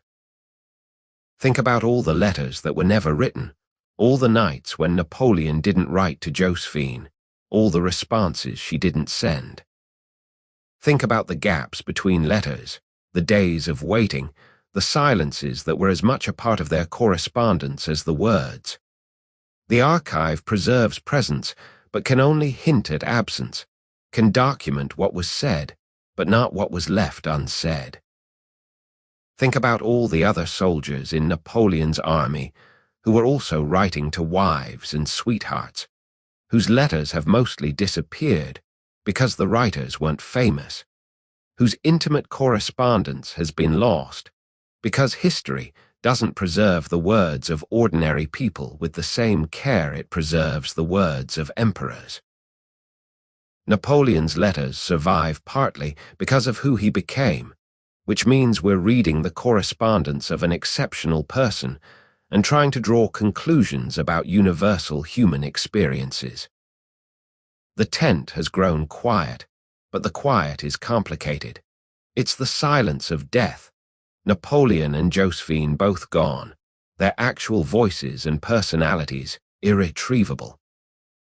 It's the silence of archives, the letters carefully stored, protected from decay but removed from use. It's the silence of completed stories. We know how their relationship ended, how their lives concluded, and that knowledge changes how we read the early passionate letters. But there's another kind of quiet too, the calm that Napoleon sought, and sometimes found through reading Josephine's words, the stillness that descended when ritual and content and attachment and belief aligned perfectly to quiet his racing mind. That particular quiet is gone forever, lost with the specific psychological moment that produced it. We can read about it, analyze it, but we can't recreate it or fully understand it. You stand in this final stillness, and you understand that the story you've been following isn't really about history or Napoleon or Josephine specifically. It's about the human impulse to create connection across distance, to find comfort in ritual, to believe that words on paper can sustain us through isolation and uncertainty. It's about how we construct coping mechanisms from whatever materials are available. In Napoleon's case, letters from a woman who didn't love him as much as he needed, but who provided exactly enough to keep him functional. The tent grows quiet, and in that quiet, you hear an echo of all the other people across all the other times who have tried to calm their own restless minds through similar rituals. Letters, journals, prayers, repeated readings of meaningful texts. Napoleon's story is unique in its specifics, but universal in its underlying need. Everyone who's ever lain awake at night seeking peace, everyone who's ever found comfort in another person's words, everyone who's ever built elaborate structures to manage their own psychological chaos, they're all connected to this long-dead general reading letters by candlelight in an Italian tent. The letters are preserved, but the moment is lost. The words survive, but the feeling they produced is gone.